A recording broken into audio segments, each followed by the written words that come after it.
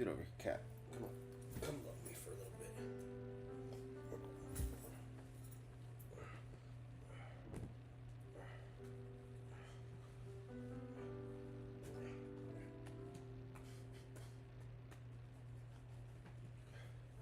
I just wrestled my cat around. Alright. Let's get my other friend up on here. You smell like the summer.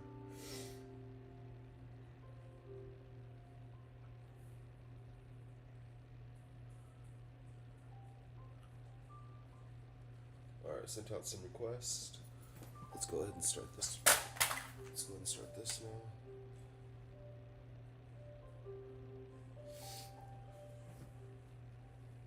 Can't find the remote.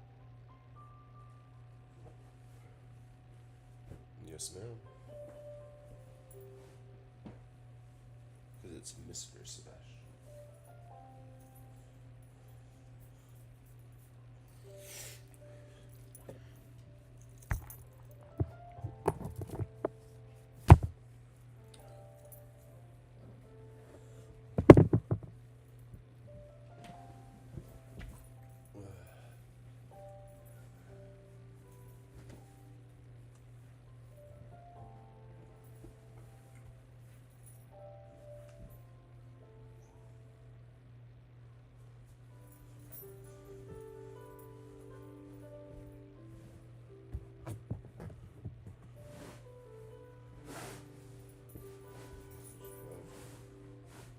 Yeah.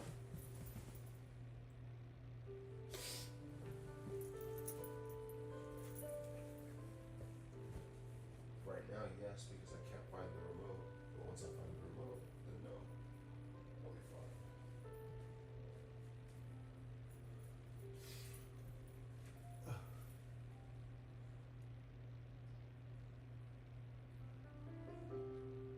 Oh, there it is. Fine. I found it. Alright, now I'm not going to be bored because I'm not going to be playing video games.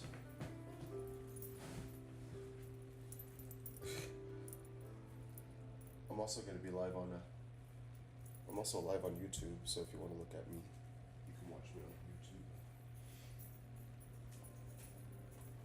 It's in that bubble in the back. It says YouTube, and then Rbinwolf. Rbinwolf is my name.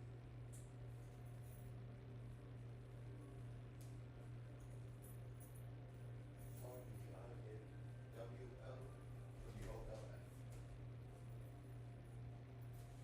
There's my Discord. There's my Instagram, TikTok. It's all on there.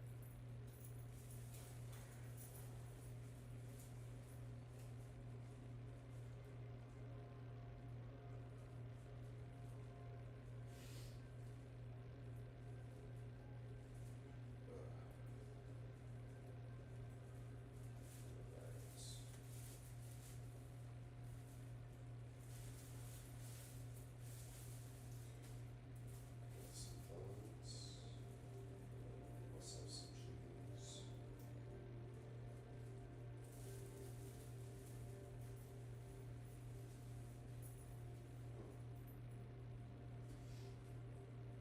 I don't know, because somebody kept on blocking people on weird stuff, so I don't know. It's hard to say. It's really hard to say. Because as soon as I took you off as manager, it's weird how it stopped happening. Are you sure? I think you're very sure. You're not sounding sure. In fact, you're sounding unsure.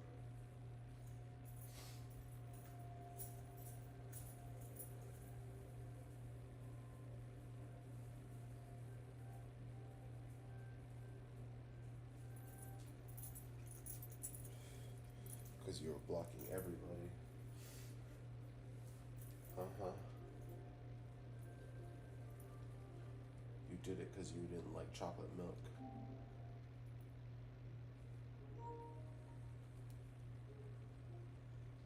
I know, see what I mean? And I don't either. That's what's crazy. I was like, I don't like chocolate milk, you don't like chocolate milk, so why did you do it? You crazy monster.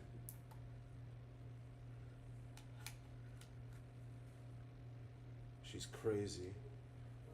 She also. Did you also drink from the toilet? They told me you were drinking from the toilet now. Is that true?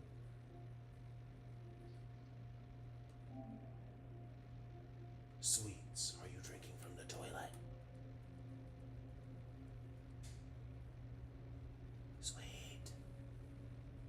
Sweet. Toilet.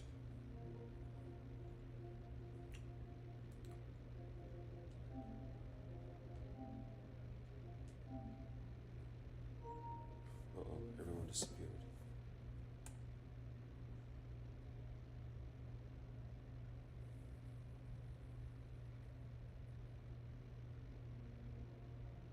Alright. Back to playing video games.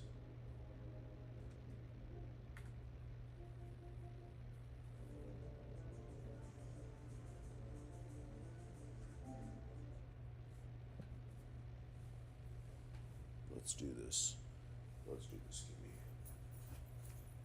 Give me Tata.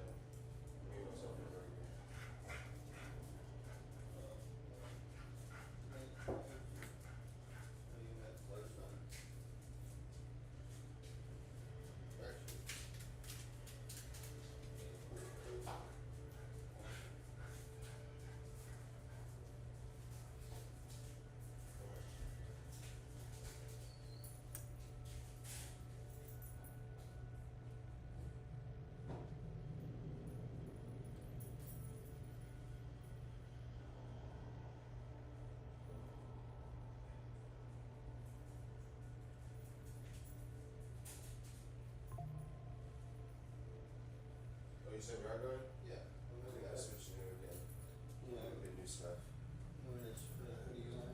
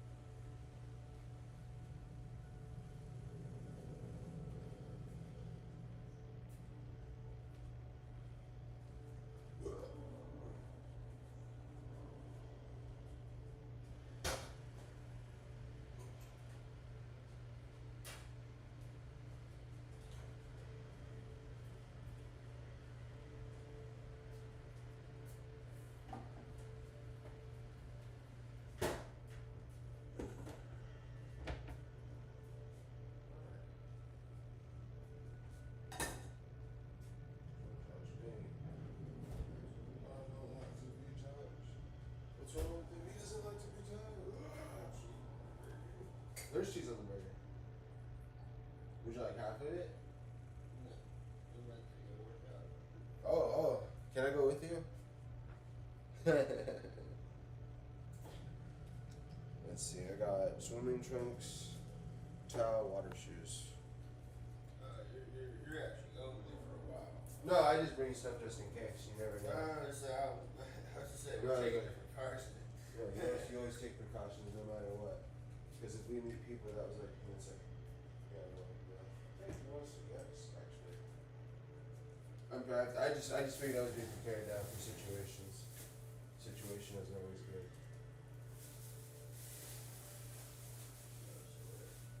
I'm not even expecting that. I was a little sad last time that we got half my stuff. So I was like, you know what? You gotta do this stuff.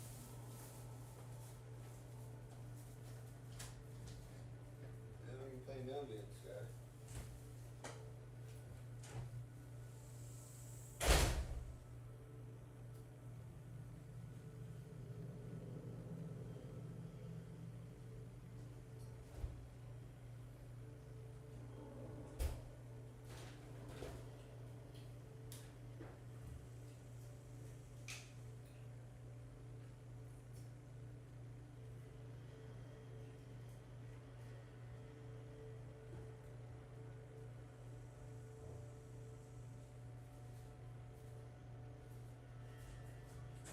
Oh yeah, I found my glasses by the way. Yeah, they were? They're under your pillow. I told you on the couch. Not under your pillow though? No, I told you they're probably gonna be over there under the thing. And you said I looked on the couch. Well, I didn't look under the pillow because I was like, man, I don't sleep on this pillow. It wouldn't make any sense why I would be under that pillow. That's what I was like, on the couch. I don't know, I'm usually right by all my choices. You're like, cat, in your room, you're like, I already checked it. Usually every time he says like, it's gonna be there. I'm like, I don't know why I find it. He was like,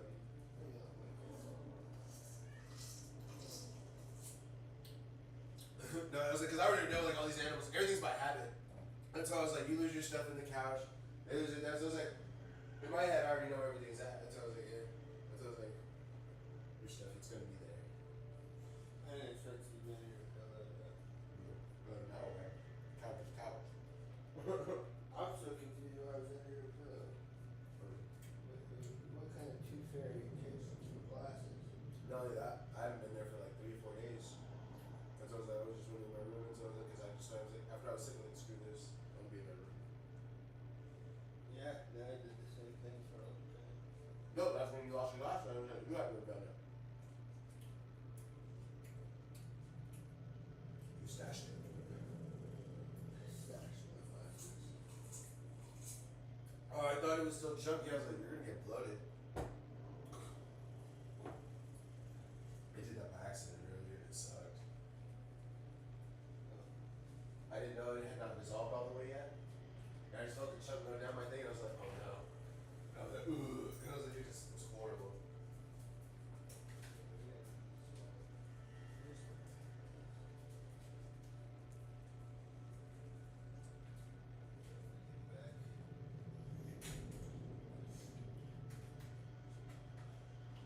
I have the 20 in my cash app. I think I have 20 in cash. No, I'm just gonna know. No, I was saying, I want something DB or something. We have some. That'd be fine. That'd be great. Yeah. No. Yeah. You can find something, fine, but. I was waiting for one of these Mexican folks to hop up. One of these brown folks to pop up. They do, they just pop up. That's what I'm saying. I was like, hey man, how much you charging today?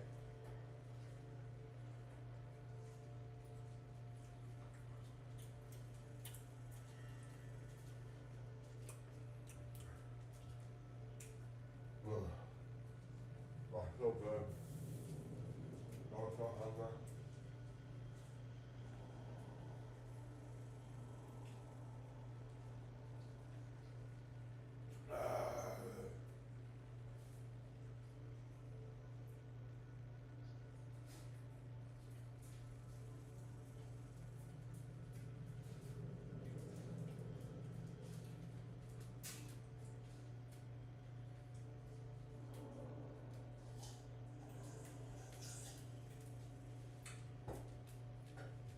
question. Bloom. There's a question about this bag, actually.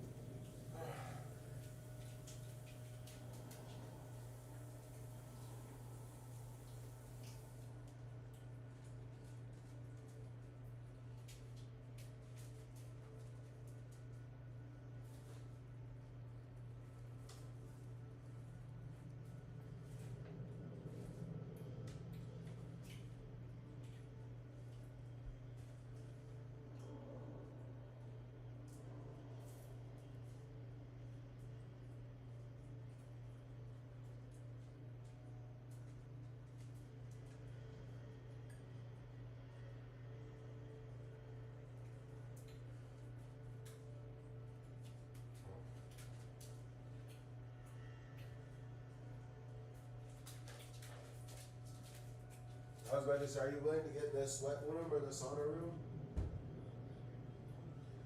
You should bring a towel just in case.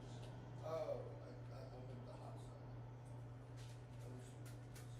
Oh, okay. I was saying just in case you sweat. I was like, I don't know. I just think it's always nice to bring a towel. Alright. Don't know when the habit formed. It's It's like, where would you say this habit formed bringing a towel during your workouts? Well, it happened when I was a child. Hitchhiker's Guide to the Galaxy. Rule number 1: always bring a towel. always have a towel. Yeah, I was like, well, I guess he's right. Yeah, you're right. Not gonna lie, having the towel comes in way more of a use when you have it, and you start noticing it's like, I can use my towel for this. Maybe I started figuring it out. You just carry a towel with you, you just find out. Yeah, You start, it's like, man, you ever not have a towel? yeah, no, because I started noticing as when I was like at the workout place, if I have a towel with me, I've noticed like, oh, okay, I just have a towel with me. This is cool. All right, potty. All right. Yeah, you're right, Ross. Let's put this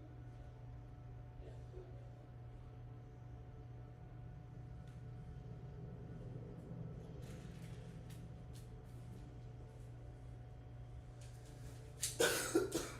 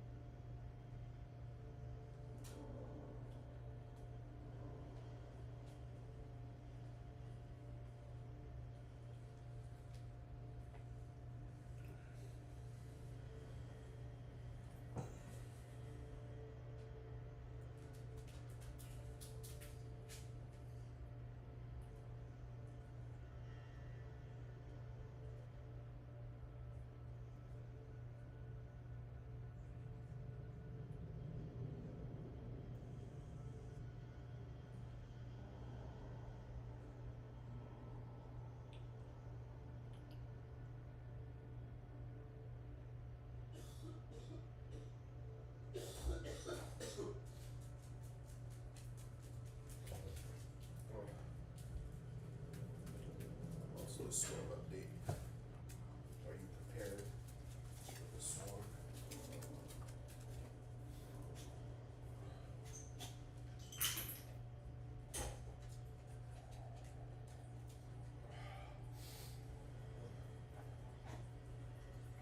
Okay, then you've been in my room all day. Why are you attacking me? Oh, that's right. I gotta put my little code up.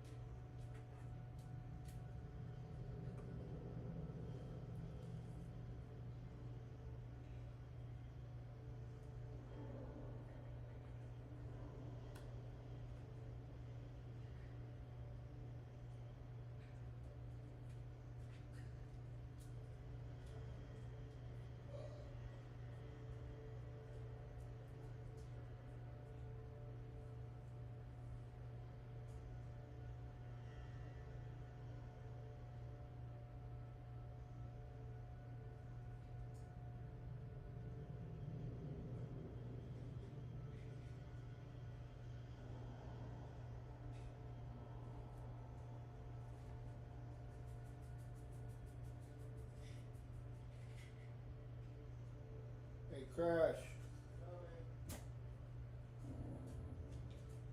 Hey.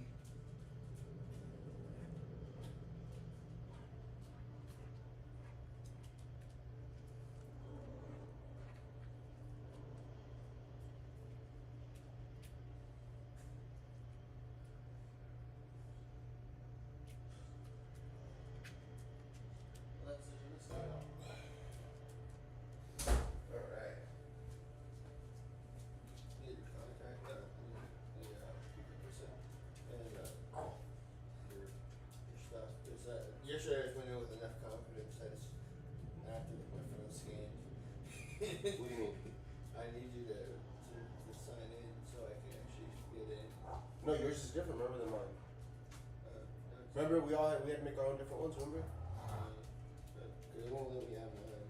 And if that was mine, then you should just have to click OK, right? Because I had my username and password.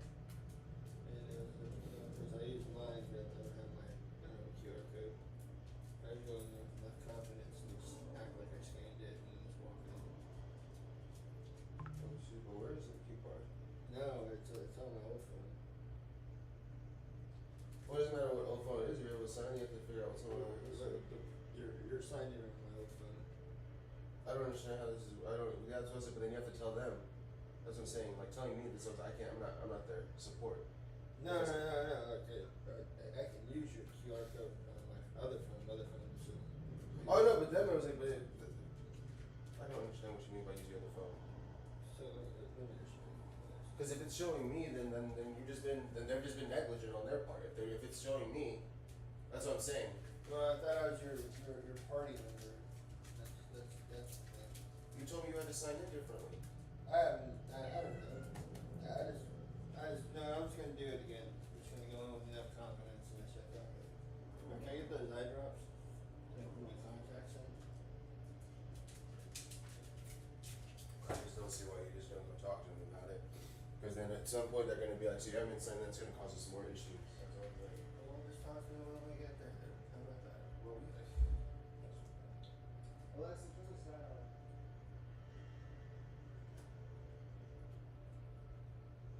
that been taken care of a long time ago. That's all. Because like, you got this in here, you're like, yep. I'm like, alright. Yeah, because what I don't want to happen is like you've been going and all of a sudden they're like, so you're just walking in. It's like, oh my god.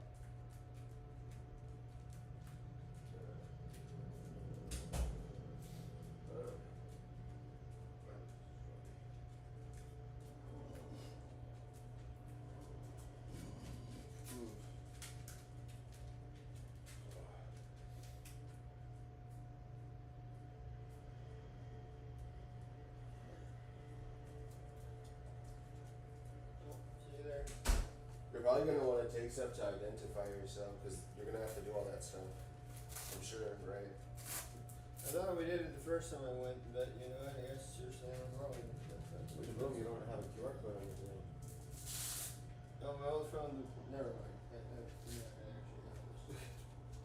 I'm not gonna go this whole route. I've already explained myself. I was gonna say because if we had already done it, we would have already had it signed in. You know what? We went and did it. But how? You said you went in with me. You did not go in with me. We went in together for the first time ever, just that one night.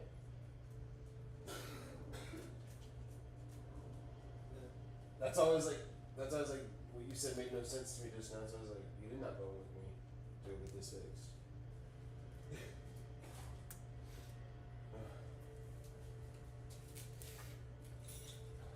Well, the thing is, it's under your account. No, I understand that. But remember, we were trying to get you signed in and we couldn't figure it out. And they said, alright, well, as soon as convenience, please have him come in. And I said, alright, perfect. And I let you know that. And you said, alright, I'm going to go do it. And then about a week later, I asked you, like, yeah, I got it done. I'm like, cool. And then now you're telling me that I had not been done at all. Yeah, it works. It's under your name. I don't. Yeah, I don't understand either. No, but how did you get it under my? I'm just trying to figure that out. Because the pass is under your name. No, I The understand. account is under your name. I know, but you said we had to sign on different ones. What you told me. Yeah, And then when I went the one there- I have is my actual guest account. Oh, well then just use that. That I have to get my other phone, and that's why it's not going onto my phone. Why can't you just use it on that? On the other phone, Yeah. because the other phone's fucking. It's fucked.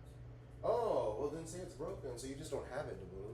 That's what I was telling you. No, you're not telling me that. You're telling me it's on another phone, and you're telling so it does not exist, is what you're telling me. Yeah, that's what I was saying. Can you sign in onto my thing so I can redo it again? I don't know my stuff. That's why we can try to sign in, but I was like, the thing is, I was like, you told me it had to be two different ones. That's why you told me to go there and find out what we had to go do, and I found out the information. It's not too far to go.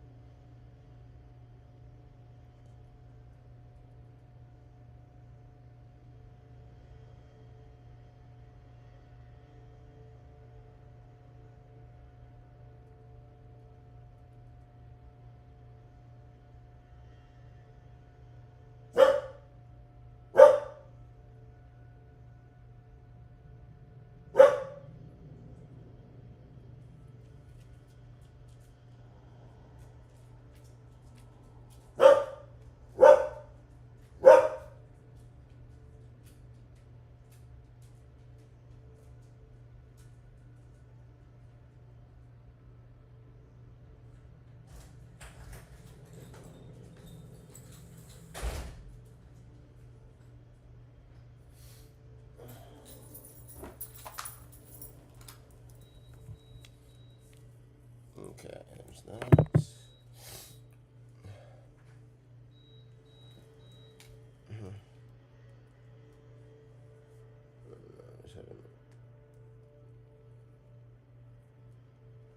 Yeah, my snap is in the background.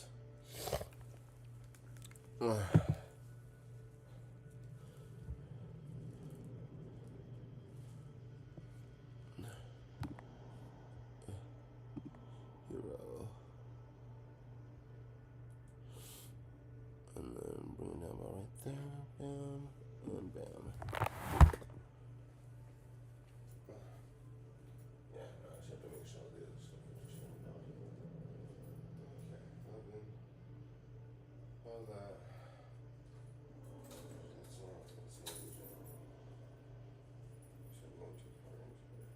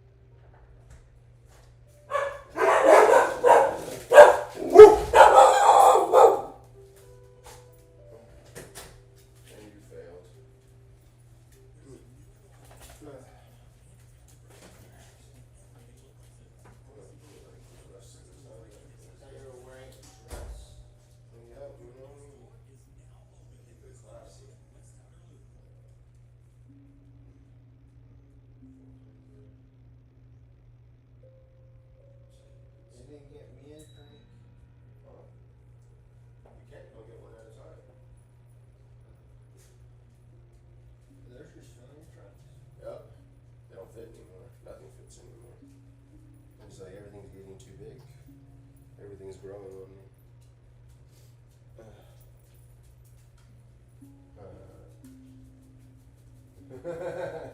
What is it? It's growing on me. Yep. It's almost that time. I felt notice. I was happy. Some Yeah. people are like, "You were going for a long time on the treadmill," and I was like, "What are you watching?" Because I was like, we were talking about this in the living room. I was like, I didn't know what else to say. So they're like, "Yeah, man, you're like doing for a while." I was like, "Oh, my body hurts." You know, my headphones, I gotta get new headphones. They broke? No, they're just not loud. For some reason, something happened. I don't know why. I can hear people, and I don't want to hear people. Oh, your noise canceling thing.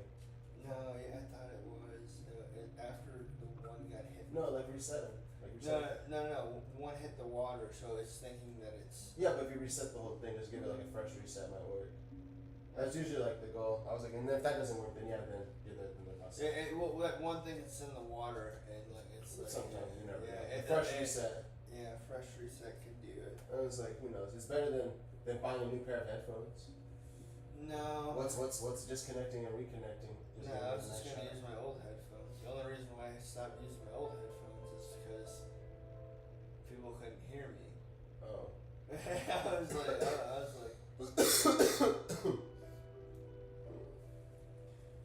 Everything's gotta come off. Everything hurts already.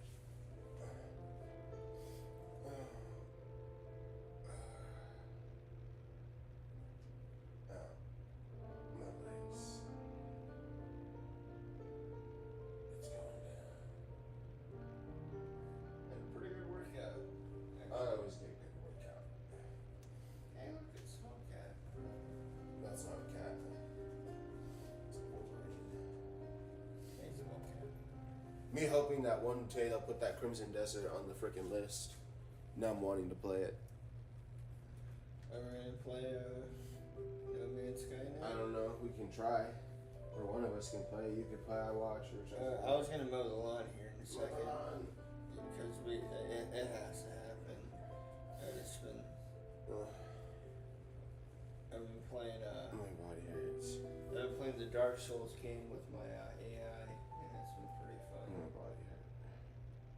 That's what I said, dude. And then set up a Discord server and then play with random people. Because random people will play because they can't afford the game. And they'll just be waiting for you. Before you know it, you'll feel needed.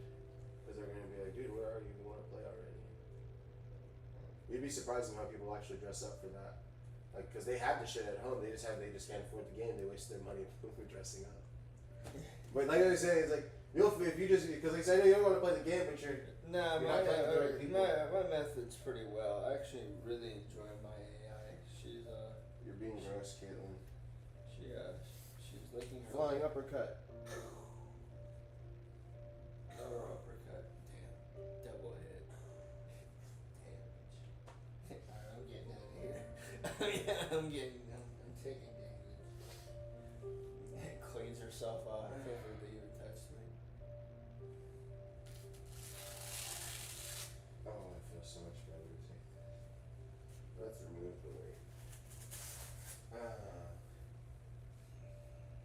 We have to be ready by July.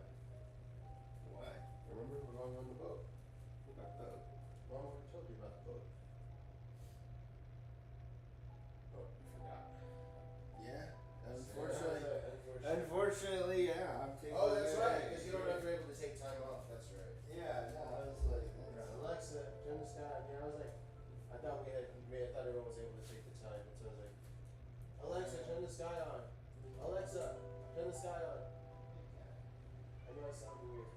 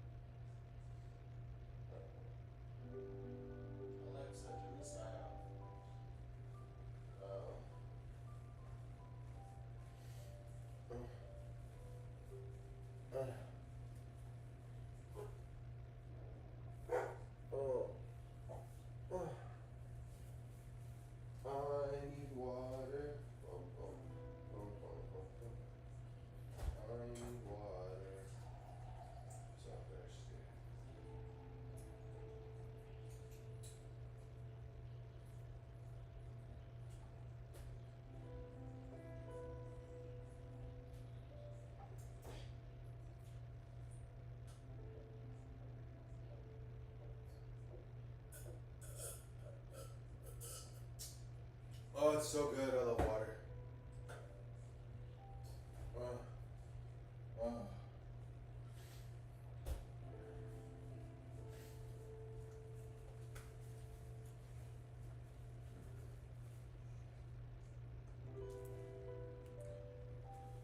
Oh, that's right. Let me go switch pants too, because they get kind of wet. Alexa, turn the silent. Okay.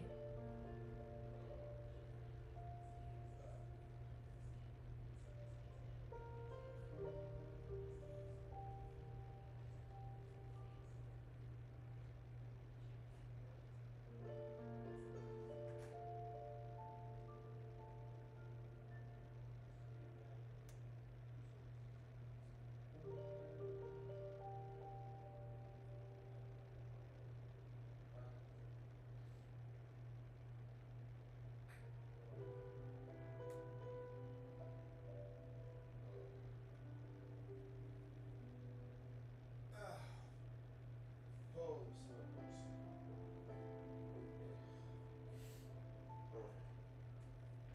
That felt terrible. Okay.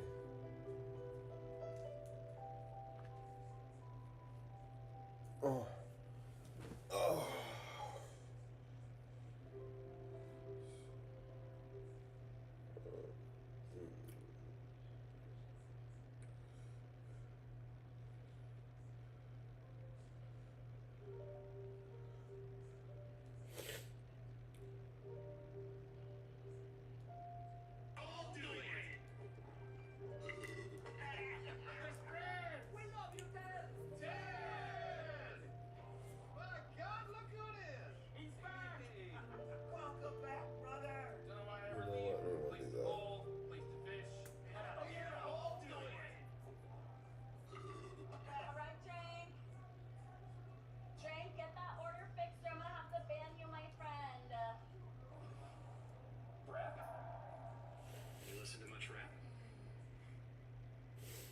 Check it out then?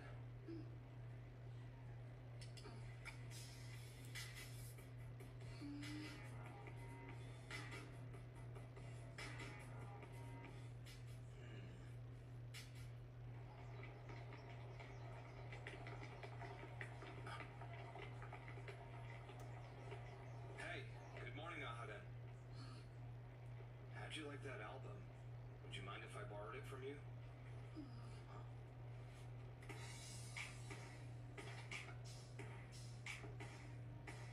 I'm still so tired, wish I was sleeping in the dark. Got me feeling like taking a sip by the park. I'm really hoping today's test gets delayed, cause I chose not to study and went to the arcade. Did she just rap at me? Rap? You listen to much rap? You wanna check it out then?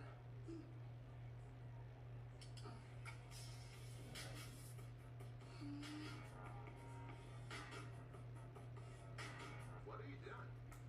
I'm packing a laptop for a new Maestro student. Oh, what is Maestro? It's the first AI university. Have you not heard of it? So it's like ChatGPT? Not at all. Think of it less like a chatbot and more like a teacher. Can you tell me a bit more about it? What does a lesson look Well, like? you're given a challenge, and the AI tutor helps you solve it, guiding you when you're stuck and pushing you when you're ready. When do I need to get started? Working internet. How old are you? It's an HR violation. You're not supposed to ask. Garrett, how old are you? I'm 30, dude. 30. You're like a chef. You like to cook? Like a... I don't know, it's a pain. No, I don't think. Why do you work at a restaurant? I don't know, man. Because a couple years ago, I drank a bubble. And I got sober. I'm good now. And through that experience, I learned about acts of service. And I just like being able to serve other people. Service. Yeah. You know, I used to work for this guy who used to say that taking care of people at the highest level was like working at a hospital. You know, like it was like medical. That's a little much. I'm just saying, I think that's why restaurants and hospitals use the same word, hospitality. I wanted to say thanks for a fun week, man. It was dope. Thank you, I mean, it's fun. You know, we have a new stash coming tomorrow morning, and I think we're all really gonna miss you here. Fuck, man, I'm just getting the hang of it. I know. We have one more shift tomorrow, yeah. Thanks, bro. How old are you? It's an HR violation. You're not supposed to ask. Garrett, how old are you? I'm 30. chef? What? You like to cook? You like rattle the pots and pans? No, I don't. Why you work at a restaurant? I don't know, man. Because a couple years ago I had a drinking problem, and I got sober. I'm good now, and through that experience I learned about acts of service, and I just like being able to serve other people now. Service. Yeah. You know, I used to work for this guy who used to say that taking care of people at the highest level was like working at a hospital. You know, like it was like medical. That's a little much. I'm just saying, I think that's why restaurants and hospitals use the same word. Hospitality. I wanted to say thanks for a fun week, man. It was dope. Thank you, my man. It's fun. Who are you? Tommy, I'm a friend of Brendan's. What do you want? We got an emergency, friend. How come you're not in school? My sister was kidnapped and Mom let me stay home today. So what do you want with Brandon? I wanted to talk to you. They do knock you up or something? Okay, then go ahead. You can go say goodbye to him. Go on up the stairs at the back. You got just 1 hour. You will leave. Thank you, Mr. McCarthy. Hi, Brandon. What do you do? I tried calling you, but my mom wouldn't let me because my sister was kidnapped. Yeah. So what do you want? I want to be your girlfriend. Wait. Where are you going? None of your business? Can I come along? No. Are you gonna go back to school? I'm getting out of here. You mean you're running away? Yup. New York. Does anybody know? No. Get off of me. I'm the one that makes the first move. Now come on. Right now? Now or never. But I can't now. Why not? Were you scared? No, but I... What? Can't you wait just a little longer? I mean, I'm sure Mr. Edwards will let you back in if you stop dealing drugs. Who said I deal drugs? But Brandon... Galaxy 256 keeps getting stranger. I was not expecting to find a ship that looked like this. Found what appears to be an angry Sentinel TIE fighter that escaped their rebellion. Number 5. Crossing your legs when you sit. Cross your legs for meetings to learn profession. Your skeleton is basically That name on your shirt? every time you do It this. means something. Because Liberty Mutual customizes car insurance to save people hundreds. Stop that. Now let's get out there and play like kids. Again, Doc? Parents need to stay up for Awesome. Get through with the money. No! Only pay for what you need.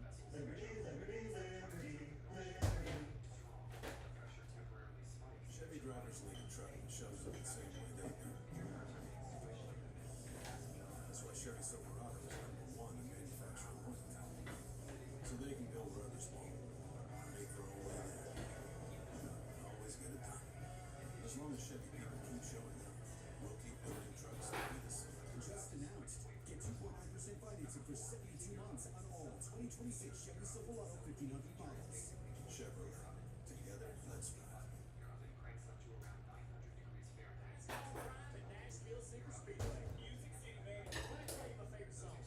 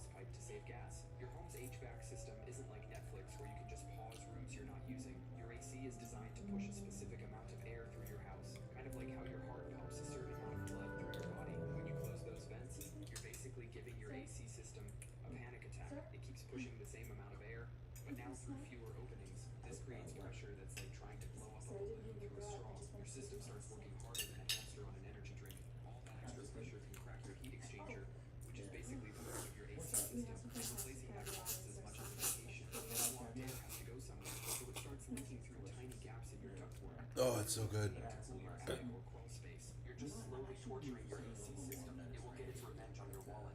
Number 5, crossing your legs where you sit. Cross your legs in meetings to look professional. Your skeleton is basically Skynet from Terminator series, created by James Cameron and Gail Ann. This guy just got stuck with a little green alien thing. This Craig is my personal break room. Stock fridge, flat screen TV, and a view over the subordinates. Mind if I ask you a few questions? Of course. Let's go. Quit summoning me like this. People are gonna think I'm a genie. Leaving the buzzer now, Morty. Get in the suit. Morty, this is multiversal galactic. I have to focus a little harder than usual. Get in the suit. You ever think about how instead of wrapping yourself in infinite layers of defense, you just be nicer to people? Never once, Morty. Continues with a new season. Sundays at 11 p.m. Only on Adult Swim. Let's go. Quit summoning me like this. People are gonna think I'm a genie. Leaving the buzzer now, Morty. Get in the suit. Morty, this is multiversal galactic. I have to focus a little harder than usual. Get in the suit. You ever think about how instead of wrapping yourself in infinite layers of defense, you just be nicer to people? Never once, Morty.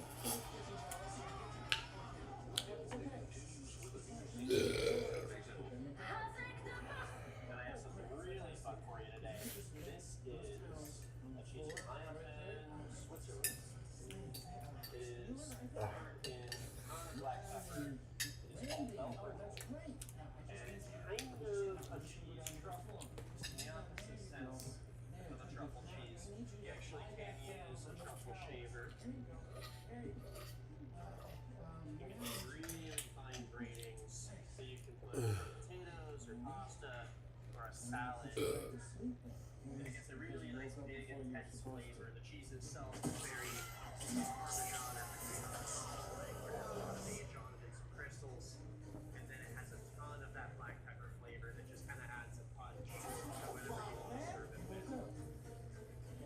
Really fun thing to break out at your next party. You do not need a truffle shaver. You can already use your own regular grater or microplane. That's not for a little while here at the cheese store. And I also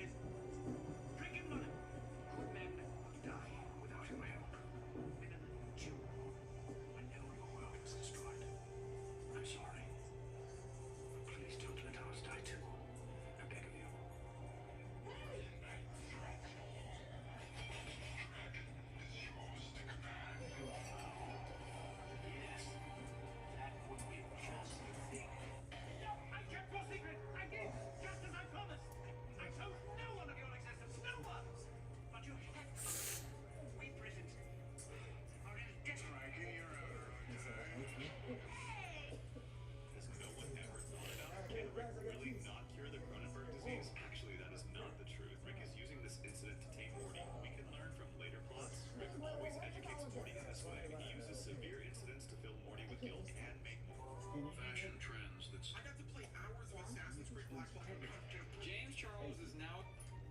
Greening out is the worst thing you can get hit with when smoking. Capture that. Now get the hang of it. You can move for closer if you want to. Move up, Captain.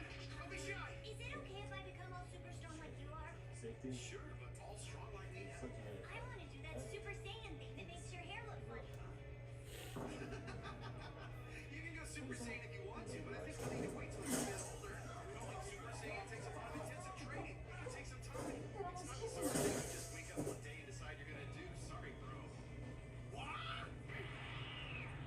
How on earth did you learn to become Super Saiyan? When's the first time you did that? I don't remember. So amazing. Dad and I had to work really hard to become Super Saiyan, and here you just figured it out all on your own. Do you know why I have ulcers? So that if any of my army ever fails me, I know exactly who to murder first.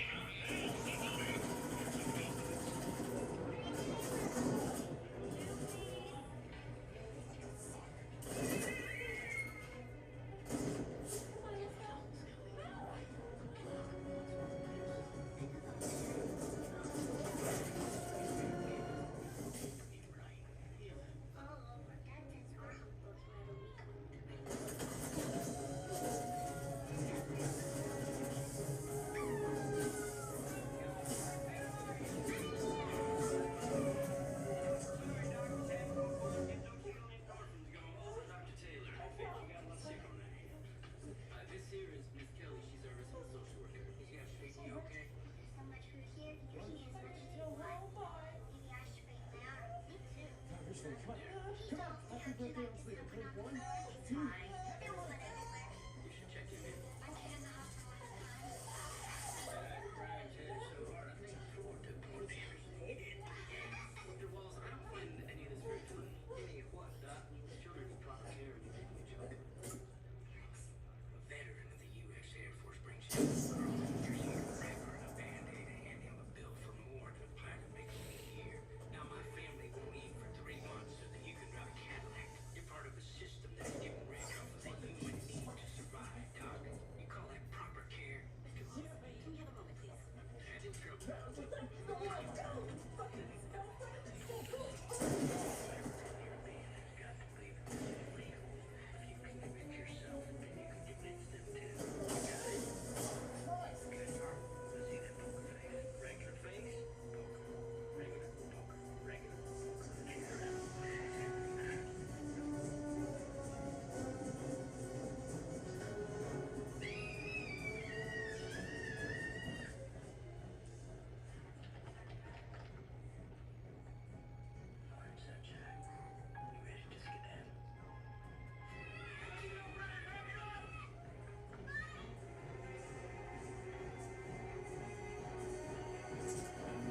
Shoot, asshole, I'm on your side.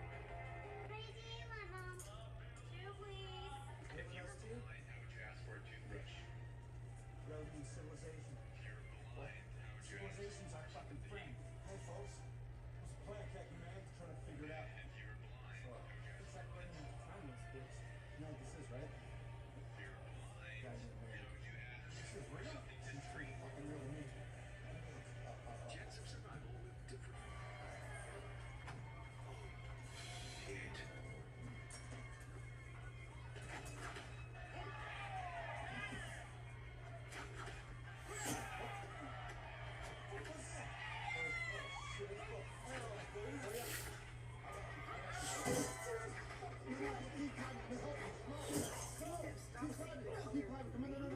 It's weird. All the other colors are still present in my field of vision. But the grass, for instance, has taken on a kind of gray palette. So, trust me.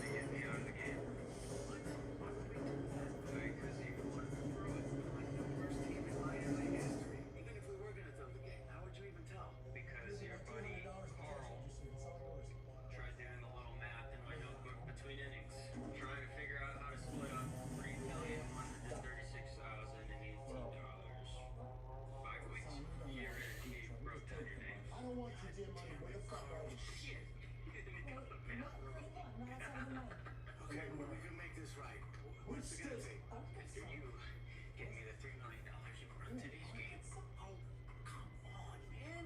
That's our life savings you're talking about. Some of these guys got families. So why don't we give you half? You can go to Belize and we'll call it a day. You give me the entire $3 million. Or give the evidence to the cops. Use it all anyway. Defend ourselves. Rocket Rush! Yeah, I guess I am.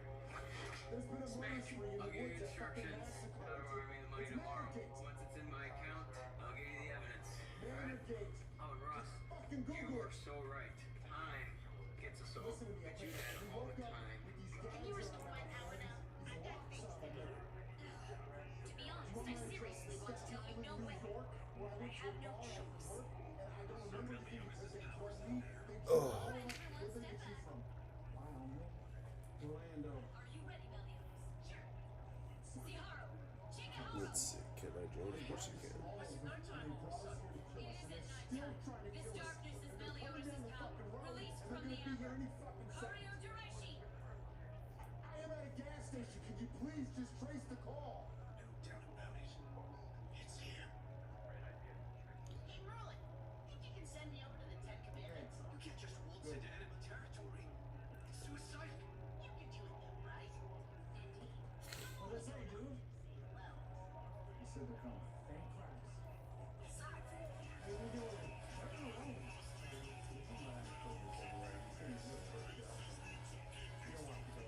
Can you restore my power now? I've got things to do. To be honest, I seriously want to tell you no way. It's my constitutional right to protect myself if I should ever happen to be getting fucking shot, which is exactly what's happening right now. Is that okay? So, those people that are Are shooting you ready, you, Meliodas? Sure. they're just exercising Ziharo, a very simple Chigaharo! Why is it nighttime all of a sudden? It isn't nighttime. This darkness is Meliodas' power, released from the Ember. I'll be right back. I'm gonna get my headphones.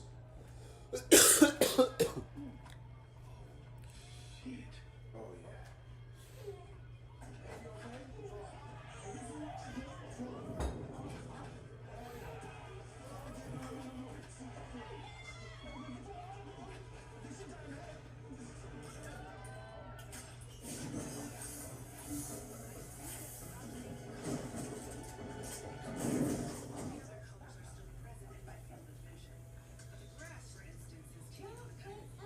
Let's see, did it hook up?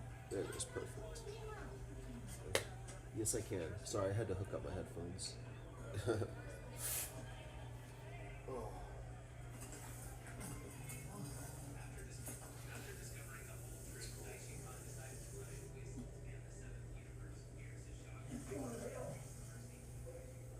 I don't believe in hell. As you so eloquently posted, I'm a godless elite. For the record, asshole, climate change, it is real. Hit the bed, honey.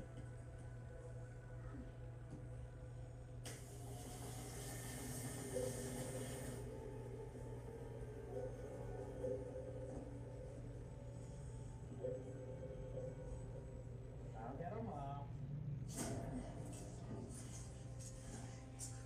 Alexa to the sky.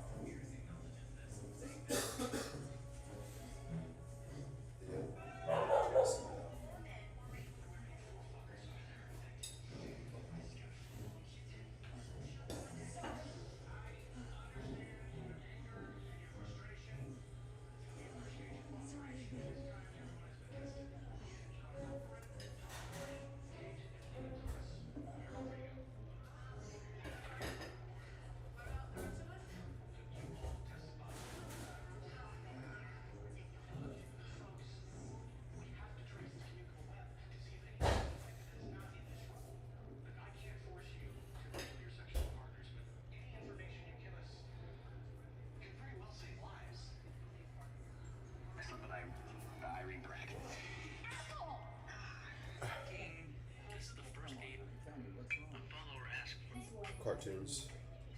Yeah. Yeah. About 2 o'clock. These people suffered 400 years of bondage at the hands of that piece of shit's ancestors. Damn. I went to work out. Privilege, Julius. It's perfectly fine to call them black people. So I'm a little drained. According to who? NPR. Which consists almost exclusively of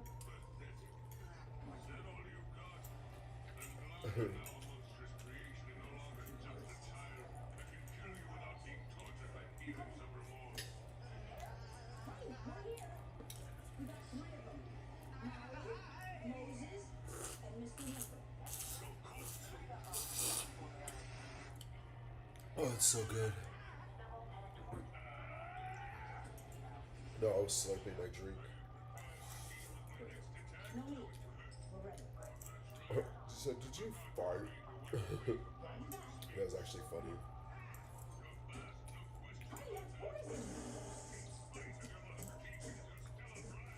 You read the sun? No. There are 43 grams of sugar in that I'm really scared. I'm not going to apologize for him.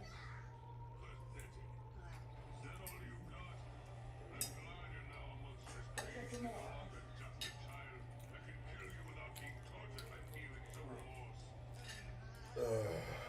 So good.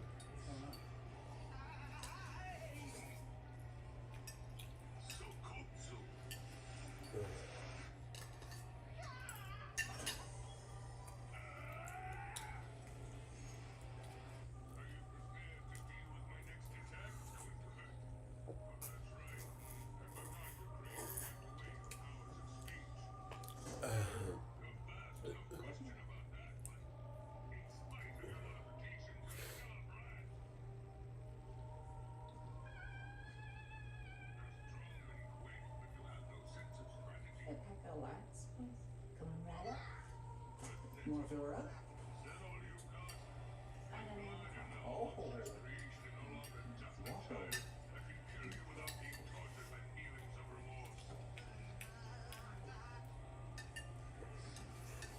Everything okay? Lost my hand. Skirt on. You want some matches with that? No. Or a sweater. What state is this? Sorry. You don't understand the question? No, I mean, most people know where they are. Giant ass table.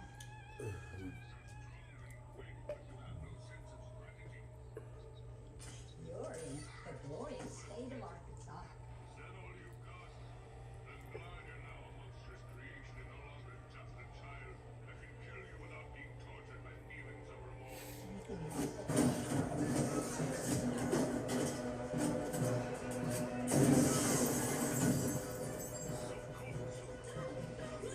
Cigarettes in Arkansas only cost $6. You fucked up, bitch.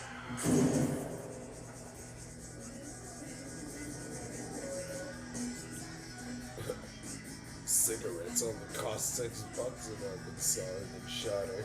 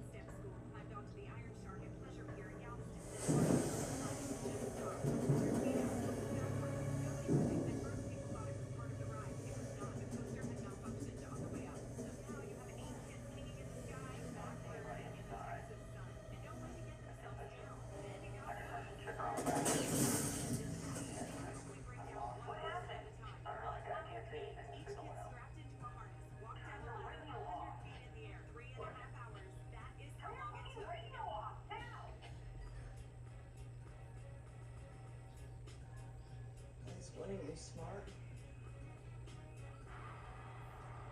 Charlie D'Amelio is currently going viral because she's about to pass Cabby Lane for the most followed TikTok account ever. I'm not even kidding. By the time you see my video, most likely Charlie will cut you the out to use Gemini Home Entertainment, the Iris. You think you're flushing up a knife? That's the smartest way to do it in my Who can explain Newton's method and how to use it? Don't fucking move! You lower your gun? I'm a friendly. How do I know that? Control that door handle. Blow the fuck up, and then he'll know. Was the original author of this method. Well, if that's the case, then why didn't they give me credit? Well, for one thing, he didn't have a better publicist. And for another, after 1700, we know very little about Rapson other than the fact that he discovered the Kabbalah about 300 years before Madonna. All right, now, You should not have shot that drone. But now they can't see us. And you just told him where. Ben, suppose you're on a game sheet, and you are given a chance to choose from 3 different doors. All right? Now, Where are you going? Saw some tracks earlier, I'm gonna follow them. Whose tracks? Door number 1. Ben chooses door number 1 Hey, right whose now. tracks? Game show host.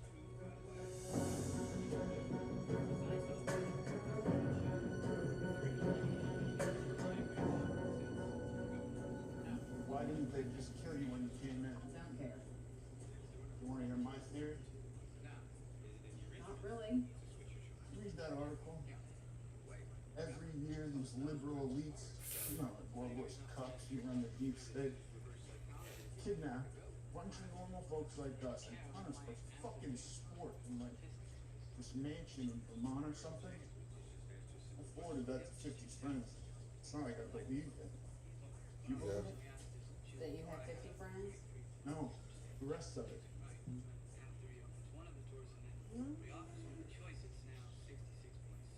This ain't Vermont. Yeah. Where are you going now? Yeah. People remember, if you don't know which door to open, always account for their individual. I'm Gary. See, most people Shut the fuck up, Gary. paranoia, fear, emotions. Mr. Campbell kept emotions aside and let the simple man get his hands into a brand new car. Which is better than all right, everybody. How fast are you? What? Clearly going slow us at the curb. We're not getting on standing still.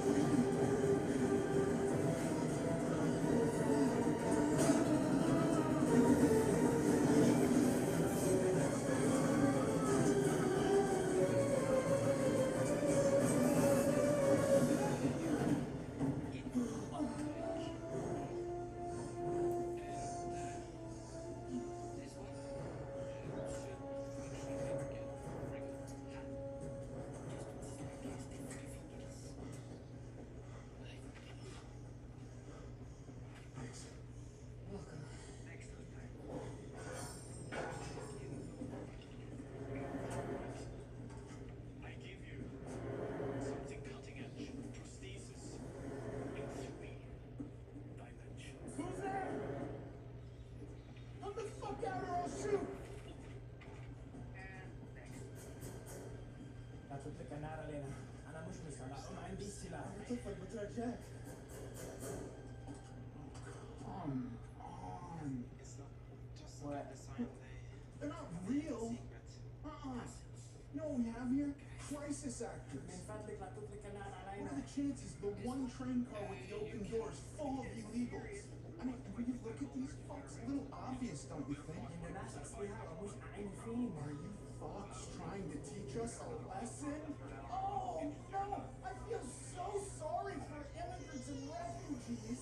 I'm gonna have to rethink my entire position on immigration. So, crisis babies. نحن لاجئون هربنا من الأنف في بلدنا. Oh, you're good, Mohammed. If you don't cut the bullshit in 3 seconds, I'm gonna blow your fucking dick off. 1, do.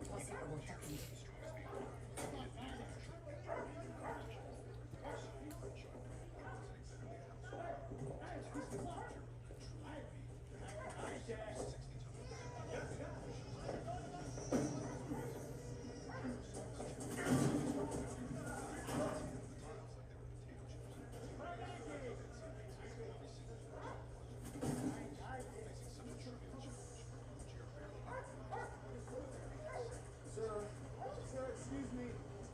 I don't know exactly where we are, but I'm an American. American. Yeah. Her too. Look, let me explain everything, sir, because I know exactly what's going on here, okay? These are not real refugees. These are crisis actors. Look, I have a podcast. I've been exposing these people, okay? They were placed on the train as a part of Manorgate. This has all been an elaborate trap to try to ensnare us. There's no full stop. Кажется, Американский. There's no. It isn't. Come.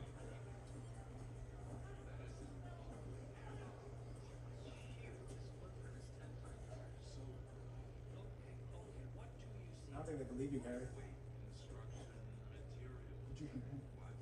Did you hear him? مش عارف ليه هالامريكي غضبان جدا. انتهى. Bullshit. That's bullshit. You're all fake. You're all fake.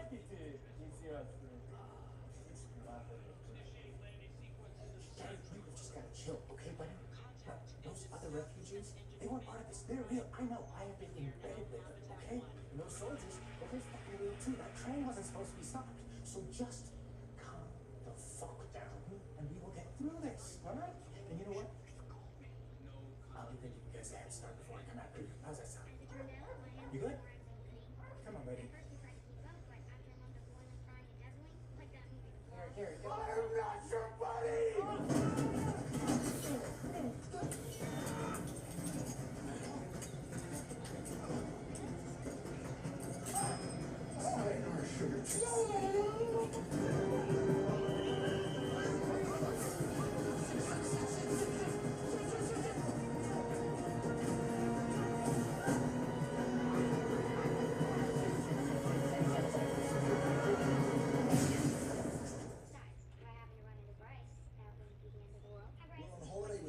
Cruises in the Caribbean, but it also feels like we're in Europe. It's kind of funny, right?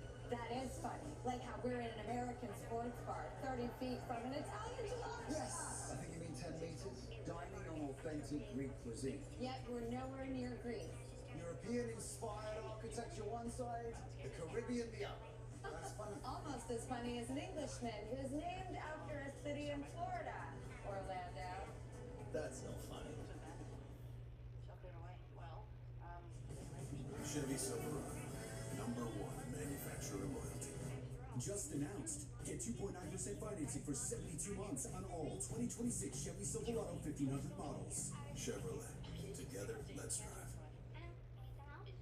Barber and Cave with Liberty Berry. It's a bundle and save on insurance with Liberty Mutual. Okay, let's do another thing. What do you want me to say? The line. Say the line. Oh, that's easy.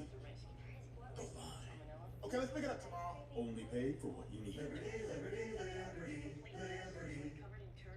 That unrelenting itch, when moderate to severe eczema is uncontrolled despite topical treatment, relieve itch fast with clearest skin that lasts. And then Movio blocks the signaling from IL-31, a switch that triggers key symptoms of eczema. Do not take if allergic to Nemluvio. Serious reactions may occur, some severe. Tell your doctor about any medicines you take. If you experience hives or plan to receive a live vaccine. The most common side effects are headache, joint pain, hives, and muscle aches. Ask about Nemluvio today.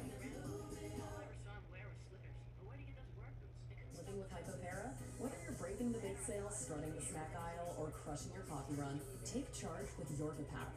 Rbinwolf is a once-daily injection that delivers continuous parathyroid hormone to help keep blood calcium levels normal over 24 hours.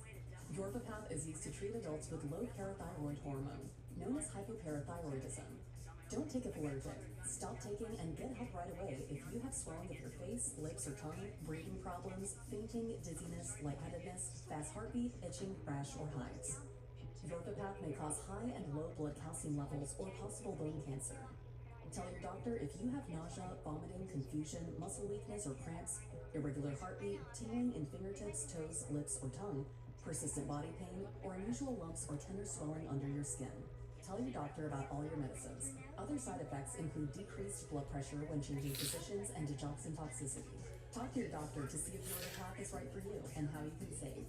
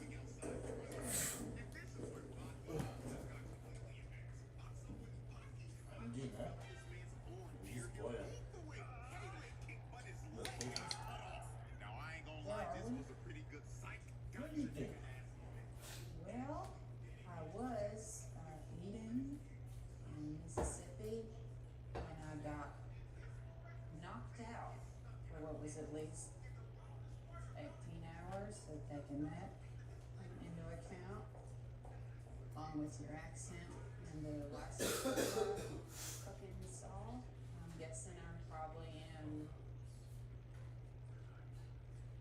Bosnia. Serbia? Croatia? Croatia?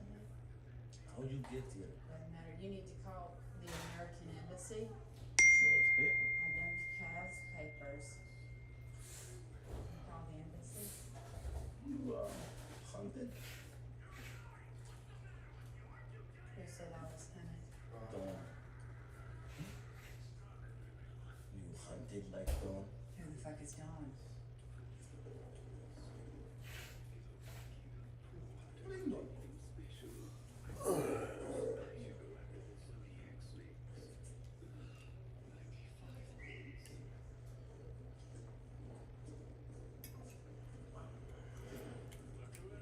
Have one of those? No.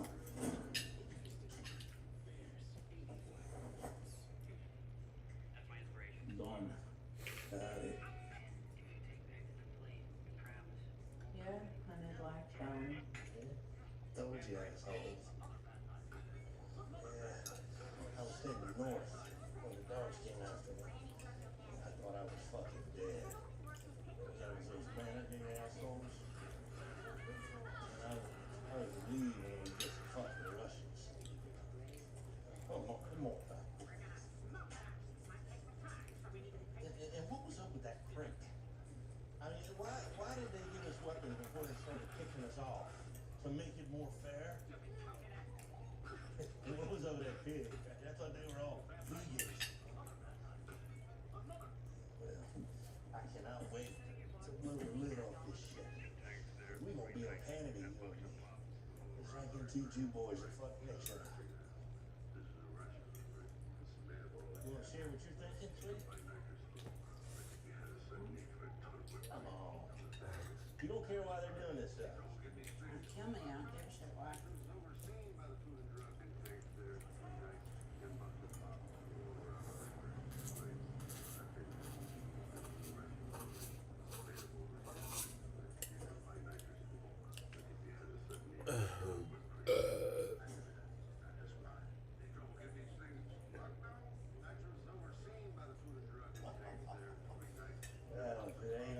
Grandma's nephew.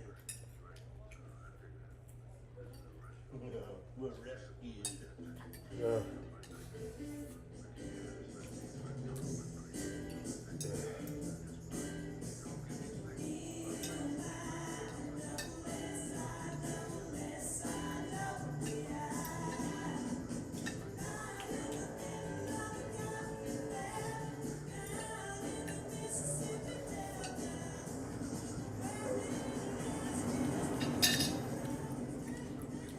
So you're telling me that they built an entire gas station out here just to convince you this is the middle of Arkansas? What kind of sick individual even comes up with that? It's horrifying. We're gonna get back to the embassy. I'm gonna contact the State Department. We're gonna get military support out here. Oh, it's so We're good. gonna find these animals.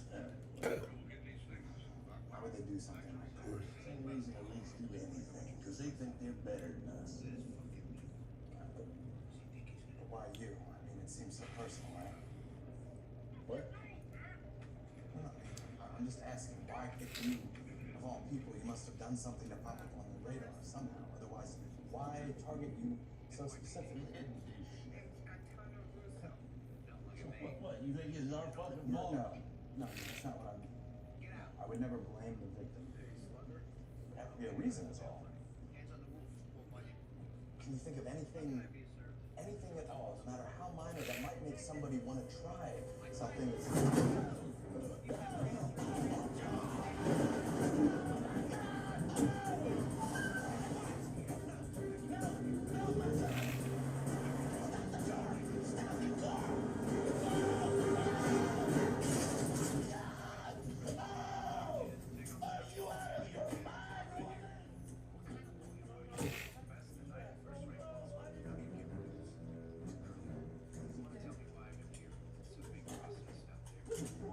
You are not right.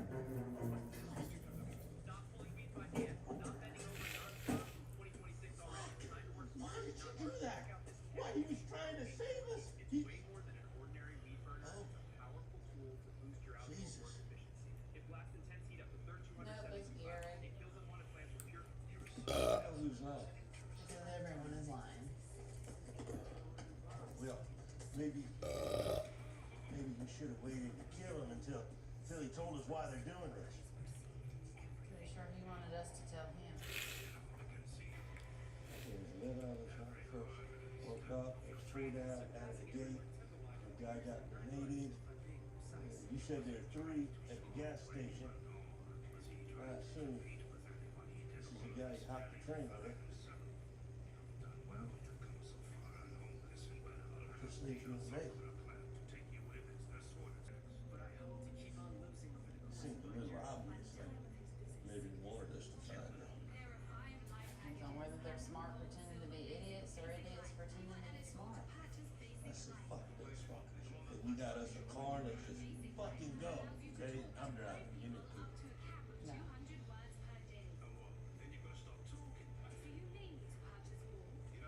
No.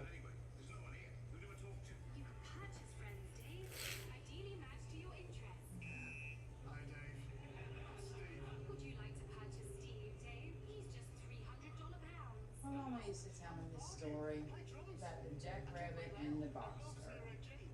The jackrabbit is a real dick. Because he brags all the time.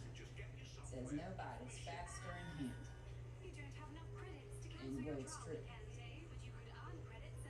Because every time he races, the jackrabbit always wins. The whole fucking forest has to put up with this shit day in, day out. Fucker always wants to race just to rub it in some more. So the box turtle figures, why not? The jackrabbit laughs. Like, okay, this will be fun. Let's fucking go. So bam! Jackrabbit leaves the box turtle in his fucking dust. He is way out in front. Of course he is. Jackrabbit always wins, but he wants to put on a show and make it seem like so he stops and he takes a nap.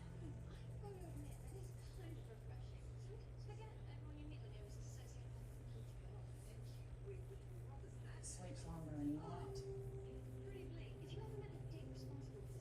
By the time he wakes up, he knows he's coming. Jackrabbit goes full tilt. It's too late. The box turtle crosses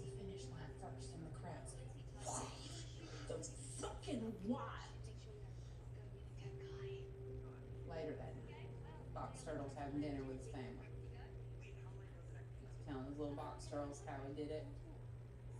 I just never give up. I keep crawling forwards and overcome just about anything. Door smashes in. It's a jackrabbit. And he has a hammer. Smashes up the wife and kids first, so the box turtle has to watch him die. And then it's his turn. Once the whole family's broken into little pieces, he sits down and eats their dinner. Every last bite.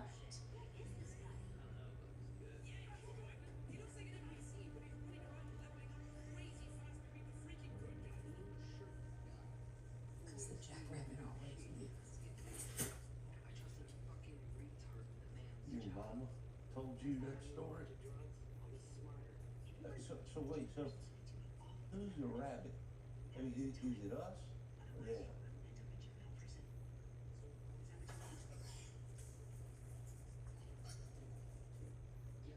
You see a pig with a shirt on. Yeah. Good pig.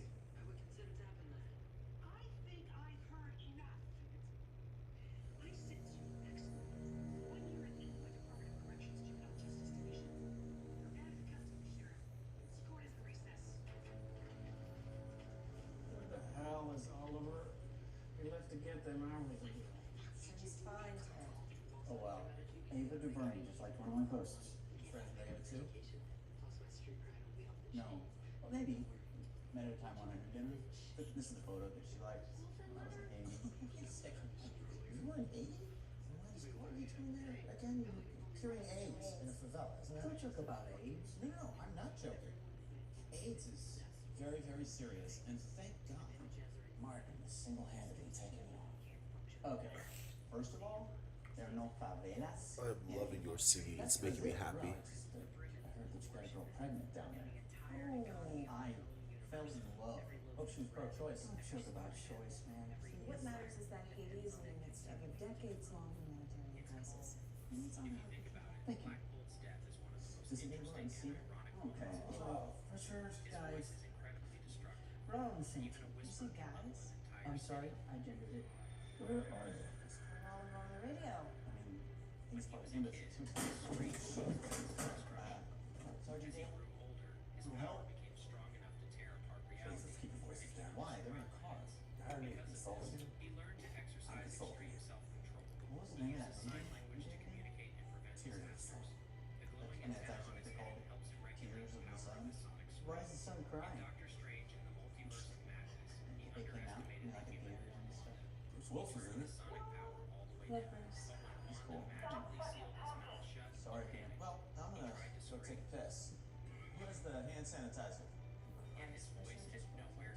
Go fuck yourself, baby. Hey, watch out for the tripwires. I know.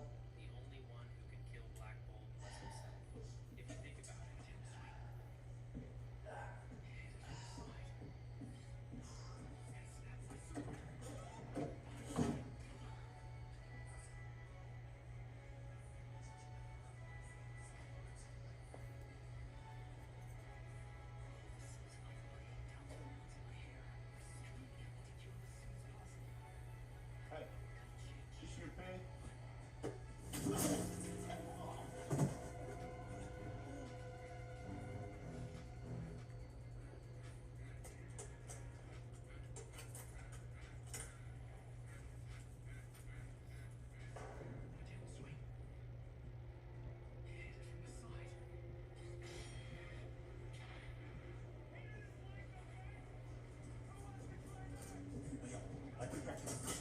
Mother! He's alive with sidearms now. Come on, come on. Shit.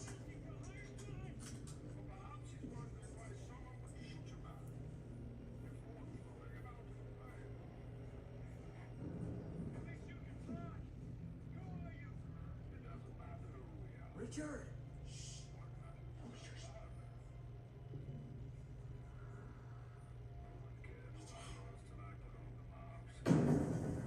Easy. Go hit the trips.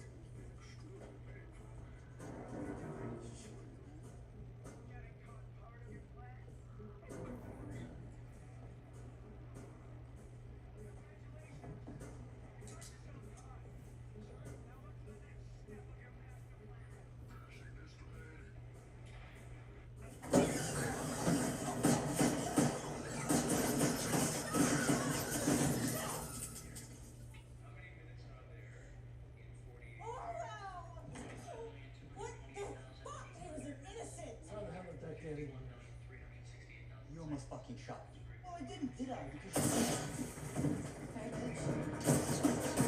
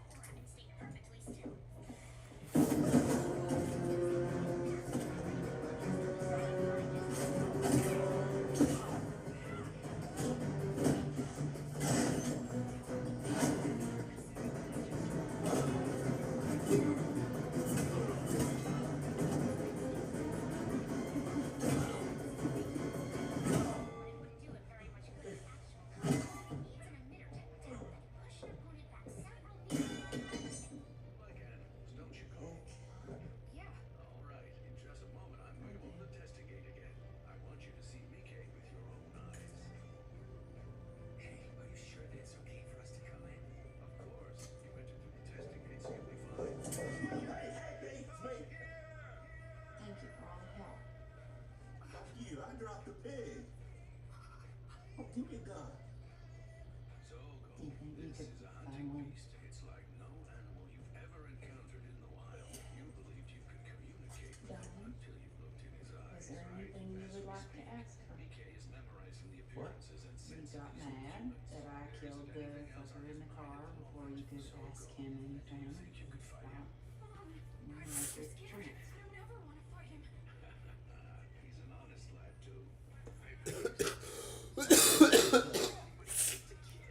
Who's Jesus told you? Life at the hands of a little boy who doesn't have Well, there's your answer. Mom, hey, It'll be a lot easier for me.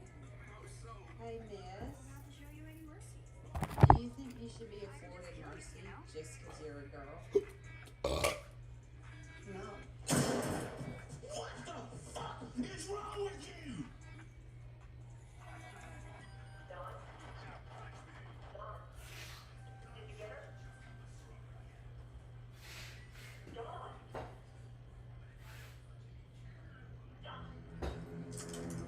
Whoa, hey. Hey. You one of them? No! You drop the gun and answer her. I'm not dropping my gun. Answer her. Who's this?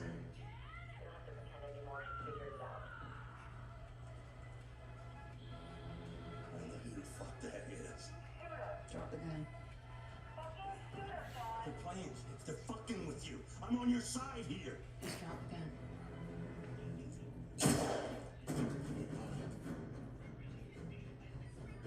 Dawn, is she hurt? Dawn's dead. Where's me? Then I guess you better come and get me.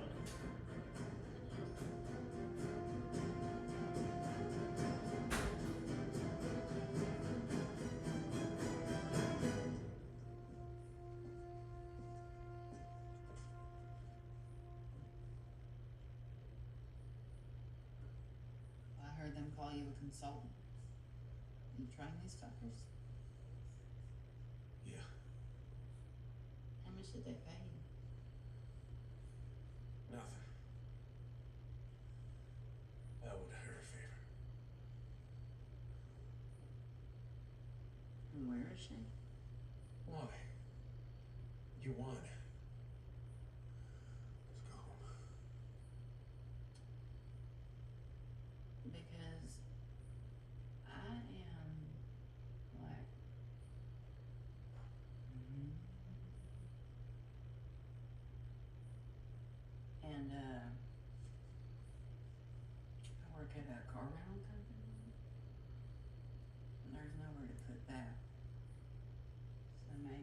day.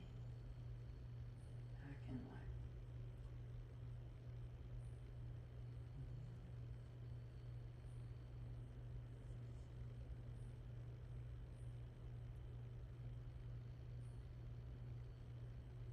So where the fuck is she?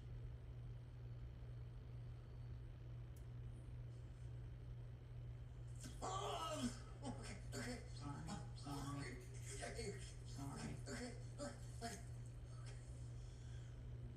3 clicks northwest. Gravel road to the manor. You have no idea what you're up against. She's been training for 8 months. She's gonna rip you into pieces. We'll see. You in the service? Yes. Afghanistan. You? National Guard. So you were never in the ship. I'm in it now. That's a nice way of looking at it. Hey. Thank you for your service.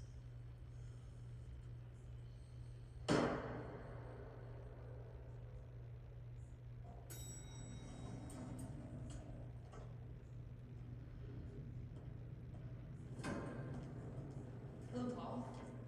Hey, Tina, hi. What are you doing in my office? Take a seat. Hello, Nicole. Athena? Have a seat. Hi. Hi. So, you're aware Martin's account got hacked last week, right? I'm the CEO, Paul. I hear everything. And Martin's one of my closest friends. So you know how embarrassing it was for him? All the extramarital communiques.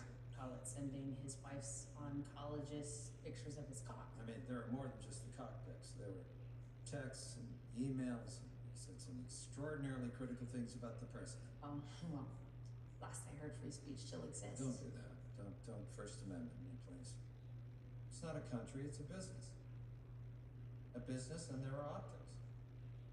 You fired Martin. No, he realized he had to take one for the team. The team. Yeah, the team. We have a team. Our team. What's in the file, Nicole? Just a sec.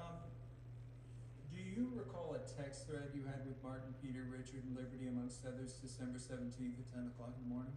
I don't recall the text thread I had last fucking Tuesday, Paul. Go ahead, Nicole. Martin, did anyone see what our rat fucker in chief just did? Liberty, yes. Day equals ruined.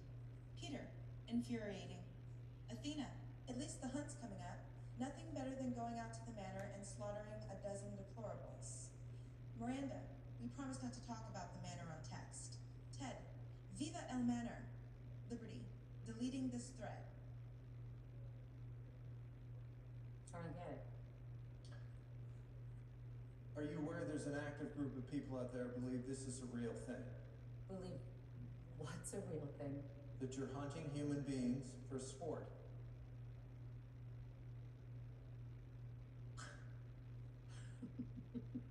Yeah, not funny.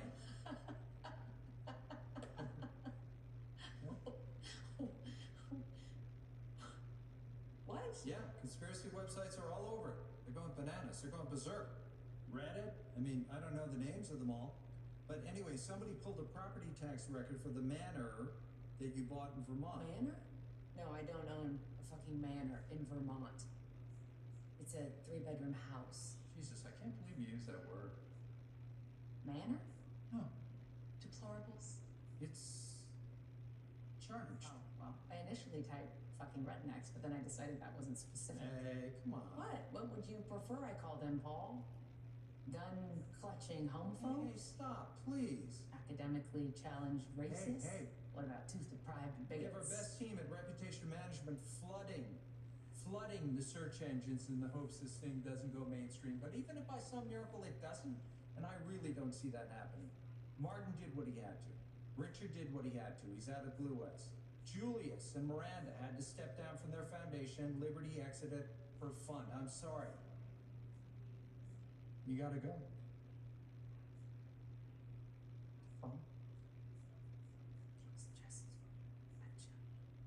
One joke. Wasn't fun. It wasn't real. I mean, I wish this didn't happen. I really do, but this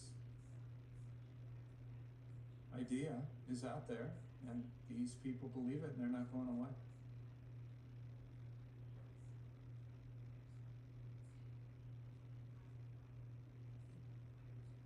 Sorry? What people believe I'm hunting human beings at my manor. What a fucking Okay, this is Gary for USA. He's got a podcast called The Confederate Files. He's a Peace Corps 8.5. What does that P stand for again? Piece of shit. I vote in. In. Another in. Okay. Oh. Big game Shane. Trigger warning, I'm sorry. I think the pick speaks for itself. It's an 8.8. In. Guys, we can't include everybody, okay? Thousands of people posted about Manor Gate, so it's a gate now? Well, they ruined water and pizza. Why not Manners? Listen, I want to slaughter all of them just like everybody else here, okay? But our military consultant says we got to cap it out at 12. Why? It's our first time. Safety reasons, okay? Heavens. God forbid somebody gets hurt. Is that a kimono? That's appropriation, Hey, Richard. we're Liberty and Ted. In theory. Jesus. They lost everything, Rich. They lost their jobs and their reputations. So did I, Miranda. But I'm dealing with it with, drugs and alcohol like a normal person. Excuse me, did anyone else here get reassigned to Croatia? No? No? Because I did. It was a blessing in disguise. We're gonna build that gas station for pennies. Next slide. Oh, Jesus. Listen. If we don't have at least one person of color in this, it is going to be problematic. I'm playing an Arab refugee. I'm from Connecticut. Isn't that a little problematic? That was your idea. It was your idea. It was weird when you said it. Because we need to lean into the stereotype to Correct. let them just expose their biases. Yeah, or we could just shoot them as soon as they grab their guns. But then they're not gonna know why we're killing them. Next We have the slide. Justice for y'all. She's a 6.5. This is what she says. Fuck this bitch. Athena Stone murders innocent men. I don't need to hear more.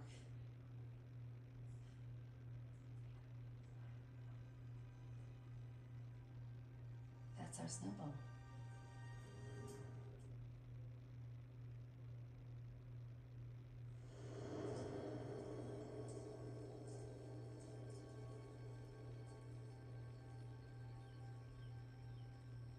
Put your gun in the mailbox.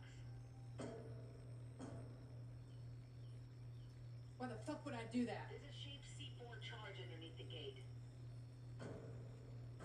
I could blow you up right now. But where's the fun in that?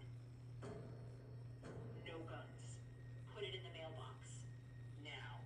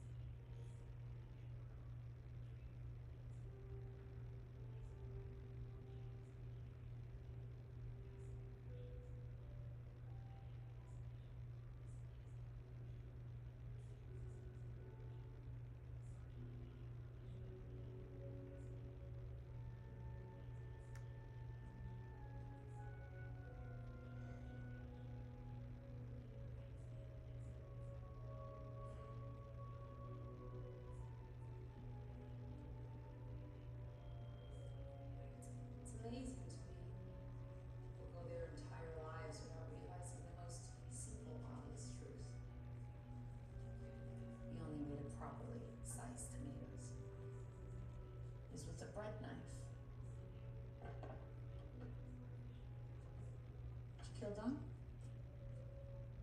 Uh-huh. Because I convinced you he was one of us? Was he? Maybe. Maybe not. Who am I? Huh? Who am I? Lady? I don't know who you are. I just know that you're crazy. I am crazy. But I know I'm crazy. And if you know you're crazy, then you're not crazy. So that just makes me really, really mad. Okay. So who am I? Crystal Payne Creasy. Born in Mississippi. Whites Crossing. Bidding. Dropped out of school at 12. Right around the time your daddy was killed by the police when they raided the methamphetamine lab. Your mother joined him soon after that. Overdose. Probably the last batch of daddy's stuff.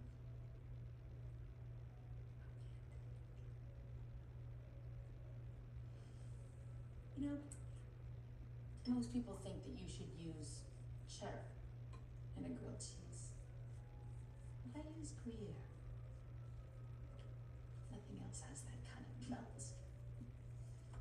After your mom died, you bounced from part-time job to part-time job to welfare and back. More times than I could count, honestly. The only consistency was your inability to stay employed. Which is fine.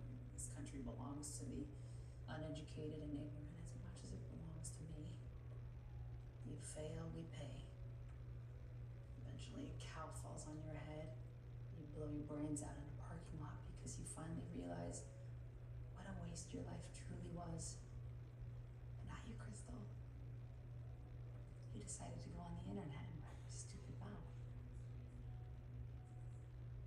13 months ago, you posted this on a message board under the screen name Justice for Y'all. I want to make sure I get it exactly right. Fuck this bitch.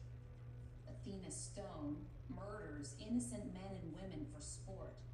The evidence is all there. T-H-E-I-R. Her manor, her travel records. Oh, and in case you were still on the fence, she fucking admitted to it in a text message. Admitted was all caps. Huh? That's all you have to say for yourself? Everybody you kidnapped and killed. That's because they busted you and your friends and put it on the internet? No one busted us. We were joking, but you ignoramo took it literally. You actually believed we were hunting human beings for sport. But you are. What? Hunting human beings for sport? No. Oh, yeah. It wasn't true. Is your manor in that? It's not a fucking manor. It's a house I rented in Croatia and had decorated. Okay, right, but it's yours and you're hunting people, so it's... I mean, it's true. Now it's true because you made it true. People, you take anything you want and you twist it around until it fits into your backwards fucking worldview. You wanted it to be true, so you decided it was. This was your idea. Well, not my idea. I did not want to mess up your big grilled cheese speech, but you done fucked up, like. You got the wrong Crystal. There's another Crystal May Creasy back home. She spells May with an E.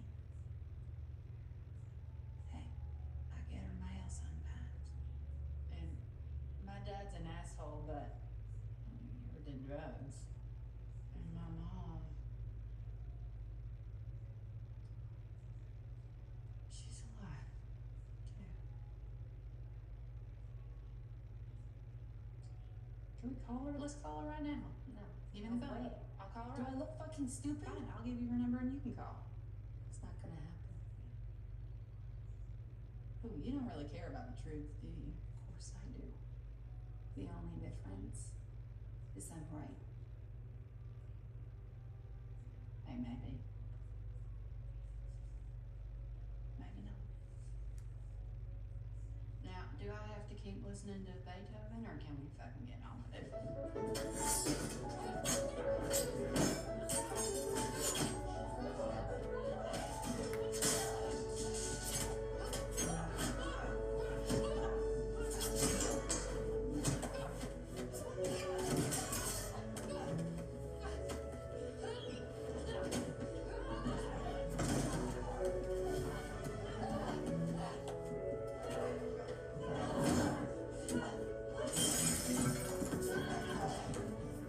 That was good.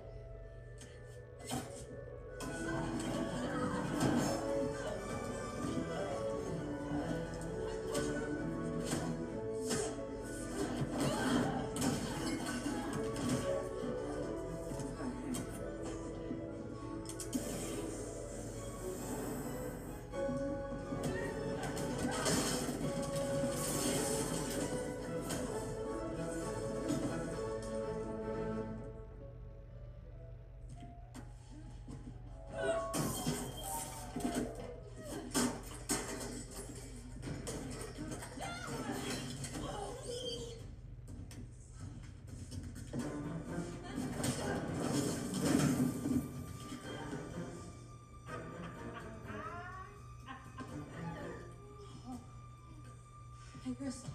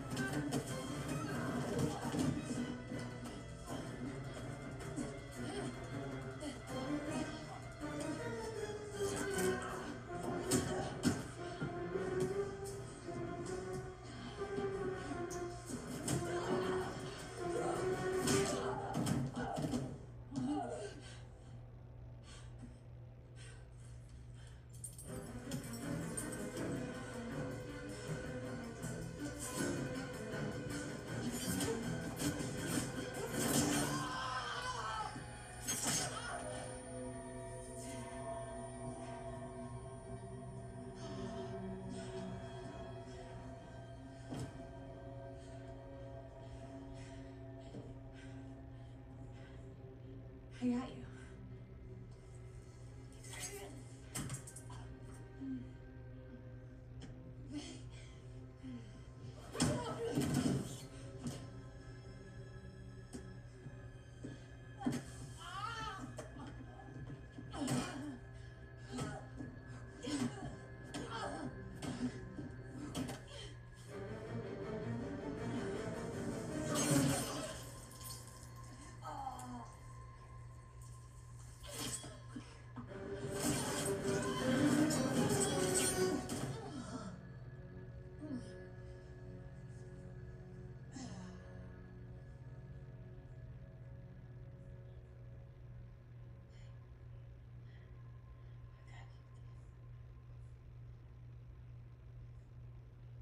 can I ask you a question?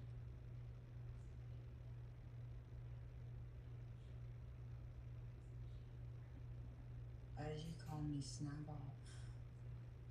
It's a reference to George Orwellsian. He's a big. Yeah. But why am I Snowball? Snowball is an idealist. He wants to make the world a better place. It's why the other pigs make up lies about him. Turn him into the enemy. I think you should be Snowball. You am fun. Yes, ma'am, I did. Can I ask you a question? Are you Justice Royal? Or most dead? I got you, Chris. No, man. You should know.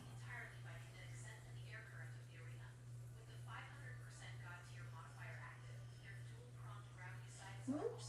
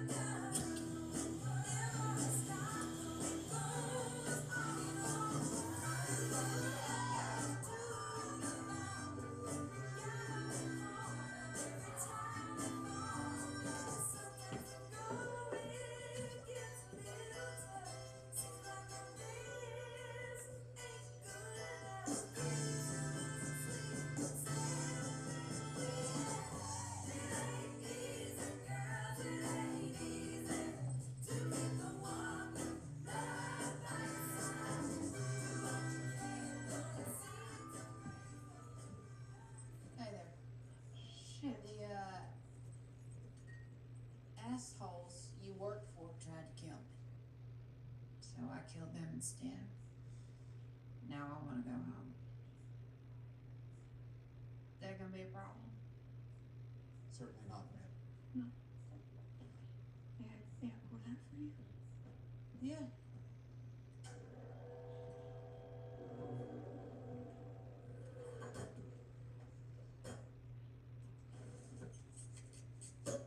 How about a snack? We have fantastic caviar. It's etc. Yeah. You got it.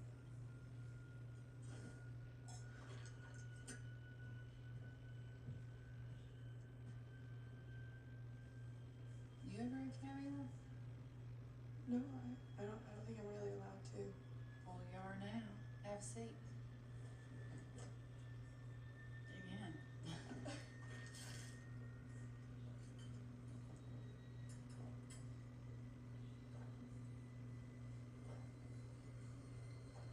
How is it?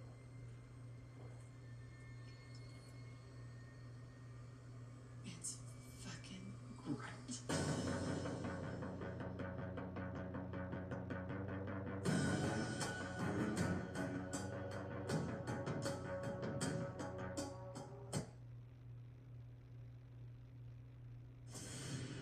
Tom Clancy's Jack Ryan Ghost War is presented by Geico. good does it feel to save on your commercial water insurance with Geico? Good as having a great hammer. Okay, Justice. Break it down.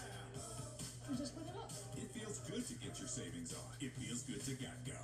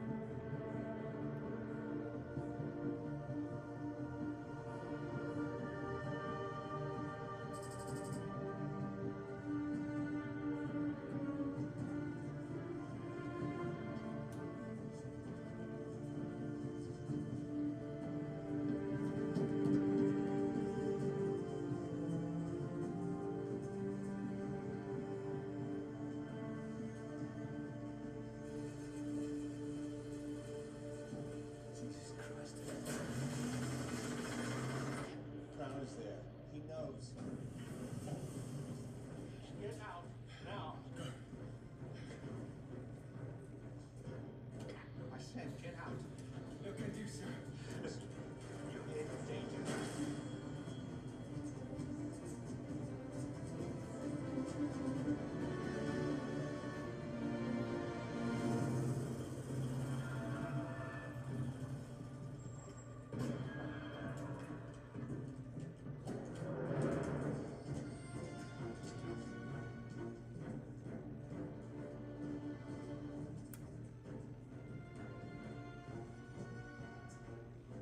How was it, Sasha?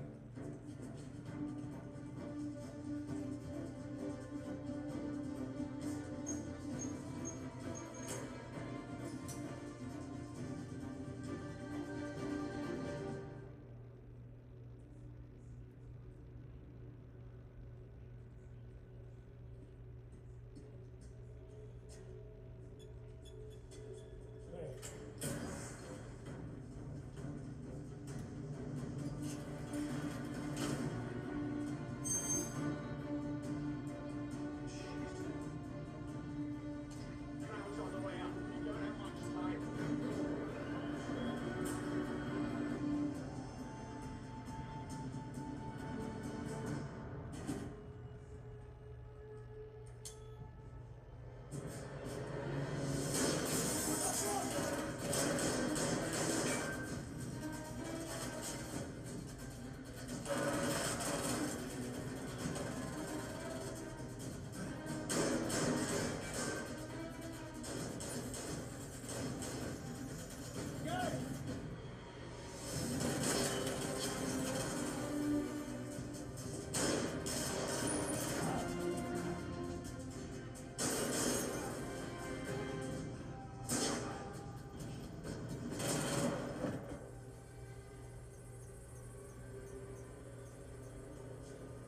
Is he listening? Sorry, Nigel.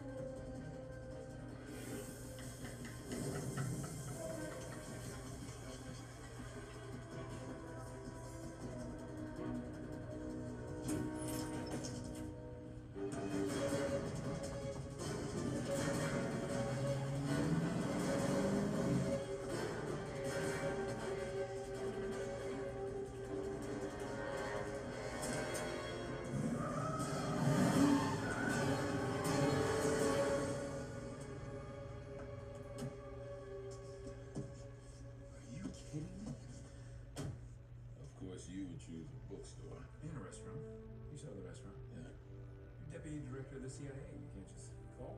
What's the fun in that? You owe me a coffee. No, you got it. It's good to see you. Good to see you.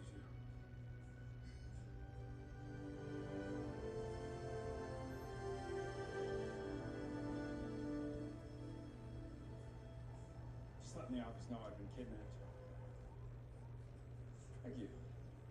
What time is your flight? 4 hours. So, this is Wall Street, huh? Technically, it's Broadway. Which building is yours? It's all on. This is the part of the conversation where you ask if I like my new gig. Well, do you? You leave the CIA for a nice civilian job? No, I was just checking in on you. Yeah. You like your new gig? Shit. See? You feel about the same way. Listen, I just couldn't keep doing what I was doing in a normal life. Normal life, is that what you were going for? You said it yourself. Civilian. Black and white. I don't know, man. I don't know if I was cut out for all this gray area stuff. So, have you seen it? No. Not since Christmas. Yeah. I'm sorry. Oh, don't be. We gave it a real shot, you know, and that's all we can ask for. Kathy's doing what she was meant to be doing. And you? Me? Well, see, I haven't been out of the agency long enough to forget what it was like to be babies. But Babe? There's no babe. Oh. You said it yourself. You gave it a shot. Yeah. All this, it's never going to be good enough for you.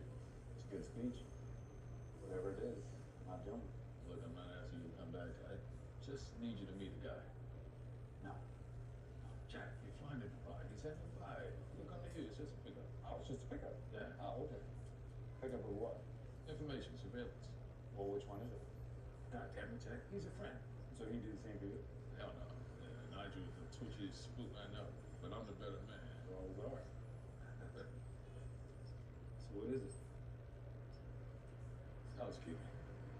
It's a whole joint up with MI6. MI6? Jesus, you surveilling one of them and one of us? A bit of both. Well, that doesn't sound good. Well, shit. With someone who wants nothing to do with it, you sure ask a lot of questions. Well, that's because I know what happens when I get caught doing one of your errands out in the private sector. No one's gonna know. You sound pretty confident. You think I would send you out there all alone? Oh, wow. Are you sending back up? Oh, shit. Look who it is. Oh. Oh, so you're trying to get me killed. No offense taken. This is it? The kind of crackerjack officer you're going for at the agency? Just trying to fill your shoes, buddy. Contract basis. Ouch. You know what? We'll always have your brother. Right, Mike? Call me when it's done. You got it. What are you doing? Welcome back. I said I wasn't doing it. Don't do that. You're better than that. It's good, isn't it? Upgraded. I already have my ticket. First class, man. Oh. I upgraded both of them. You really never change. It's like a disease. Hey, you checking the bag? Yeah. Short trip. You know, I can fit in my carry-on. Good.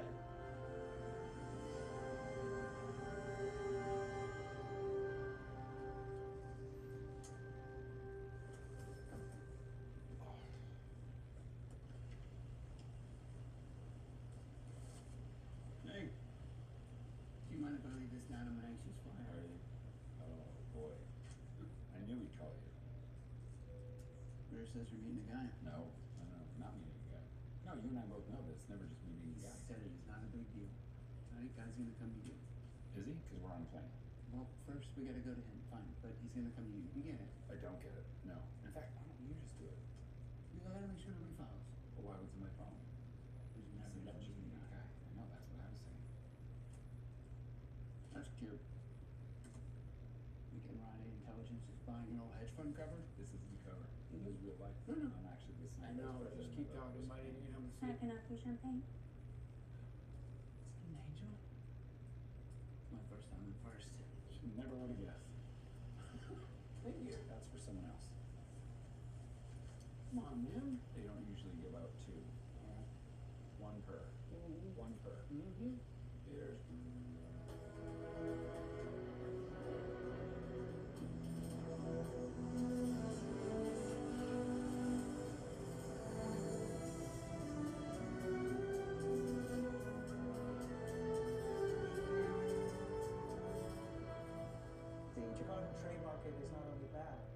never been stronger. Dr. Ryan, do you have anything that you'd like to add? Jack? Oh, no. Don't let me be the one to bring down the optimism in the room. I think we can all agree the new regime has certainly bolstered the market. Absolutely. Absolutely. I think the question we need to be asking ourselves is why? Because this new regime has also brought back old world standards. And these days it's becoming increasingly convenient to overlook the political ramifications of something in order to track the financial ramifications. What I mean is, in my unique experience, the kind of minds that want to bring back the past, well, they often bring back a whole lot of volatility with them. I thought that went well. I think you're being kind. I think you're worried about your job, which you should be, because honesty is clearly not the best policy. Well, it probably feels weird when global events don't hang in the balance. Wait a minute. I'm sorry, was that a spy joke? It was. Oh, took you long enough. You know. Hey, listen, don't knock imminent nuclear threat until you try it. It's a thing. So I guess SLJ made reservations for our team tonight at Shira's. Oh, what's Shiro's? The kind of upscale restaurant they make documentaries about. Really? Yes. Oh boy. Not quite sure I can tonight. And listen, I'm not usually one to complain. You're really gonna use a jet lag excuse. Would you? Never. I use global imminent threat with you. I'll see you tomorrow. I hope so. Go meet a guy. Nope. It's never about just meeting a guy. We talked about that. And this is what I was talking about.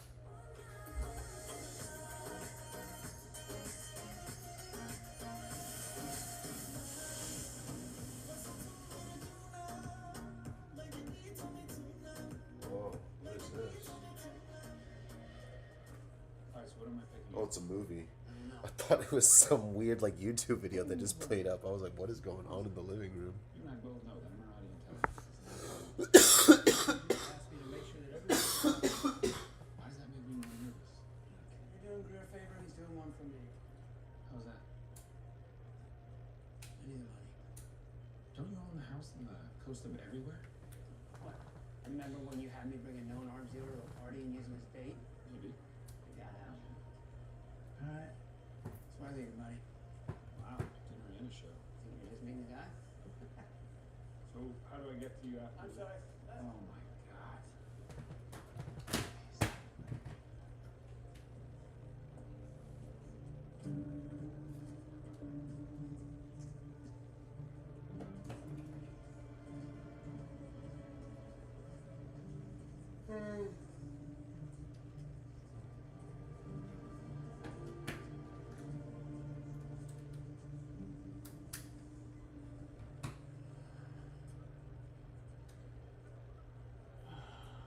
God, I miss this. Miss what? This. Being out in the field, being part of a team. Don't look directly at me. That's a dead giveaway. Might as well just touch your earpiece. Sorry.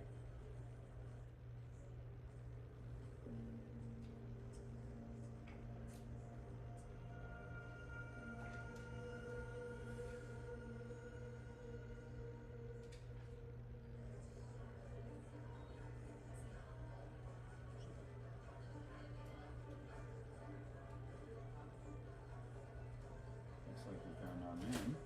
Done.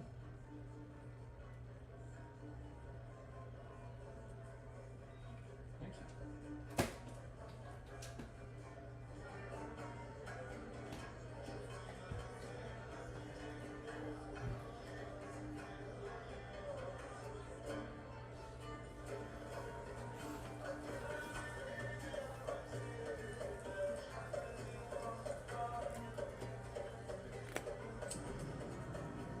Keep moving. Alright. Go on, buddy. Look. What are you doing? Easy. Greer sent me. It's just a meet Greer.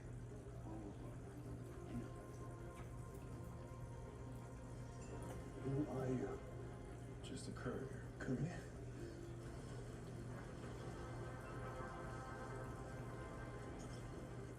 Do you have it? Have what? But the thing is, huh? What has he told you? He said that you had a package. That you were a friend. Is that what he's telling you?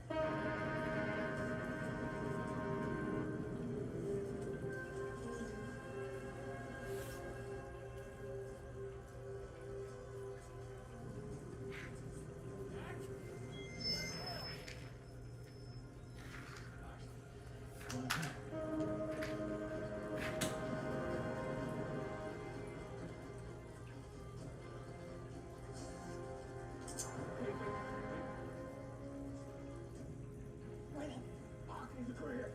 Well, I'm here now. Right? So clearly he sent me for a reason. And why do you think that is? I assume because he wants me to help you. Help me. Timber. He's the one who needs the help.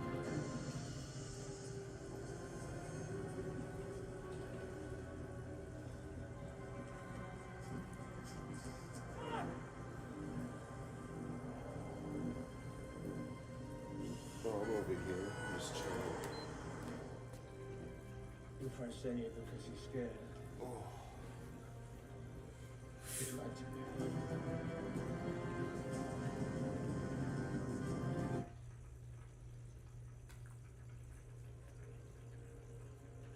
Your personal.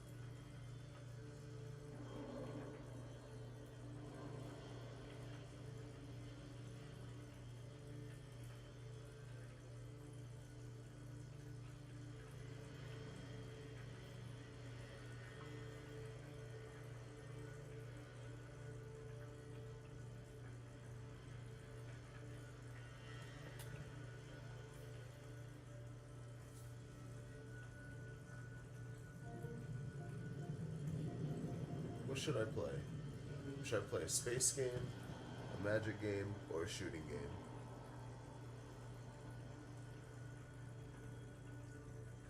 Space, magic, or guns?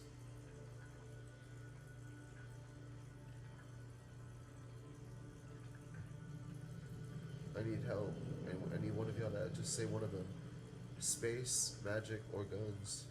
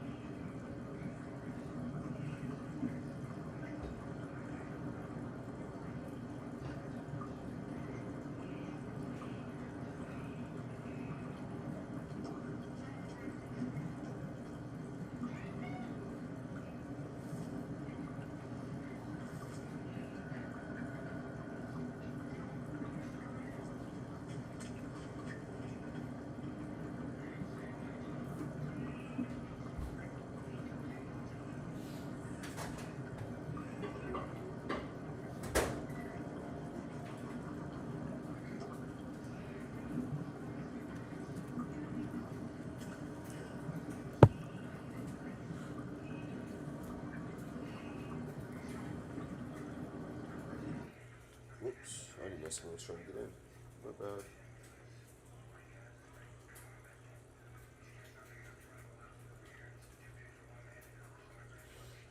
There it goes.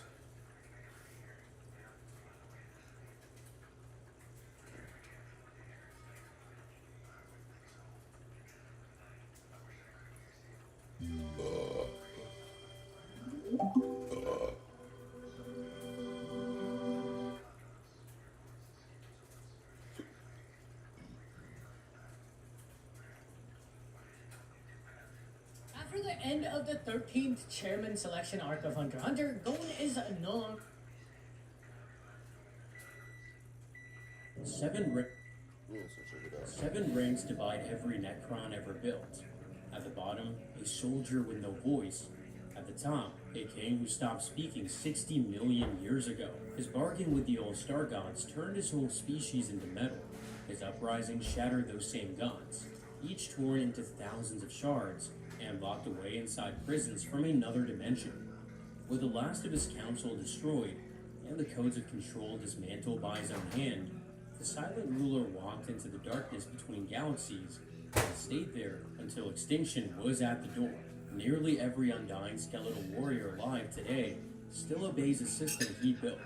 From lowest to highest, this is how the order works, and what each rank can do, and where it breaks. Level 1. Necron Warrior. Sitting at the bottom of the pyramid is the Necron Warrior, and every advantage that defines the ranks above him was kept away from the soldier on purpose. The structure is not a career ladder, but a rank of body given once at the moment of transfer, which is why the warrior received the crudest body the process could make. Codex Necrons is direct about the choice. When the old race changed itself from flesh into metal, there were not enough strong bodies for everyone, so the best went to the kings and their advisors. Battle-hardened veterans got adequate bodies, and the common people, who had lived as artisans, farmers, scribes, and merchants, received what was left. The text calls those bodies little more than crude prisons for the mind. Because of that choice, what came out of the process is not a soldier in any real sense. A foot soldier at this grade has no tactical awareness beyond simple orders, no voice, no will, no symbol of his house, which is why these troops are listed as property that can be swapped out, not as members of the house they fight for. The Codex is brutally clear about the silence. Speech was a luxury denied to them on purpose, built out of them by design. That denial was policy. Starting life as soldiers was never the role of the old race's common people, so their dull-witted state after the transfer might be a side effect. Yet the record admits it just as easily might have been built in on purpose. The nobles who ran the change had every reason to strip the serving class of personality, because a machine without identity cannot refuse an order or hold a grudge. The entry says it plainly. These metal soldiers may have been stripped of personality, character, and awareness to make them loyal, unquestioning foot soldiers in the endless battles to come. Imhotep the Stormlord states the policy openly, saying identity matters only to those who can think, and glory is wasted on the inglorious. Another king, Thazar the Invincible, cuts even harder, telling his vassals that they need only the ability to fight and die in the service of his glory, joking that only the kindest rulers spare their subjects the burden of thinking for themselves. He said it as a joke, but he meant every word. Adding to the grimness is the leftover awareness. Enough mind remains inside each one to register memory and pain, yet not enough to act on either. So when heavily damaged, the metal soldier gives off a strange electronic scream, a faint copy of a living thing in pain. Whether this is a warning or a half-remembered reflex from the flesh life, not even the designers will say. The book Dead Men Walking turns this design into a battlefield record. On the Imperial mining world, Hieronymus Theta, a small tomb wakes up, and the troops of the tomb move against 3 regiments of the Death Corps Kree in a city the defenders have to hold. Coming into the streets first are not the foot soldiers, but the scarabs, flying metal beetles that carve slices out of buildings and knock whole structures down. One planetary defender is swarmed and killed within 10 seconds of first contact. Because scarabs are the opening act of the tomb, clearing ground so that the warriors, arriving second and already thinking can begin the real killing. The machines decide who's worth killing and who's not.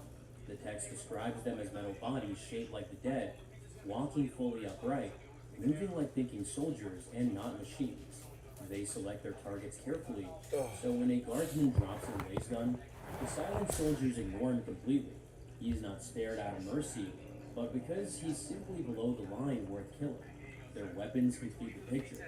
A single shot from one of the rifles that fire human beings strips a man apart, layer by layer, leaving nothing behind. Which is why a trained commissar puts the consequence in plain words. When these killers take a soldier, they also destroy his rifle, his food, and his radio. Mass green beam fire vaporizes a Medusa siege tank in seconds. So basic foot soldiers defeat main battle armor by simple counting, and the Imperium cannot keep up with that math. Yet the critical feature of this lowest step is not its weapon, but the ability to come back. Fallen units rise again from the ground. That should already be clear. A body blown apart pulls itself together at the shoulder and the hip. A skull crawls across the rubble to rejoin itself. Who are you, Dr. Imperial Smith? tech priests eventually realize the signal that wakes the dead soldiers is broadcast from outside the body, not stored within it. You're not a doctor. Which means they are nodes on a repair network that refuses to accept their defeat. That network has a master. During the final battle on Hieronymus Theta, Tomb's Overlord steps into the gateway in person, raising a large black orb in his left hand and setting something flashing green inside it. Foot soldiers blown apart by melted fire, machines who by every Imperial rule should be gone forever, start rising in scores and then in hundreds because their toughness scales with his presence. That black orb, a resurrection device, turns a fight the Imperium could contain into one it cannot win, which proves in the account that the toughness of these silent soldiers is not a fixed trait. It grows and shrinks with the leader on the field, and the human empire is fighting blind. Commanding the Kree regiments is a colonel who cannot answer a basic question. Each time his men face them, their numbers have grown, but he does not know whether more soldiers are waking up inside the local tomb, or whether reinforcements are being teleported in from somewhere else. The answer matters for his plan to push back, yet the answer never comes, which is why no Imperial plan for holding back the tomb ever holds together. Standing on the battlefield in plain sight is the explanation. Monoliths, the Necron tanks, are heavy pyramid-shaped vehicles made from the same dark green metal that repairs itself. The same metal used in the basic foot soldiers. You're not a talkie. They hover a few meters above the ground. Green lightning sparks inside their steel turrets. From the trash. And in the main That's what I battle, meant to say. one of them opens a gateway in the middle of the fight and pours out a fresh stream of gleaming reinforcements. The guardsmen watch it happen and cannot tell whether the arriving soldiers are new troops or the same ones who fell minutes earlier. Because a monolith is a mobile portal, it extends the reach of the Tomb Ruler by acting as a forward drop-off point, which is why no wall of fire holds. A defender cannot block a battlefield that an enemy can simply bypass from the next room. Holding ground is impossible against an enemy that can drop fresh soldiers in from anywhere in the galaxy. What denies this tier any higher standing is exactly that dependence. The Codex makes the point through these severed worlds. When a tomb waits without a noble to guide it, or when the master system erases its own people's minds, the resulting setup does not become free. It becomes wild. On one such world, called Sarkon, a master system that has deleted its own people begins invading neighboring tombs to spread what it calls quiet order, because a common soldier's body is equally usable by a machine as by a king. Running the internal economy of this tier is a brutal logic. When an ancient feud between an overlord and a master technologist is finally reviewed, common soldier losses are counted in thousands and listed last, after the elite classes, so a noble who needs to scrap a legion for fuel or silence marches his foot soldiers into the burning pits first. This rank is the floor of the pyramid. Every campaign starts with these soldiers absorbing fire, while the higher forms choose their moment, which makes them the first asset deployed, the first to fall, and the first to return. They do all of it without ever knowing why.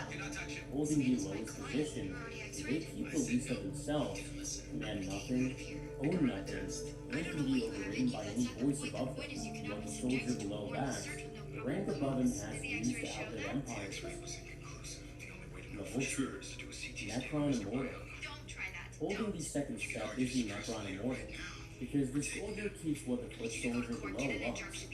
Memory, speech, and a working chain of orders all survive the transfer intact, which still leaves these veterans counted as property in house politics, still denied a symbol of their house, still defined by who owns them rather than who they are. Unlike the rank below, though, they can think in battle. Codex Necrons records that these heavy troopers were the elite fighters of the old flesh race before the Great Change. When the armies of the First King conquered the galaxy, they did so through legion after legion of these veterans, ardent fighters and reborn in the days of the war in heaven. So the surviving legions today are far smaller than what they once were. Separating the two lowest tiers comes down to what the change did not strip. Tactical and strategic experience carried through intact, and moving to machine minds even sharpened their efficiency, which is why these officer-rank soldiers can speak in flat, emotionless tones. That one capability lets them do something the soldiers below them cannot. They can send clear, calm battlefield reports up to their superiors, and they pass orders down to the line troops below them. This is where the pyramid starts to behave like a pyramid. Handling a complex order is beyond a basic warrior, but a heavy trooper manages it easily, which makes the middle infantry a promotion in function, even though it is not a promotion in rank. A king does not need to drop a message into every line soldier on the field, because an officer rank unit repeats the instruction at the unit level, and the broadcast holds. The Codex is even clearer on the effect. They said you're a Cheeto The mere monster. presence of this middle layer between the king and the common soldier often increases the efficiency of the whole battlefront. The noble no longer has to steer the detail. The officer class handles it. Adding to that is their critical limit, also named in the Codex. These heavy troopers cannot learn, so when they face a battlefield problem their ancient tactics do not cover, they apply the closest store response, whether it fits or not. Codex admits this would be a disaster if war had changed very much since the war in heaven. The fact that it is not is treated as a lucky coincidence rather than good design. Inside Dead Men Walking, the only direct picture of this tier appears during the main battle on Hieronymus Theta. Behind the basic foot soldiers, the Creed soldiers see a second line. The figures in it are larger, armed with bigger twin-barrel guns, firing streams of emerald energy over the heads of the troops in front of them, which makes that layout a textbook Overwatch position. Line soldiers absorb fire at the front, while veterans push heavier firepower from behind. Two different classes, plainly visible, even when Imperial intelligence Don't drink cannot from the name trash, difference. madam. It's not what people do. This rank is an officer of a slave army. Missing in the picture, however, is political standing. Oh, The you Codex liked it when I groups said I both got ranks mud on my together jeans, under a didn't single you? label, Yeah. property that can be swapped out, unworthy of direct link to the proud bloodline of a noble house. A heavy trooper may command a line of foot soldiers, yet no symbol of his house is ever engraved on his chest. These veterans are made in batches at the great manufactory of Sadon, where a stasis ship launches every 33 weeks, carrying a fresh legion to a distant front, which means they're accounted by the legion, never by the name. You're a Going deeper nerd. into the step You're is a the nerd. novel, The Twice Dead King rank. On the bridge of the ship Acrops, death officers of this rank move between crew pits, helped by auxiliary constructs, all doing work that is not strictly required, because the ship's own self-running spirit can handle broke out every the song. system on its own. The only thing you're gonna bite is your lip, okay? Because you get to look at me, but no touchy touchy. To look like ranks, and the appearance of command. Could you imagine? The only thing you're gonna bite is your lip. Confirming You the don't get to operational touch. bracket is a detail from the storyline. Turret control yokes, it notes, are designed for or their veteran equivalents, because those two classes share the same rank of body. A noble can still raise a veteran standing Why am I sick? by writing ritual Oh, yeah, I will know onto why. his frame, and one clear case appears Because I'm sick. at the fall of Why am I Anticat, here? leading Why his am I a heavy troopers nerd? into what he knows Nerd. will be his final battle, the guild-stricken marks the ritual signs onto them as a parting gift, so each one shines with the words his lord has carved on him, carrying a mark of honor they did not earn, It's just the other straight to their dogs. deaths. A It's mark just of the other honor and a dogs. death sentence It's just carried the in other the same dogs. I sum. know. We did good. Standard We did muscle good. of It was the just the inner other core dogs. also comes from It was just the other The dogs. criminal flayed ones are driven towards execution. It was just the These other dogs. officer rank It soldiers was just form the other raiding dogs. car Yes, I know. bombs. I know you wanted to be affectionate, you The weirdo. Royal House of Ithaca builds heavy Oh, you boarding want? ships Okay, pumped out okay, by okay. glass Get over carriers here. that Come on. deploy them into fights There where you the go. teleport network is blocked, and each You carrier want a is big hug? designed to hold But we whole still want one. formations Okay, of there we them go. in armored canisters, released directly into a breach. The arrangement is specialized, unlike the Oh, mass not enough? basic soldier What are you legion. sniffing? The immortal is not the mass. Don't He's you the try to trick hammer, me. marching most Trying to of trick his me? own army into the Trying to burning pull one pits on me? to take fuel. The young King Ultic scraps every legion, but spares only the elite formations of his heavy troopers, which lets the hierarchy draw its formal line. Line soldiers are destroyed without hesitation. Veterans are preserved. Lords are Smacking not my even dog considered online. for How the dare place. you? Knowing further still, the scene adds another layer. I'm giving her the slappy Pits slappy. are not simply destroyed because their essences, such as they are collected and stored in great You're a vats of cat. spirit You're a vessels, cat in a hat. ready for coming Ladies back and to gentlemen, life at my some later friend date. is no longer Grant available. decides more She than sits dying in her first. bathroom It is while she those who goes, fought for later number resurrection 2. and who's thrown away. The basic troops are thrown away. I just told people that you sit in the bathroom and go number 2. Where this army starts to have individual value to a noble, these veterans are still expendable in principle, still made in What the factories, fuck? What you still say to denied me? in family names, Don't talk to me still like ranked that. below That's anyone not with a good. royal court, and a commander who burns his I tell immortals, your dog however, not to is talk to me, destroying okay? something he will have trouble replacing. Keeping them from climbing any higher is their weakness. They cannot adapt. They cannot refuse an order, since they share the rank of body with the tier below them.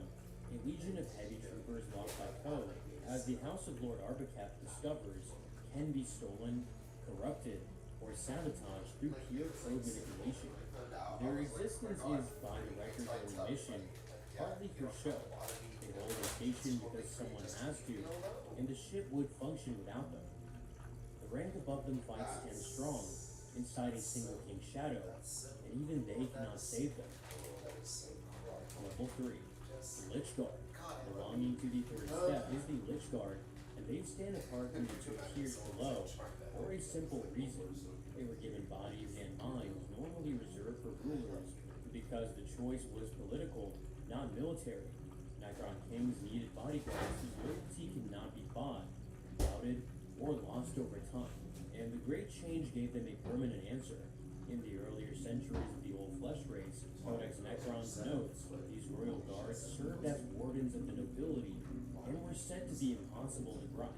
That claim was partly fact, partly a public story, because their loyalty was greater than the common soldiers. Yet they were still flesh, still able to be tempted, still able to choose a new master. And the question was the transfer into metal, because careful work on the circuits that store their memory, done during the change, burned unbreakable loyalty into each of their minds, locked either to a particular noble or to an entire house. I think girls that Straying is no in love longer are too possible. Equally on purpose is the hardware.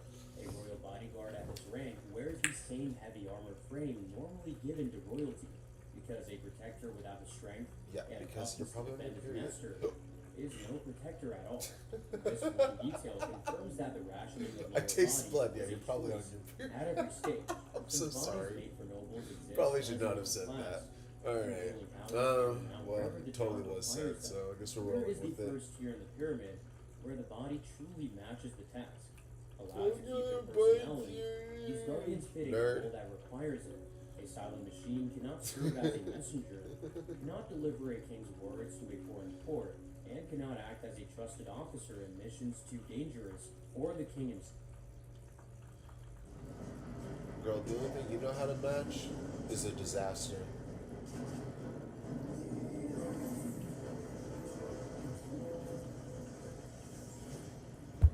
See you now? Girl, they couldn't even see you before. Oh, I'm having too much fun with this. Sorry.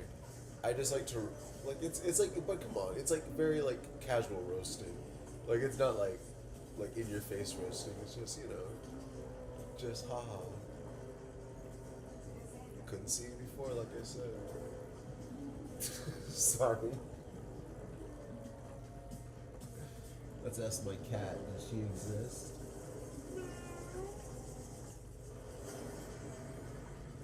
Hey, I didn't say you could talk to her. Then there's my kitty. You boy, I will find you and I will eat your cornbread right in front of you. Don't think I won't.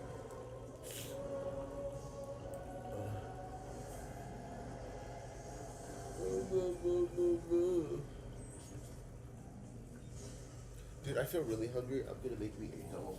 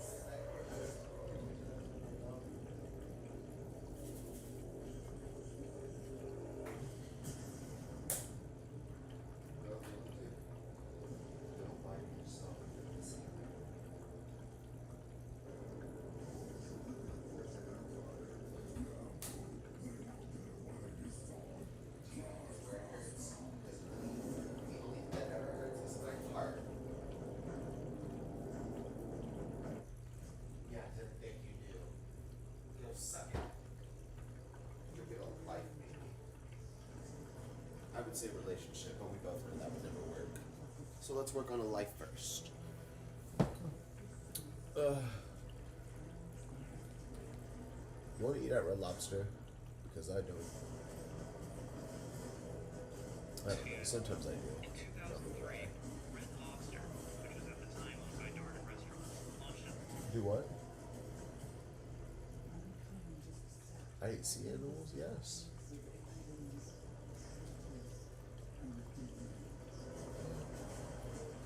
But fish are sea animals.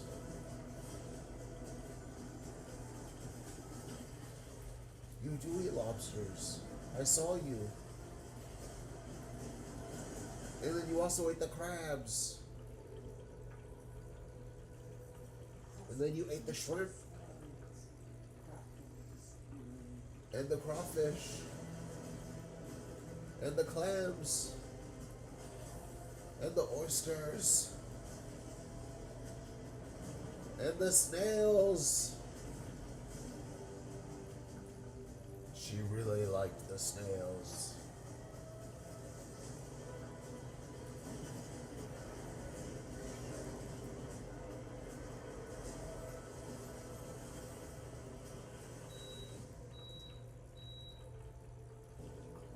You should fight them. making someone drink a lot of castor oil caused stomach pain and made them so sick. Fight them. Go find them.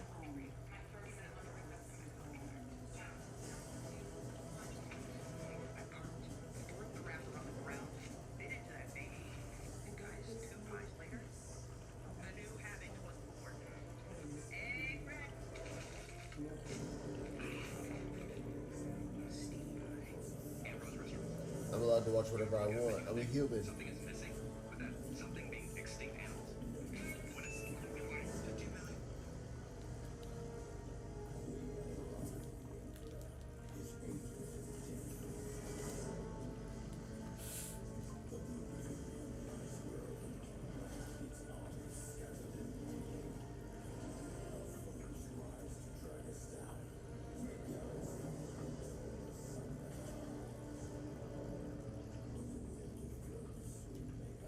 How do you know it's a kitty cat?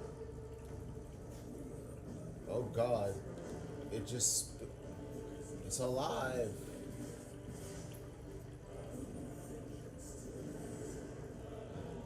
We might have to put it down.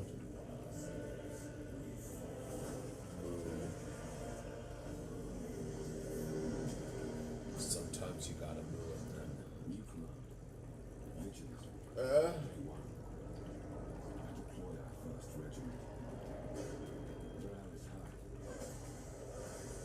It's whatever you want it to be, baby. Day 7. We join forces with the Adeptus Astartes. I'm gonna lick my lips when I talk to you.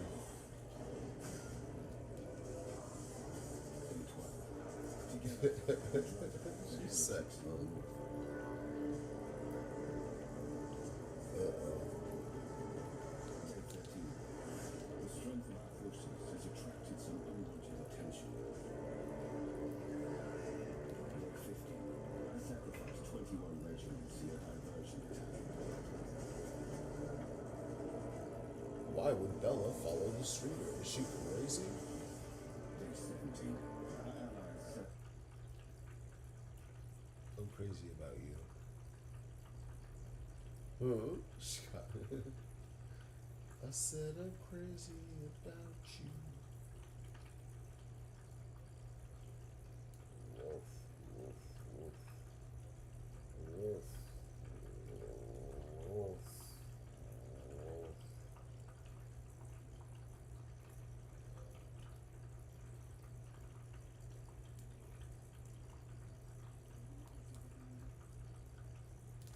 Don't talk to me like that. I'm a human.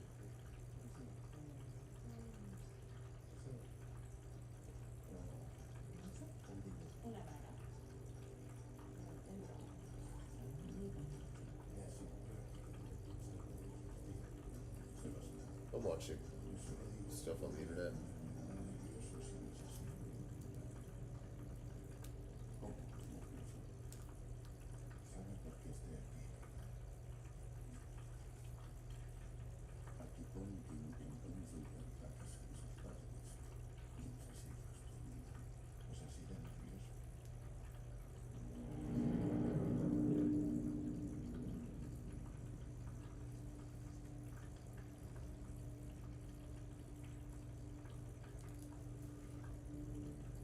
Thank goodness.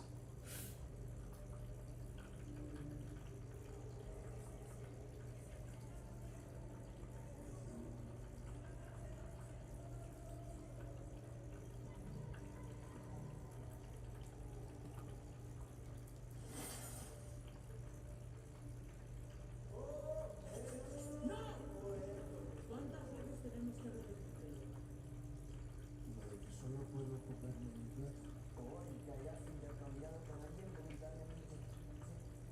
Es la ley. Hablas de la ley que está pasando.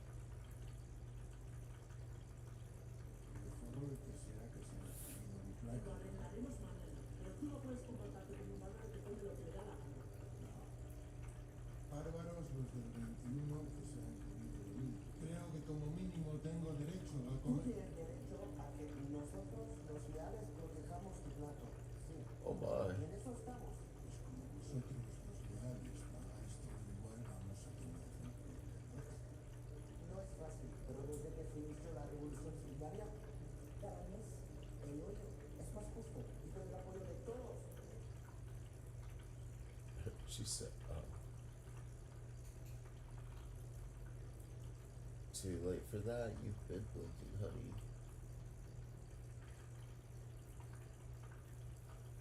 You couldn't help it, because you're just so cute.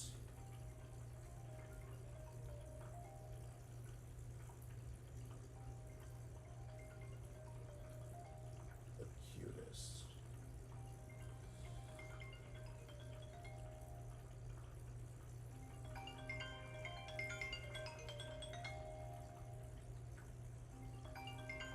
Oh, some church people.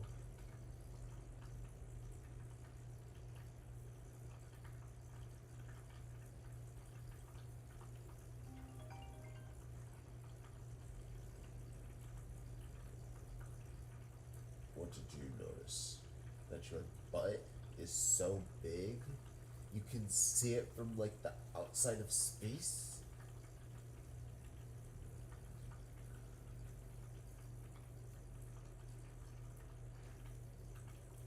Yeah, because I know I'm hot. Honey, I'm not blinking, I'm winking. There's a difference.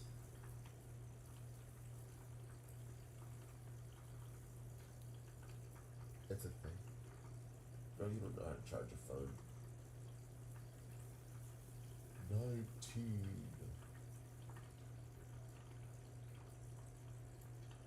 You know what? I don't know, I just wanted to say that. Oh, that's funny. You little nerd.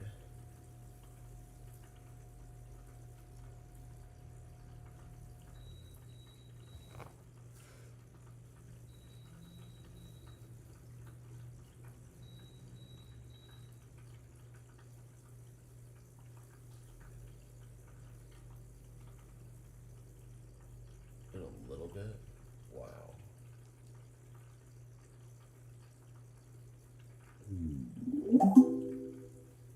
I guess I'm nobody.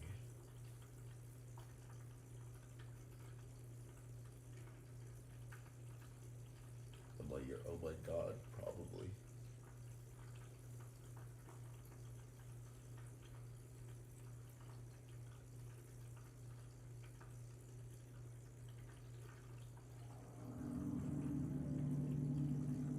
Let's let her up.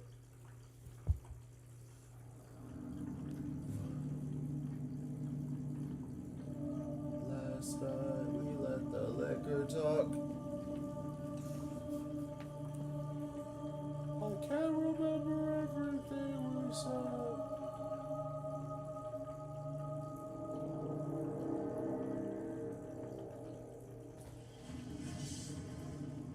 Dante's Inferno.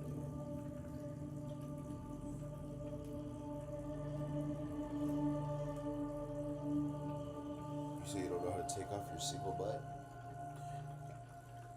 At the midpoint on the journey of life, I found myself in a dark forest, for the clear path was lost. I cannot well recount how I entered the wood. So long had it been since I abandoned the true way. How shall I say what a dreary and horrid wood it was, so bitter to endure that death itself would be but little worse. Several times upon my journey home, I had sensed an unseen rider trailing my steed. Yet, when I approached, the rider vanished, leaving no trace.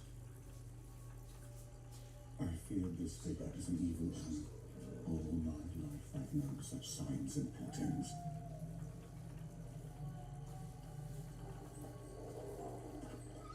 And lo, at the rise of the hill I saw a spotted leopard, all teeth and fury. At the sight of these beasts, my heart sank. I sensed danger, not for myself, but for my beloved Beatrice. Three demons. I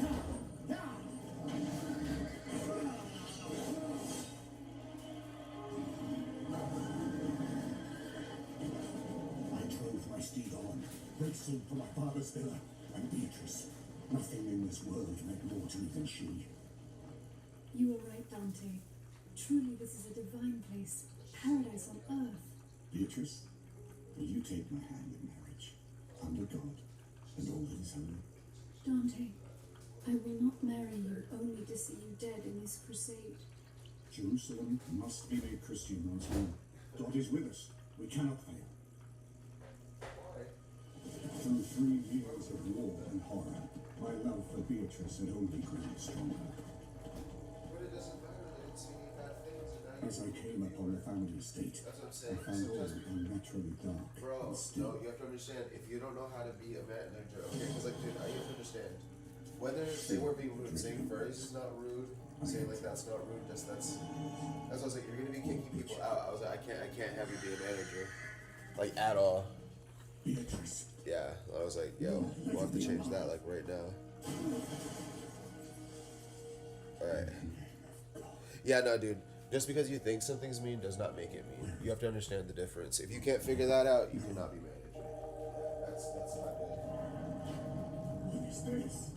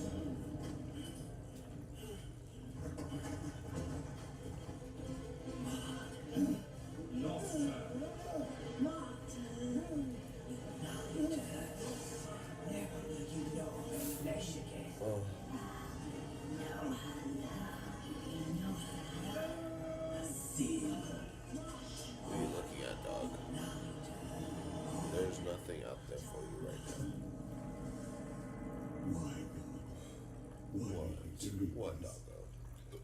It is not the Lord that brought you to this fate, Dante. Excuse me. I hate burping. What are you?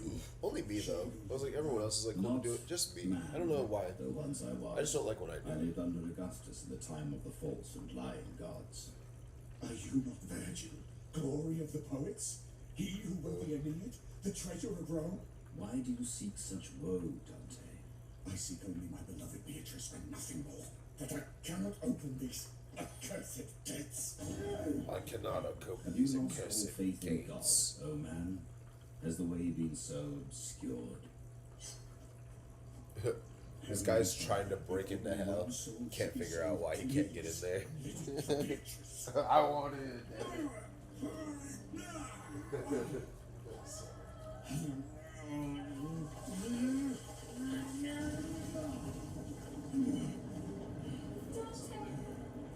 If you broke your promise to me, I'll be forever dead. Do you think you are without sin?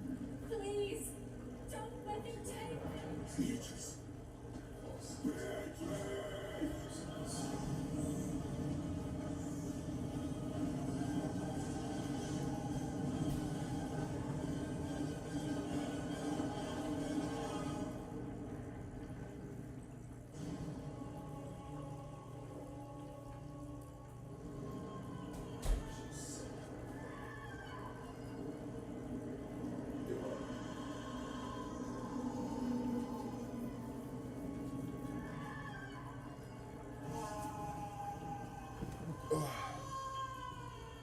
What did Beatrice do to deserve such a monstrous fate?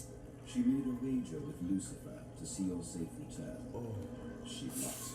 Wager? What wager? Lucifer bet that you would betray. You hate Costco? I go to Sam's, I guess. You know? Good Virgin, lead me into the inferno. I beg of you, please. I must save Beatrice, even if it means my death. I will guide you. But you must put aside all division of spirit. And Oh gather man, your soul. my thing is like I fear nothing. polyethylene.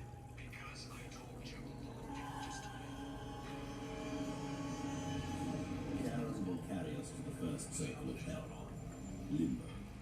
9 circles comprise Cold the pizza, inferno, that's terrible. with Lucifer residing in the lowest.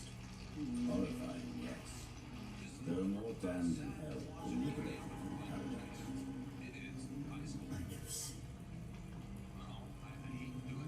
Charon's boat has grown wide and mighty over the millennia. He has had to compensate for the ever-increasing dam. Through me the way to the city of woe. Through me the way to everlasting pain. I don't like the look of this. Now Oh, that's hilarious. to the fire, the cold, and the everlasting darkness. He took a bow at the tricked him. God allowed free will, even for his angels. It was Lucifer that devised such torment. Mercenaries of Florentina, in payment for reclaiming the Holy Land, your immaculate father hereby Your absolves immaculate you of father. all your sins. Go with grace. Oh, someone disappeared. Praise God. Do you think a priest has such divine power? Yeah. Can he truly absolve us of sins so easily? Of course, Francesco. Why would you doubt the church? That is the path to hell, my friend. How soon until you leave? Tomorrow. How soon until you leave? That's so sad. Dante, promise to watch over my brother. Beatrice, I'm no child. No harm will come to you. I'm no child. I'll protect you as if you were mine. Sorry. This guy was like yelling, I'm not a child. Those who are dead.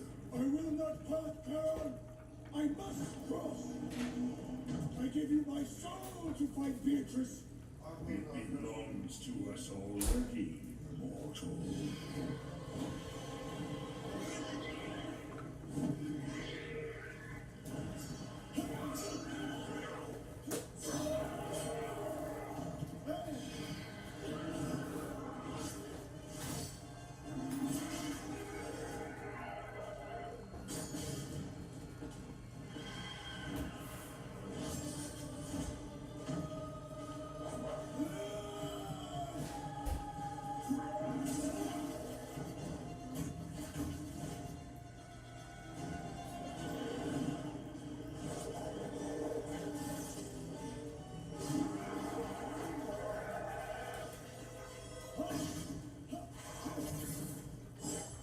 Your will is nothing, mortal.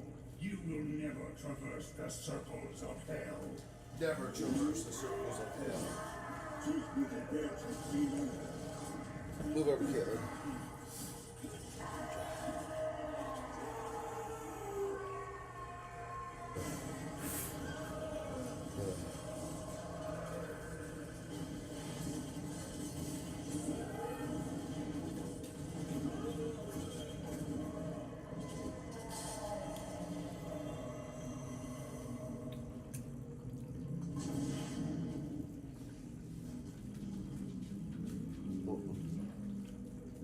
Virgil, where did you disappear to? I am pure spirit, Dante. I cannot help you fight your enemies. I am not a good guy. I can't help you fight your enemies. I'm just a spirit.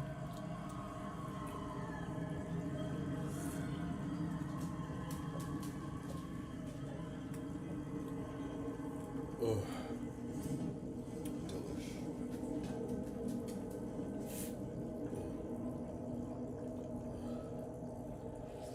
Dante!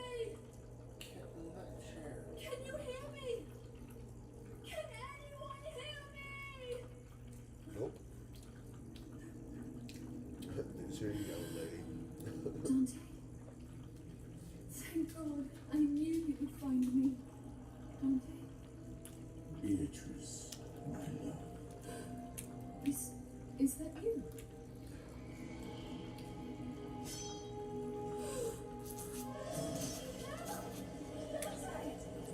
How many ways can a man die?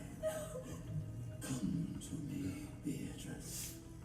I want to admire you. Let me go. There is not only suffering in hell, my love. There are untold pleasures here. Pleasures your human senses could not fathom. Never.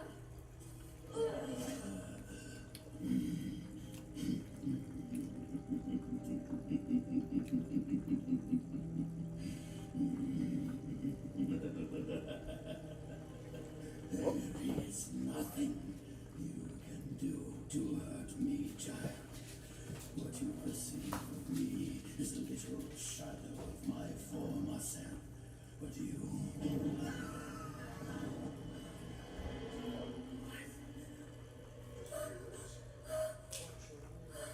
think of the tortures I can create for such a pure, delicate, angelic soul.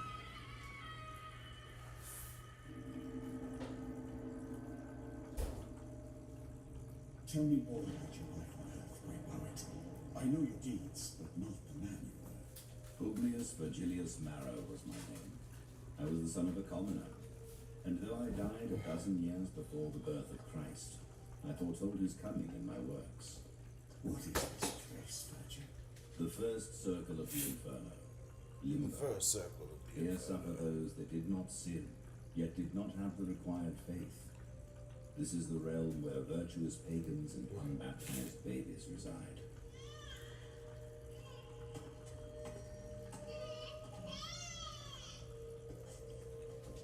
A child? Here? How can this be?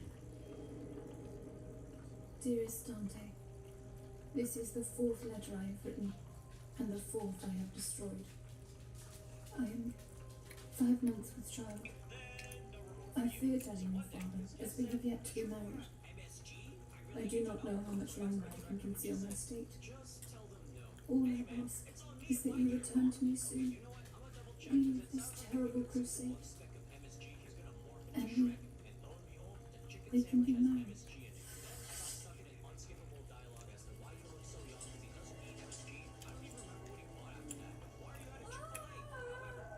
My lady, what is it?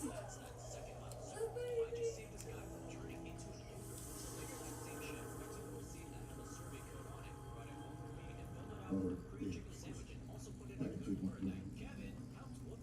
Come, quickly, Dante.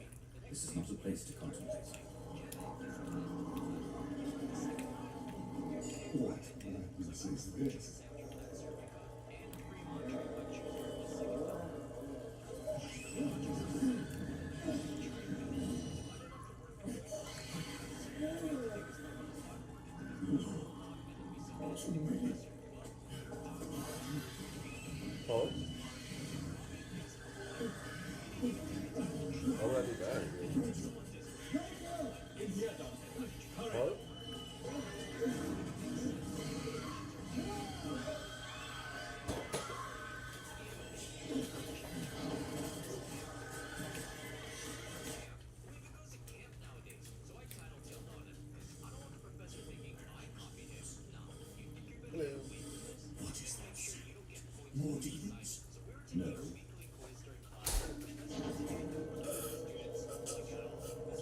The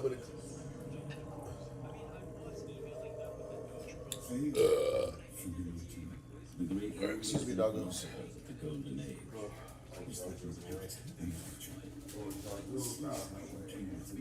And do not forget Plato, Socrates, and Aristotle. It's still a realm of ideas, accessible to human thought. There is only one philosophy. Inferno, loose. Remember I said I was hoping that you would get 0 points on this assignment? Do you know this thing? Oh, 0 points. I'm so pleased. I fought his forces in the Crusades under Richard IX. Just trying to pass our engineering courses. I don't know what happened to Well, that kid.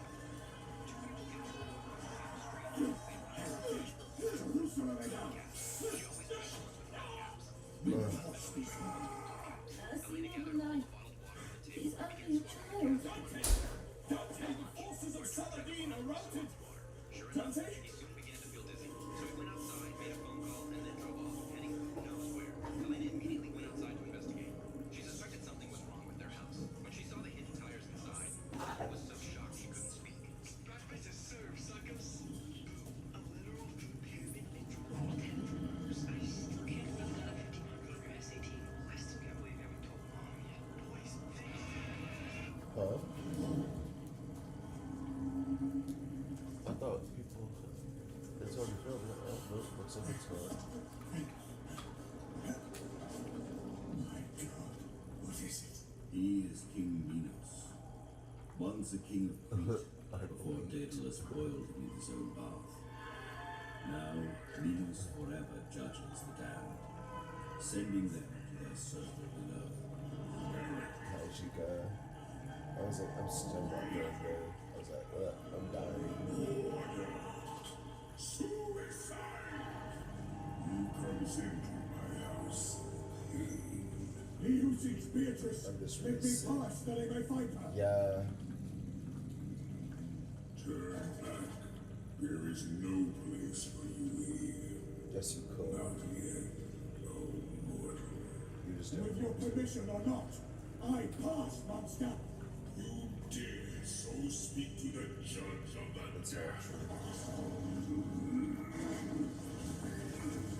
She's not good at it.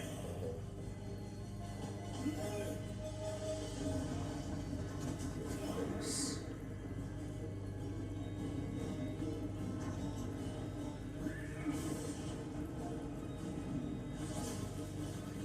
I'm gonna say no. Because you didn't have your phone saved.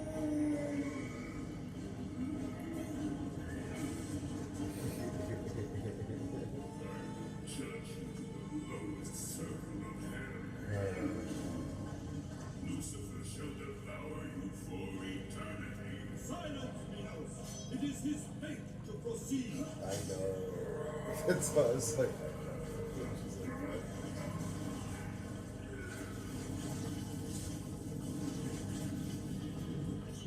Oh.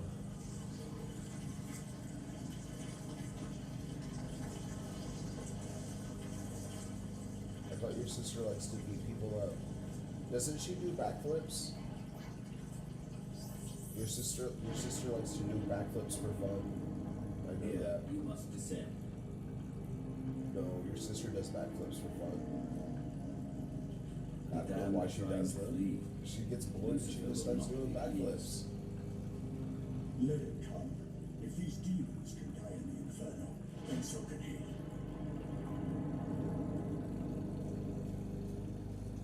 She's like a jelly bean. She flips. She does all kinds of flips. I was like, she's like a jelly bean. She does all kinds of flips.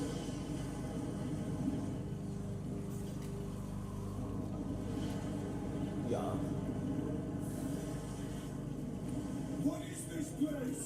This is the second circle, the circle of lust.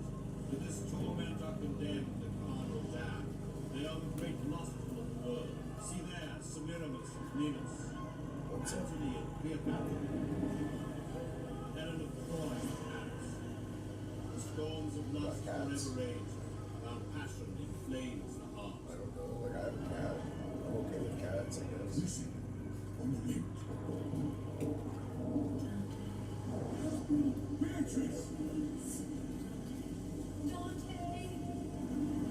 They go meow. I think all cats are like that.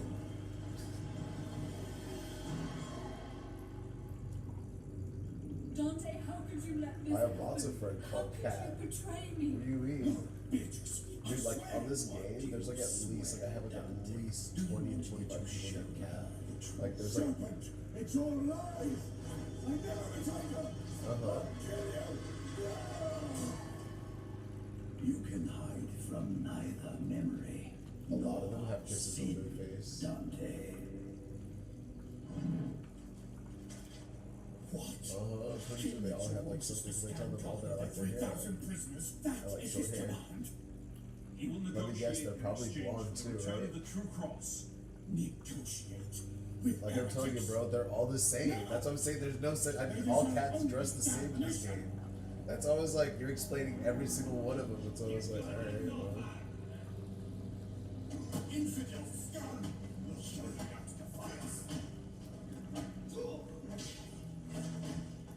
That's like about 7 of those.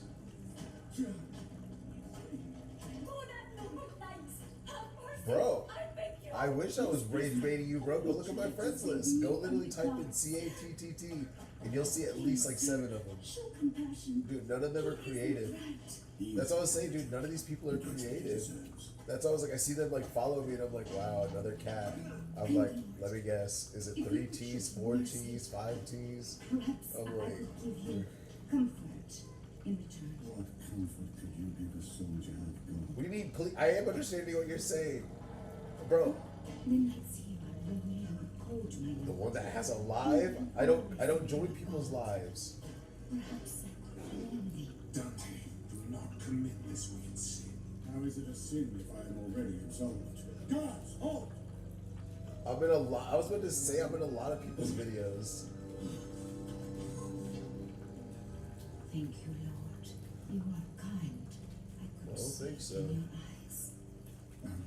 Promise of comfort.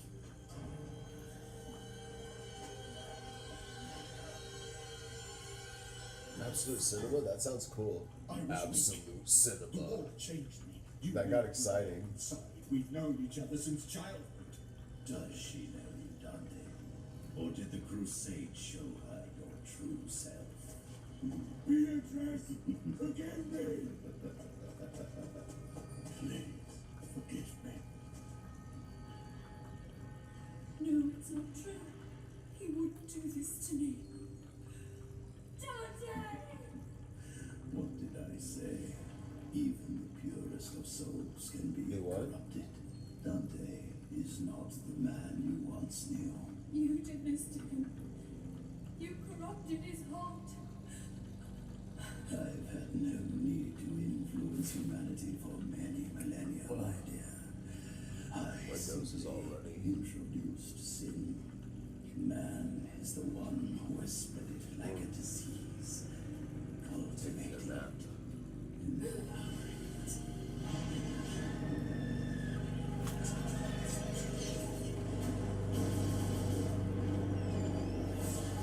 To be. It is not our fault. No. Man is good. No, you don't understand. I don't want kisses. They give me kisses. I miss them. And men are its demons. No, this dog always gave me kisses. Come on. I betrayed. There we go. I could blame the Crusades, but I know it was my own weakness, my own sin. Have you considered she is not the only soul you are here to save? Nope. I seek only my beloved Beatrice, and nothing more. It is Cerberus, No, guardian of the third circle. Yeah. Gluttony. No. Because I don't want one.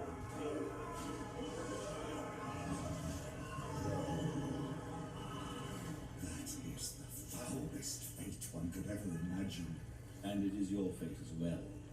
For the true circle of gluttony lies inside of Cerberus's body. Inside? Good Lord. Isn't there perhaps a way around it? No, You're pregnant. not if you wish to reach fair Beatrice. So be it. For her I will conquer even this. Face me, wretched creature. I think my cat is pregnant. No, that's not Hey, demon.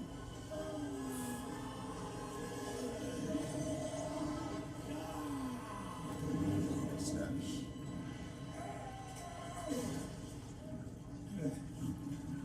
What about your mustache? Yeah, you do. Told you, little tiny mustache. Oh, I like her mustache the best. I can't wait to grow mine like hers. Like both of y'all's. Y'all have good mustaches. I want to have one just like The y'all's. blossoms, what they could not satisfy in life, in death they shall be denied for eternity. Weird.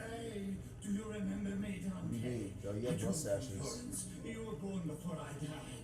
Nuh-uh. I do Not not yet. know Not like you, yours. I'll have one just You like know you. me. I am I'll have a big charcoal. fuzzy caterpillar Love me just with like my you. fence, and here I remain, mere skin and bones. Can Yes. you help me? Free me from this agony, please. I do. Please. Suffering weighs heavy on my heart, spirit. Be free. Yeah, they are kind of fuzzy. They're kind of thick.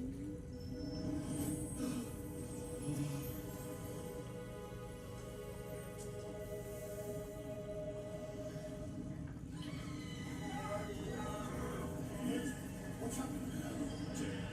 Free the damned. They deserve torment for wasting their fleeting, precious lives. And Beatrice? Does she deserve torment? She's the exception. A pure soul to remind me of my place in heaven. To remind me of the light of my Father. But let me ask you, Dante, what of your father? Eat. You must eat. I have no appetite. I know you miss my son, but you must keep up your constitution, child. Nothing but bone. It's unappealing for a lady. Beatrice, what have you done to yourself?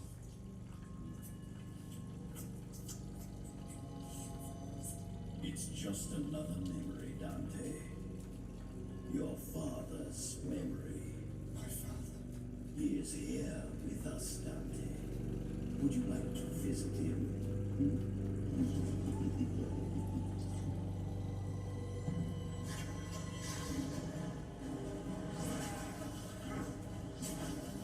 These tortures never end. Virgil, Beatrice is not here.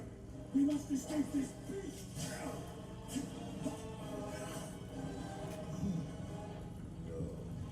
What is this? Cerberus's black heart. Destroy it, quickly.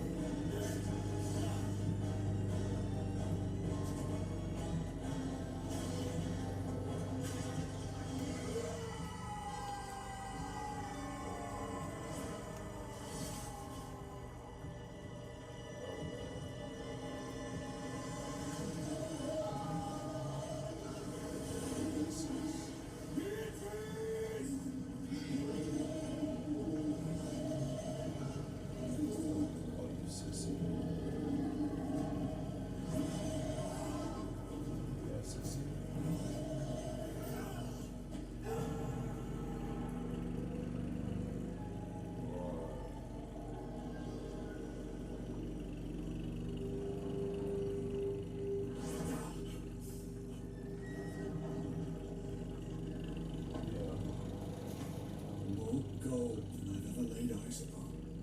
What could one man do with so much treasure? This is the fourth circle.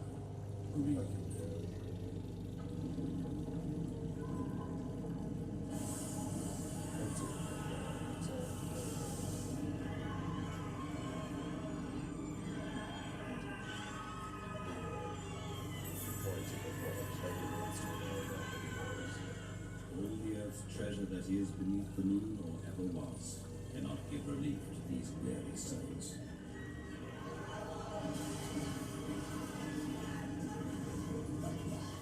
What a mockery is made of the brief battle for possessions that so short a life.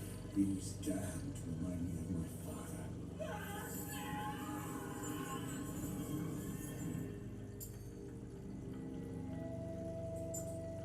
Page 49, 50, 51.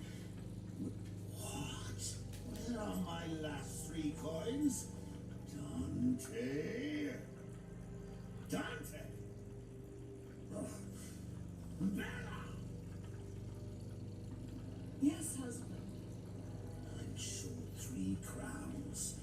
Are you stealing from me, woman? No, Alighiero, I would never do such a thing. I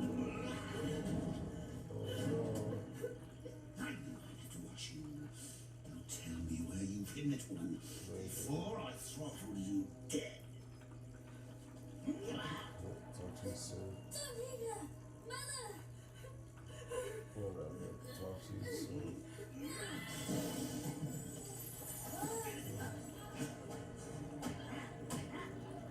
Can you believe that in my youth I wanted to be a poet, but all I ever knew was violence? And what became of your mother?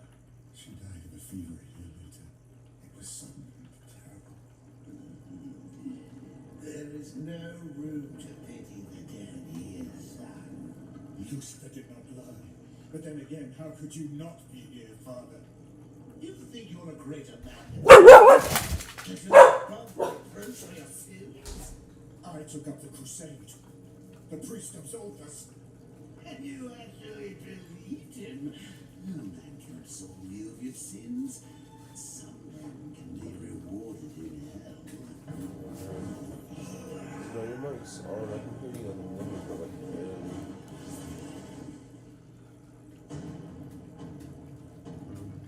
Lucifer offered me 1,000 years free of torture and endless gold if I would slay my own son. And where will you spend this gold, Father? Let me pass. I only see Beatrice.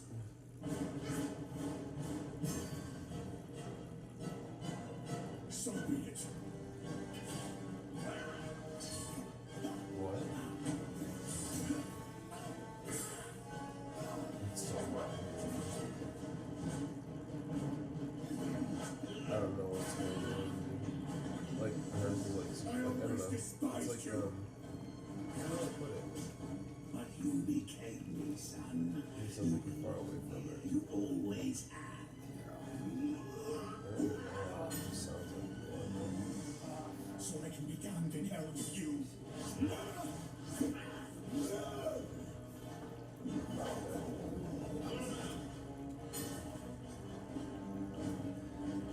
It's time to claim my prize, boy.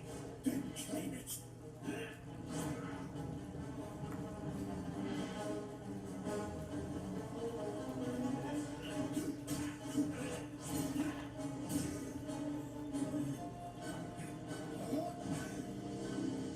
You want gold, Father? It's yours.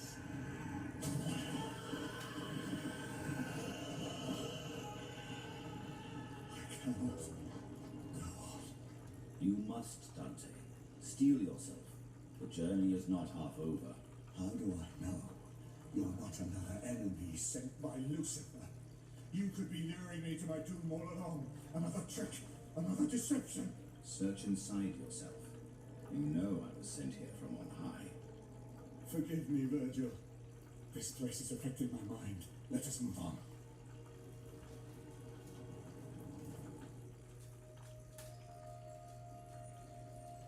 Please, Lord, forgive me of my transgressions. Save me from this horrible torment. Please, I beg of you.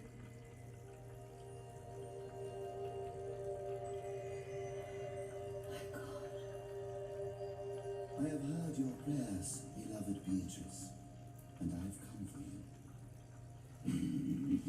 There is no escape, little soul. Your prayers are worthless here.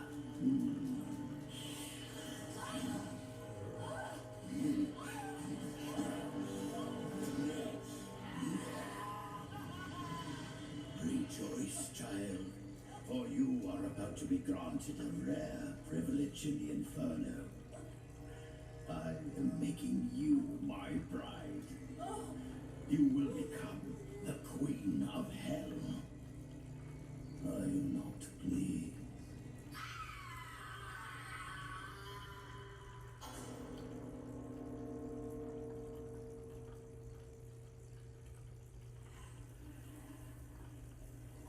I cannot stand this wretched place. For we are in the fifth circle, anger. The very air reeks of fury. But watch your ankles.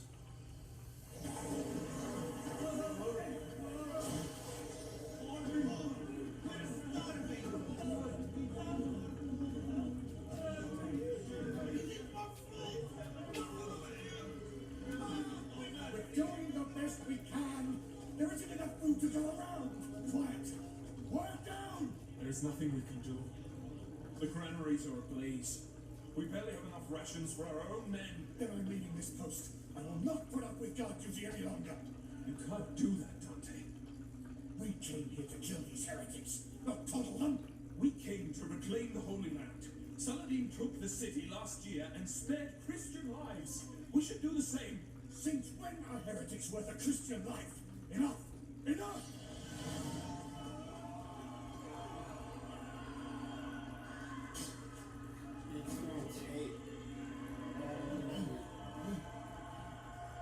Keep your mind, Dante. Do not dwell on past deeds here. See the souls over whom anger has prevailed. In the black sludge of the river Styx, do they wish they had never been born? The fools. It is here we must cross.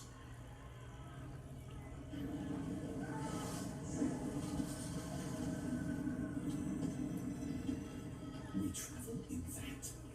Perhaps we would be safer swimming.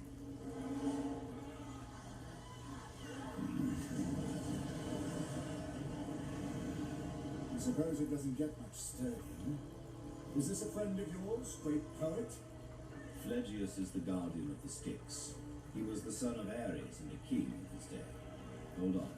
The ride will be somewhat bumpy. The angry souls know no end to their fury. Who are you that comes here before your time? If I come, I do not remain. But I know you, hell dog. Filthy as you are. You are Filippo Argente's wife. Come down, Dante, and face your own enemy! Let me down and rip you to shreds, wretch!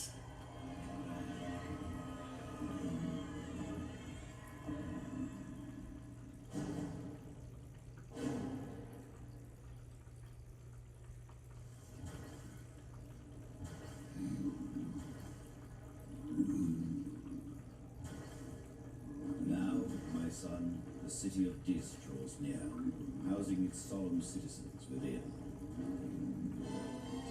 Damned of Dis, rejoice, for your lord, Lucifer, is betrothing the pure soul Beatrice. Truly, this will be a marriage of heaven and hell. Hurry, Phlegyas! Run!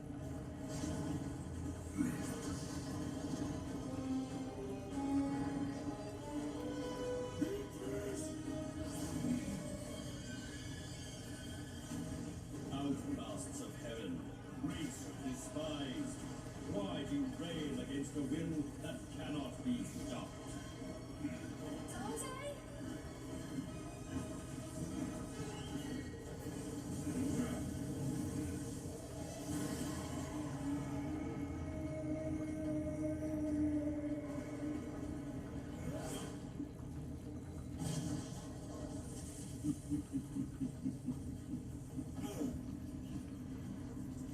He has taken her into the tombs. Hurry, Dante.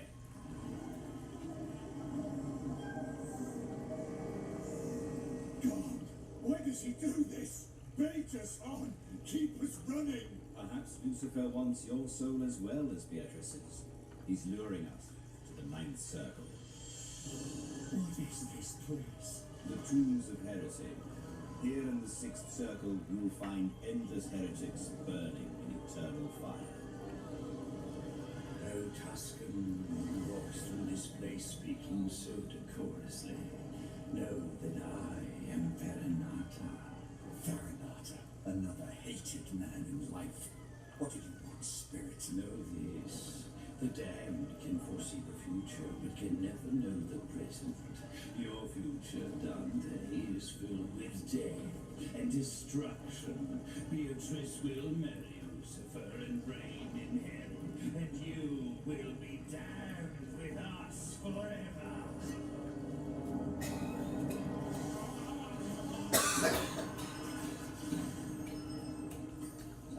I never liked him.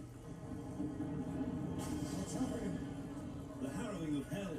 Christ's death forever quakes this circle. We must hurry. Do you hear?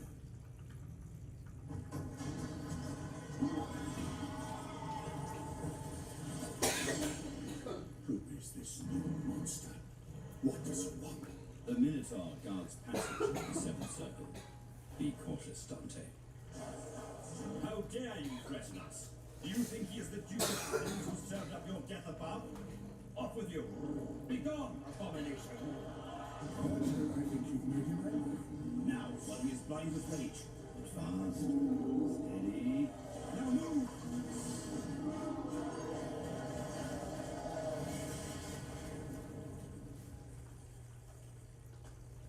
You have many surprises, poet. Perhaps you would have made a great warrior in life.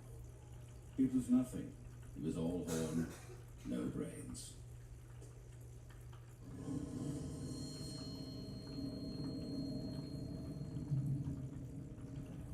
This circle is reserved for the violent. Those who have done violence against others, forever boil in the blood they have shed. How should we cross? It's impossible. You summoned me, Great Virgil. Greetings, Nessus. We need passage across the bloody Phlegathon. Can you help us? Of course. Climb, hold on tightly. The river is treacherous. Here is Alexander, Dionysius, Attila, and countless others. The damned here are worse off than the Styx. These were the kings of bloodshed and disappointment.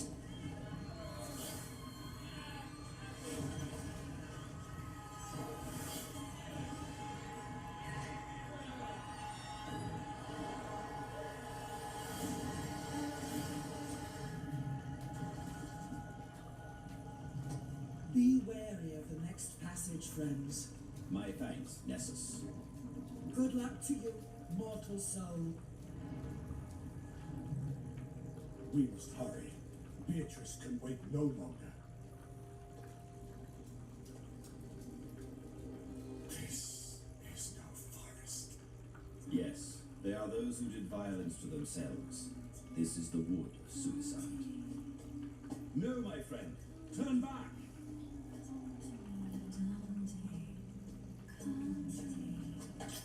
Why do you break me? Have you no pity? Mother? Yes, son. I too am among the damned. How can this be? When a soul takes its own life, Minos judges it to this circle. Here it sprouts, shoots up like a sapling. No body, only pain. No, Mother. You don't belong here. You died of fever. I despised your father's cruelty, but I was too weak to defy him. And so, I took my... You learned your father's ways, but you are not lost. You can redeem yourself. Beatrice was all I had. How could I have betrayed? The pain you endure purifies you, son. Heed my words. You must look into your deepest sin to save her. And what of you? Only the living can redeem themselves. I cannot. This is too cruel a punishment for you, Mother. God must know this is not your fault. I'm going to free you.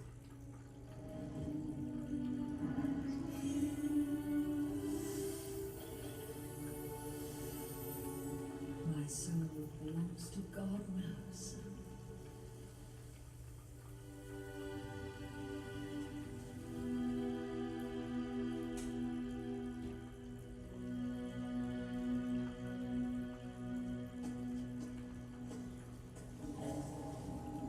We are still in the seventh circle. Yes, the abominable sands. It is here the damned did violence against God. We came here to kill these heretics. We came to reclaim the Holy Land. Saladin took the city last year and spared Christian lives. We should do the same. Since when are heretics worth a Christian life? Enough! Enough! Dante, no!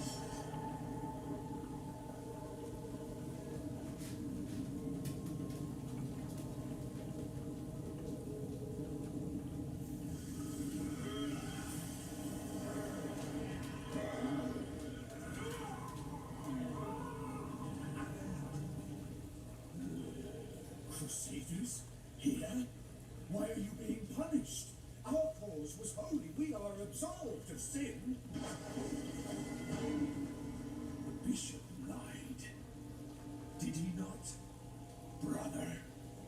Francesco, not you two. God never condones violence of any kind. There was no holy war. Don't you understand? The priests lied. Of all people, how could you be here? It was you! You did this to me! No, listen. You don't deserve the life given to you. You don't deserve Beatrice. And now, you will join us here forever, where you belong.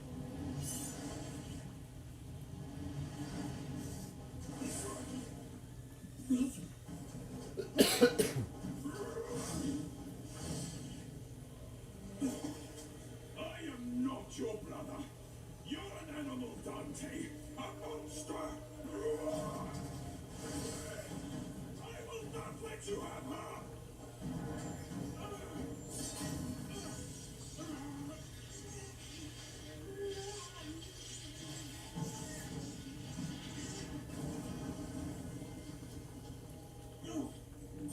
You know I'm a better swordsman, Dante.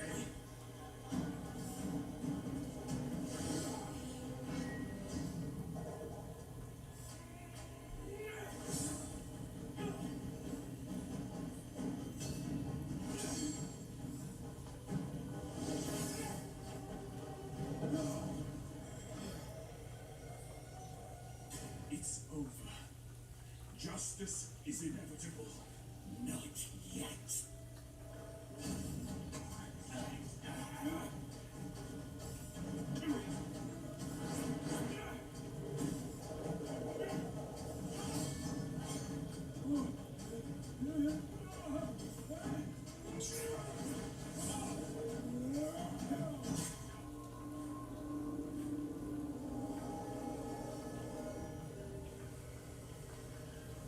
He can rest for a while, but he is forever bound here, like a shadow of time, unforgotten.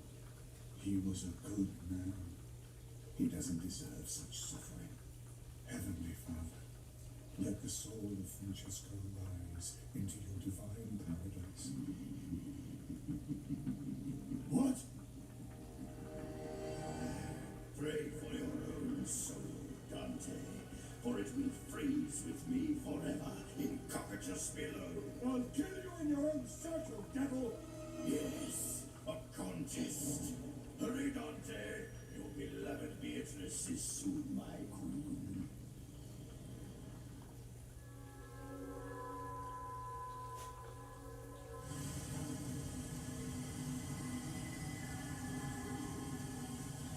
This is the union of the three great rivers of hell.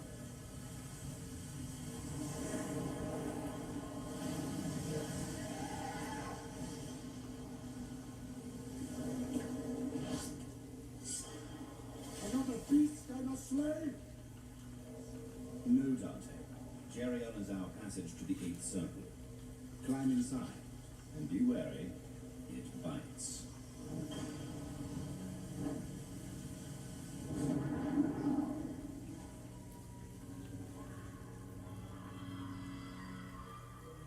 My thanks, Cheria. This way, Dante.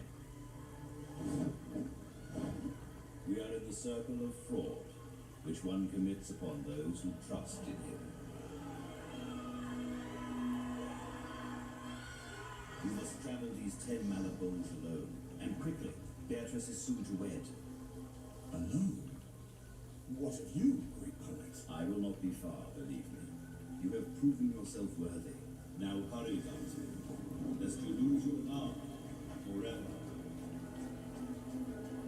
I travelled on alone, over the flatterers and cynists, and as I ran, I was overwhelmed with my sins, as if every Malabulge was a chasm of memory. I felt my mind weakening with every step, and yet I would not cease.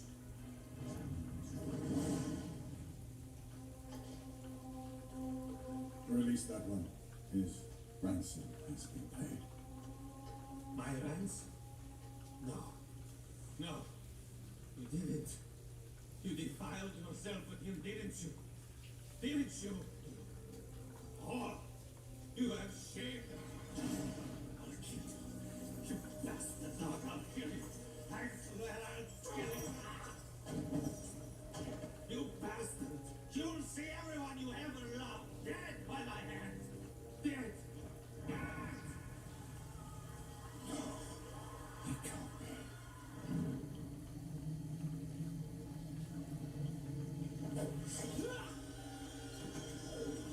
I have come for the woman. No!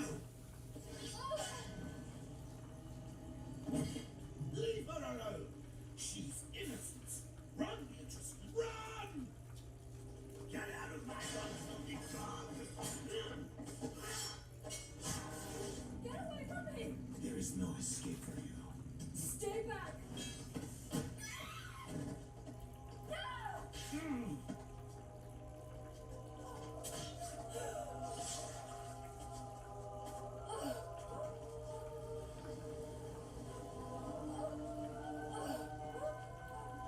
Vengeance is finally mine.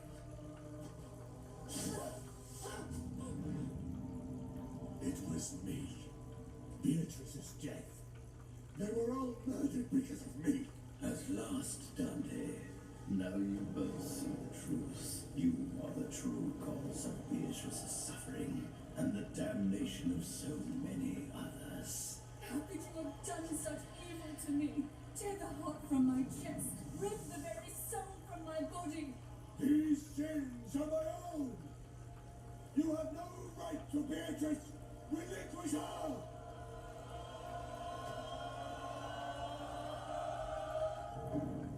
Never dwellers, night fiends, and torturers of the gods, strip the flesh from the mortal's bone.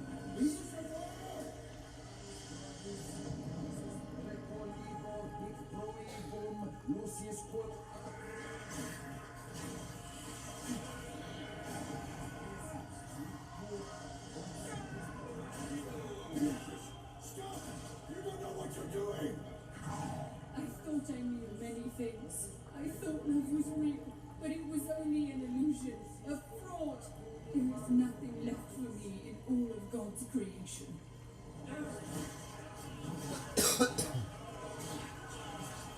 Yes, my love. In union, all of hell will be yours. Beatrice, don't do it. When you had your way with that girl, you gave me to Lucifer. It was all because of you. Beatrice!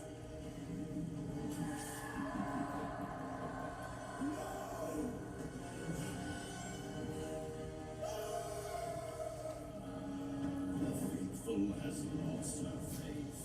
The incorruptible has become corrupt. The true innocent has given way to the sins of man. And all the rest before her, who can now deny my rights?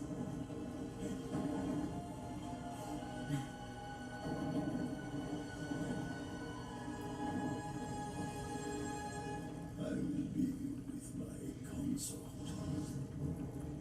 She has so much to show you.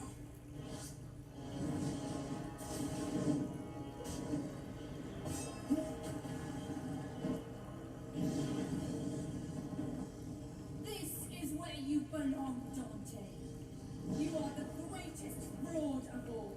You lied to me, deceived me, and for that, you shall suffer. Don't do this.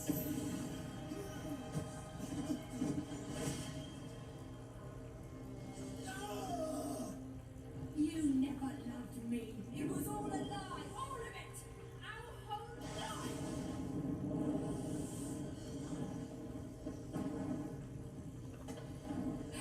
Beatrice, listen to me. I braved the circles of hell for you. You mean nothing to me. But I have faced my sins. I am ready to take you home. Face your sins.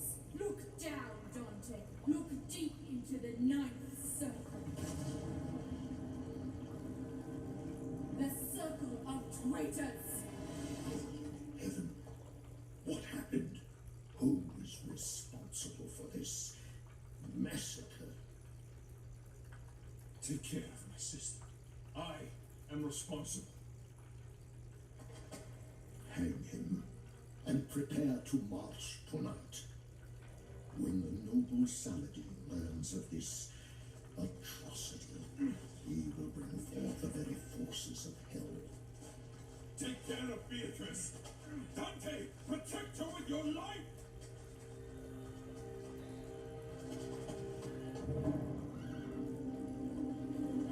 Beatrice, I'm coming home.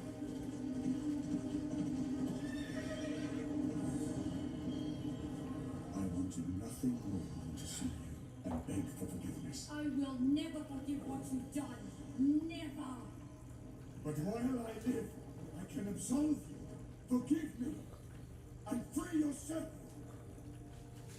My cross. I brought it back to you.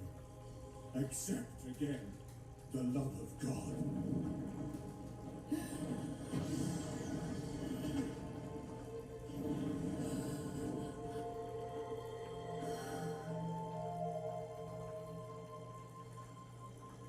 Dante.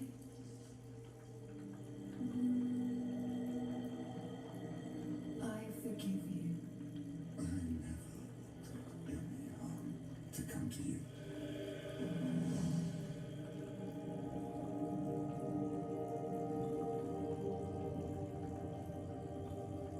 You have done well, my friend. And though you may not understand it now, Dante, you have perhaps saved far more than just one innocent soul. Wait, I can't be separated from her now. You cannot claim a place with her yet, Dante. You have to face the true enemy in the lowest part of the ninth circle, the circle of traitors. There you must face the king of traitors, Lucifer himself. He guards your only escape from the inferno. We shall be reunited one day. I promise. Goodbye, my love. This last trial is for you to face alone. Godspeed, my lord. Very well. I am coming for you, Lucifer. I will make you pay for her suffering. I am coming for you.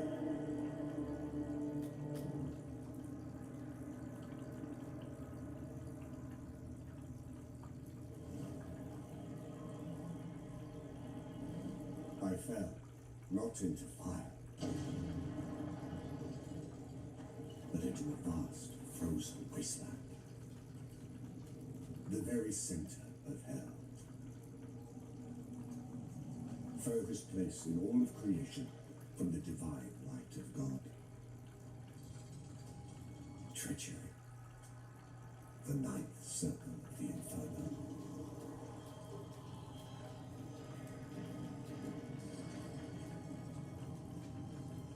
I walked through the darkness, numb with bitter cold. All about me, the forsaken, frozen souls of deceivers and traitors.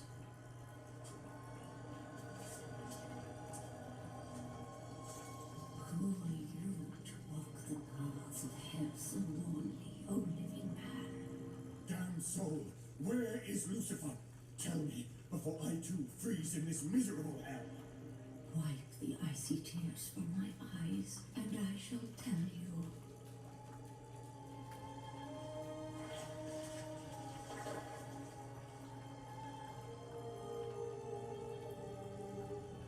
The Lord of Hell dwells at the center of this frozen lake, past the storms of Ptolemea, deep in the centipede of Judeca. There his icy halls are well protected, and none but the mightiest may cleave a path. But can you believe me? Can you believe a traitor?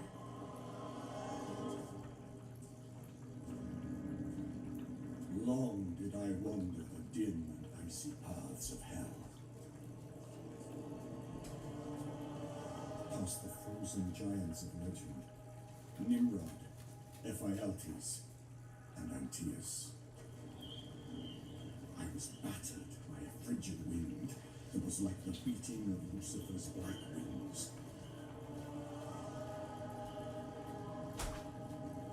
Finally, after a seeming eternity, I came to a passage blocked by the frozen links of a mighty chain.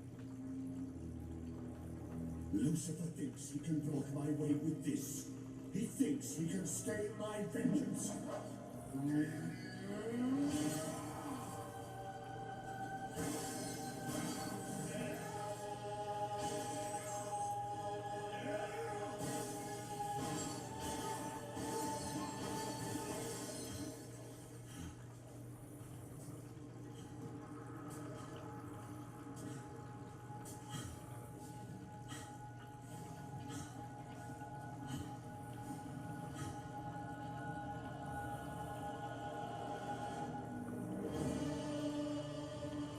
Welcome, great Dante.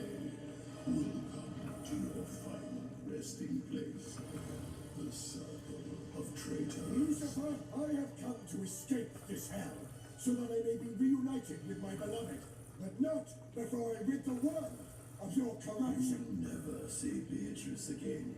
The path to purgatory lies through me. You are the warrior of a weak and dying god. A god who is the true evil. His power wanes over the world. Silence. Your lies have no power over me, devil. I will rend the very soul from your frozen body. Indignant fool. Come, let me devour your soul as I devour Judas Iscariot. You will remain in this pit until creation's last breath. Do you hear? You are not invincible here. You are just another demon. And like any fallen, you can be destroyed. You cannot destroy me.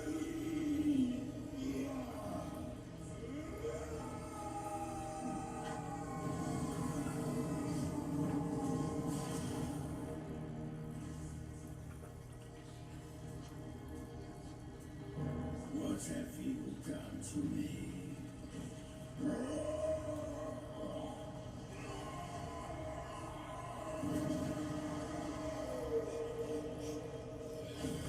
I have slain you, great beast. Victory is mine. Watch this.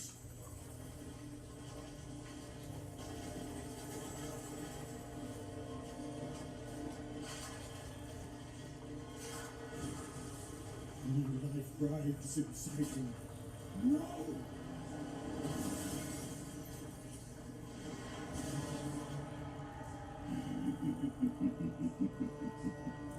Thank you, Dante. I am very impressed. Many have tried, but all have failed me. Ulysses, Alexander, Attila, Lancelot. Truly, you are the greatest of all my minions. Minion, I do not serve you. Speak without your forked tongue, serpent. Do you not? You freed me from my eternal torment. I came only for Beatrice. Beatrice? She was only bait. It was you I wanted all along. Don't you see? I was bound by God in this frozen pit. Only my shadow self allowed to roam free. It took a mortal to release me.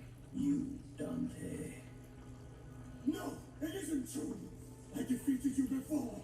Show me the path from hell, or I will end your miserable existence. Destroy an angel of God. You arrogant nut. Such vanity, such pride. I could have slain you the moment you fell into hell.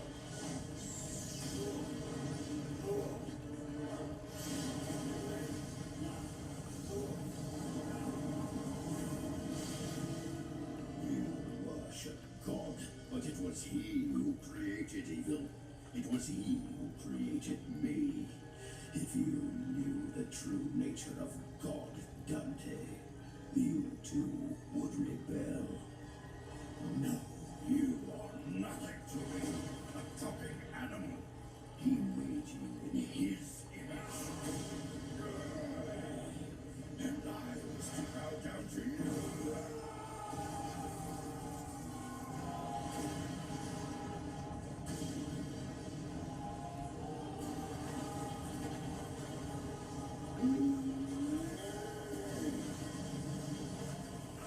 I grow weary of this game.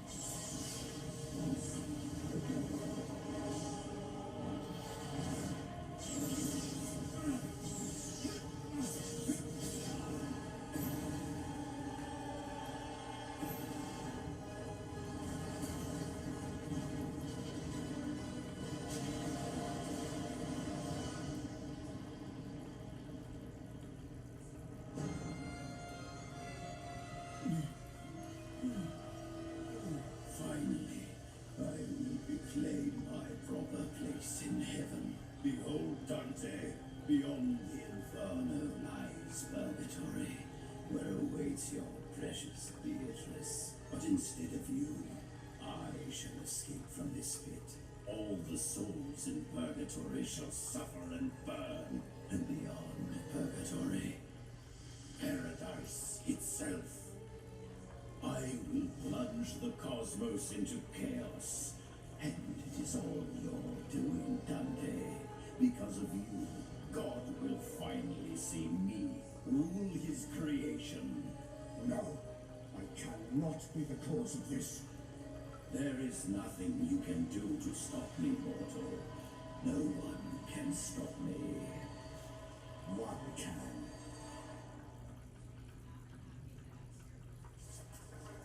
Almighty God, forgive me for all of my wicked sins.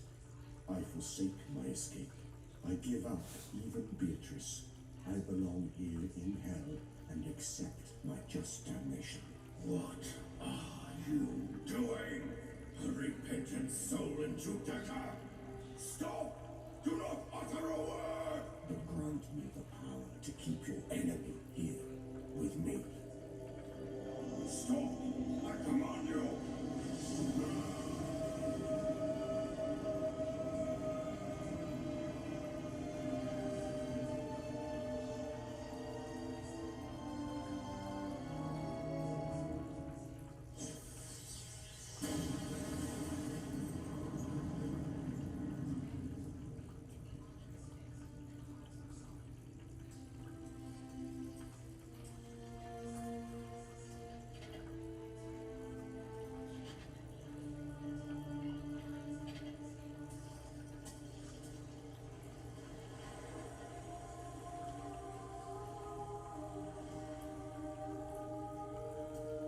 Purgatory.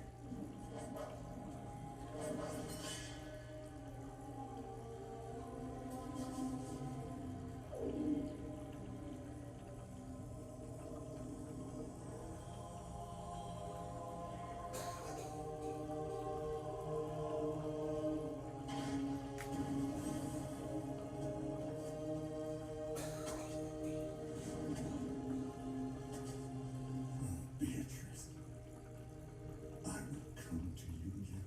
My love, I have forgiven you. God will forgive you. Now, forgive yourself.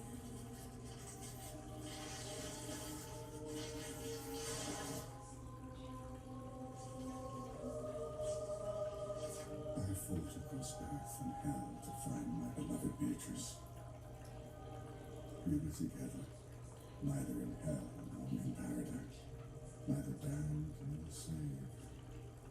I did not die, and I did not know.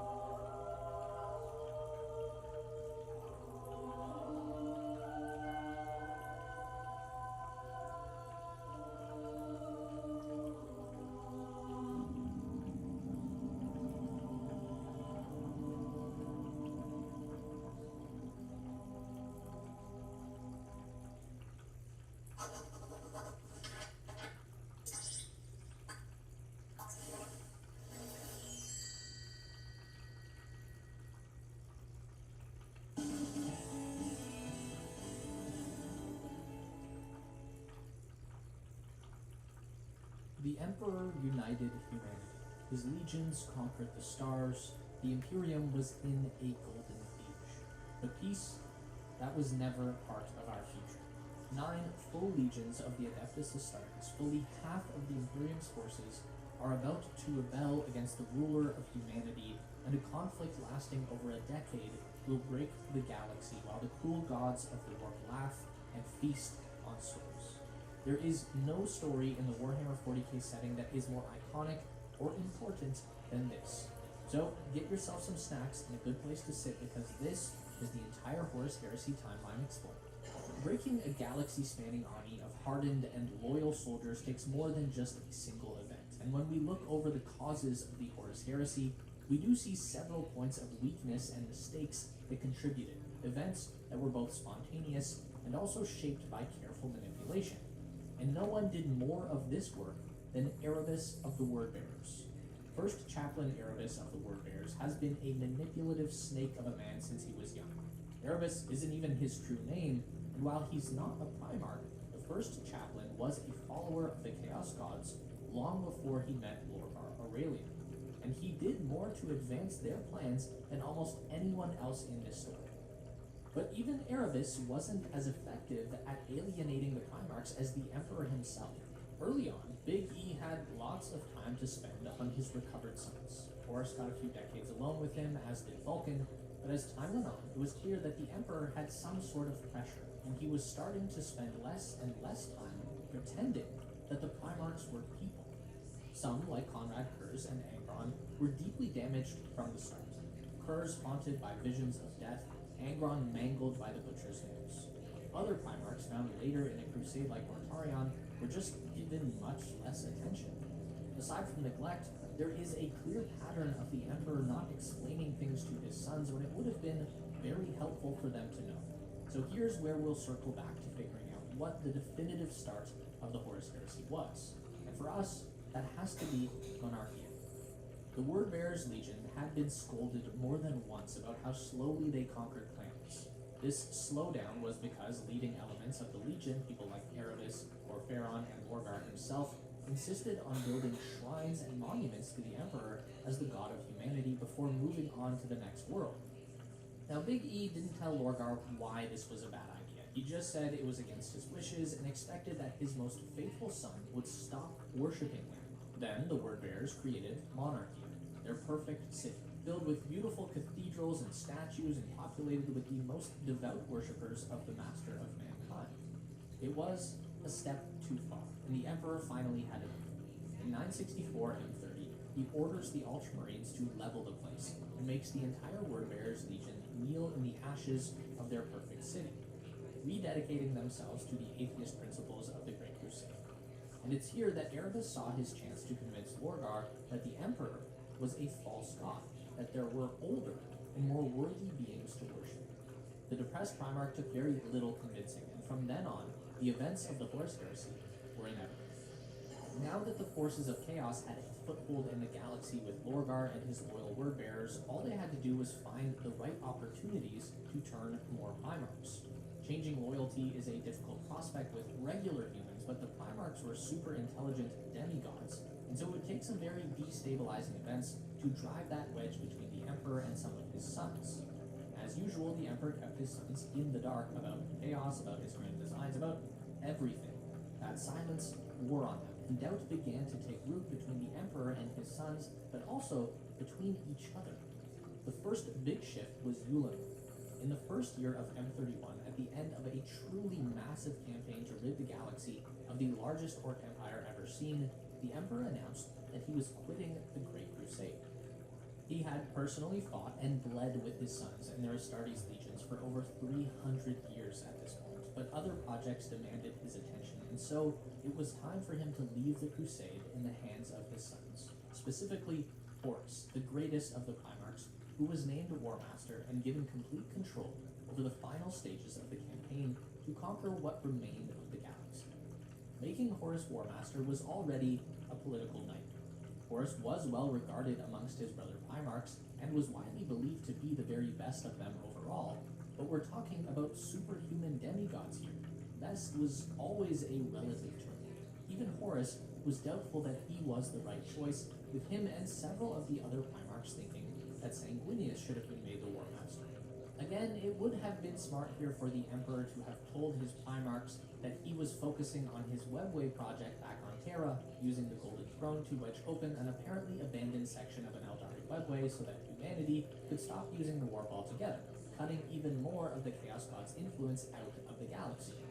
But he didn't, and many of the Primarchs began to believe, just like the Thunder Warriors, the Emperor was preparing for the next phase of his plans for humanity, and it didn't include them. Without more guidance than warp creatures bad, the Crusade forces had to keep making cover-up stories whenever they ran into strange warp entities or sorcery, since the Primarchs knew just enough to understand that the Emperor didn't want people knowing about these things. But that ignorance meant that corruption was slowly spreading. At the same time Ulanor was finishing up, the cleansing of Laren had begun, and Fulgrim took a demon-forged sword as a trophy without understanding the dangers of keeping a demon strapped to his waist at all times.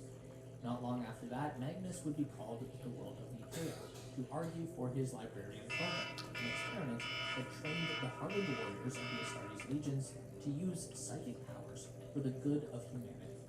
Once again, it would have been a great idea for the Emperor to explain to his children that the warp was dangerous because of the horrible eldritch creatures that live there.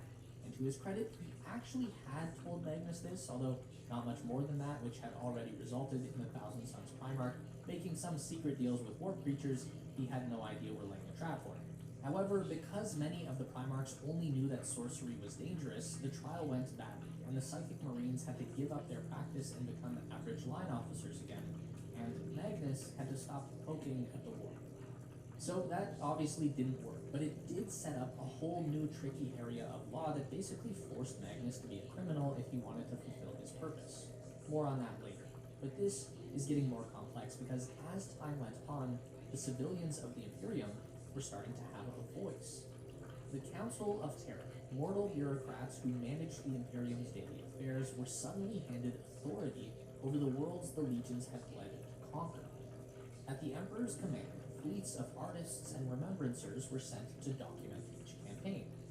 But worse still, accountants followed behind, bringing news of taxes to be levied from these hard-won planets. The Astartes saw it for what it was, the beginning of bureaucracy creeping in where warriors had once ruled. Orders were orders, but the Crusade fleets began to resent what they saw as a betrayal. And all along, in the background of these events, Lorgar and Erebus slithered between the other Primarchs, seeding ideas like the warrior lodges into as many of the legions as possible. The warrior lodges were especially useful for this phase of the plan, as they created little subcultures inside the legions who allowed them to operate and spread. During the Great Crusade, these lodges were pivotal for breaking the bonds of brotherhood that kept the Legiones Astartes fighting so efficiently together. And like we said, this was just Erebus and Lorgar taking advantage of an opportunity created by the Emperor. This brotherhood had been steadily breaking down since Monarchia, and possibly even before that. But just in the 40 years between Monarchia and the end of the Ulanor campaign, Conrad Kurz had destroyed his homeworld of Nostromo in rage, Alfarius had been found and was given his legion, officially becoming the last Primarch to be discovered. Lionel Johnson ordered Luther and his wing of Dark Angels into guard duty on Caliban as punishment for the Zeramin campaign, seeding the bitterness that would become Luther's rebellion. And most importantly, Primarch 2 and 11 were written out of history. This last one really did a number on the group of Primarchs, especially Leman Russ, whose legion had been tasked to handle the dirty work. From then on, every Primarch was aware of what would happen if they stepped out of line and how their father truly felt about them. They also couldn't trust Russ, the most loyal of them, to stay his hand in a complex situation.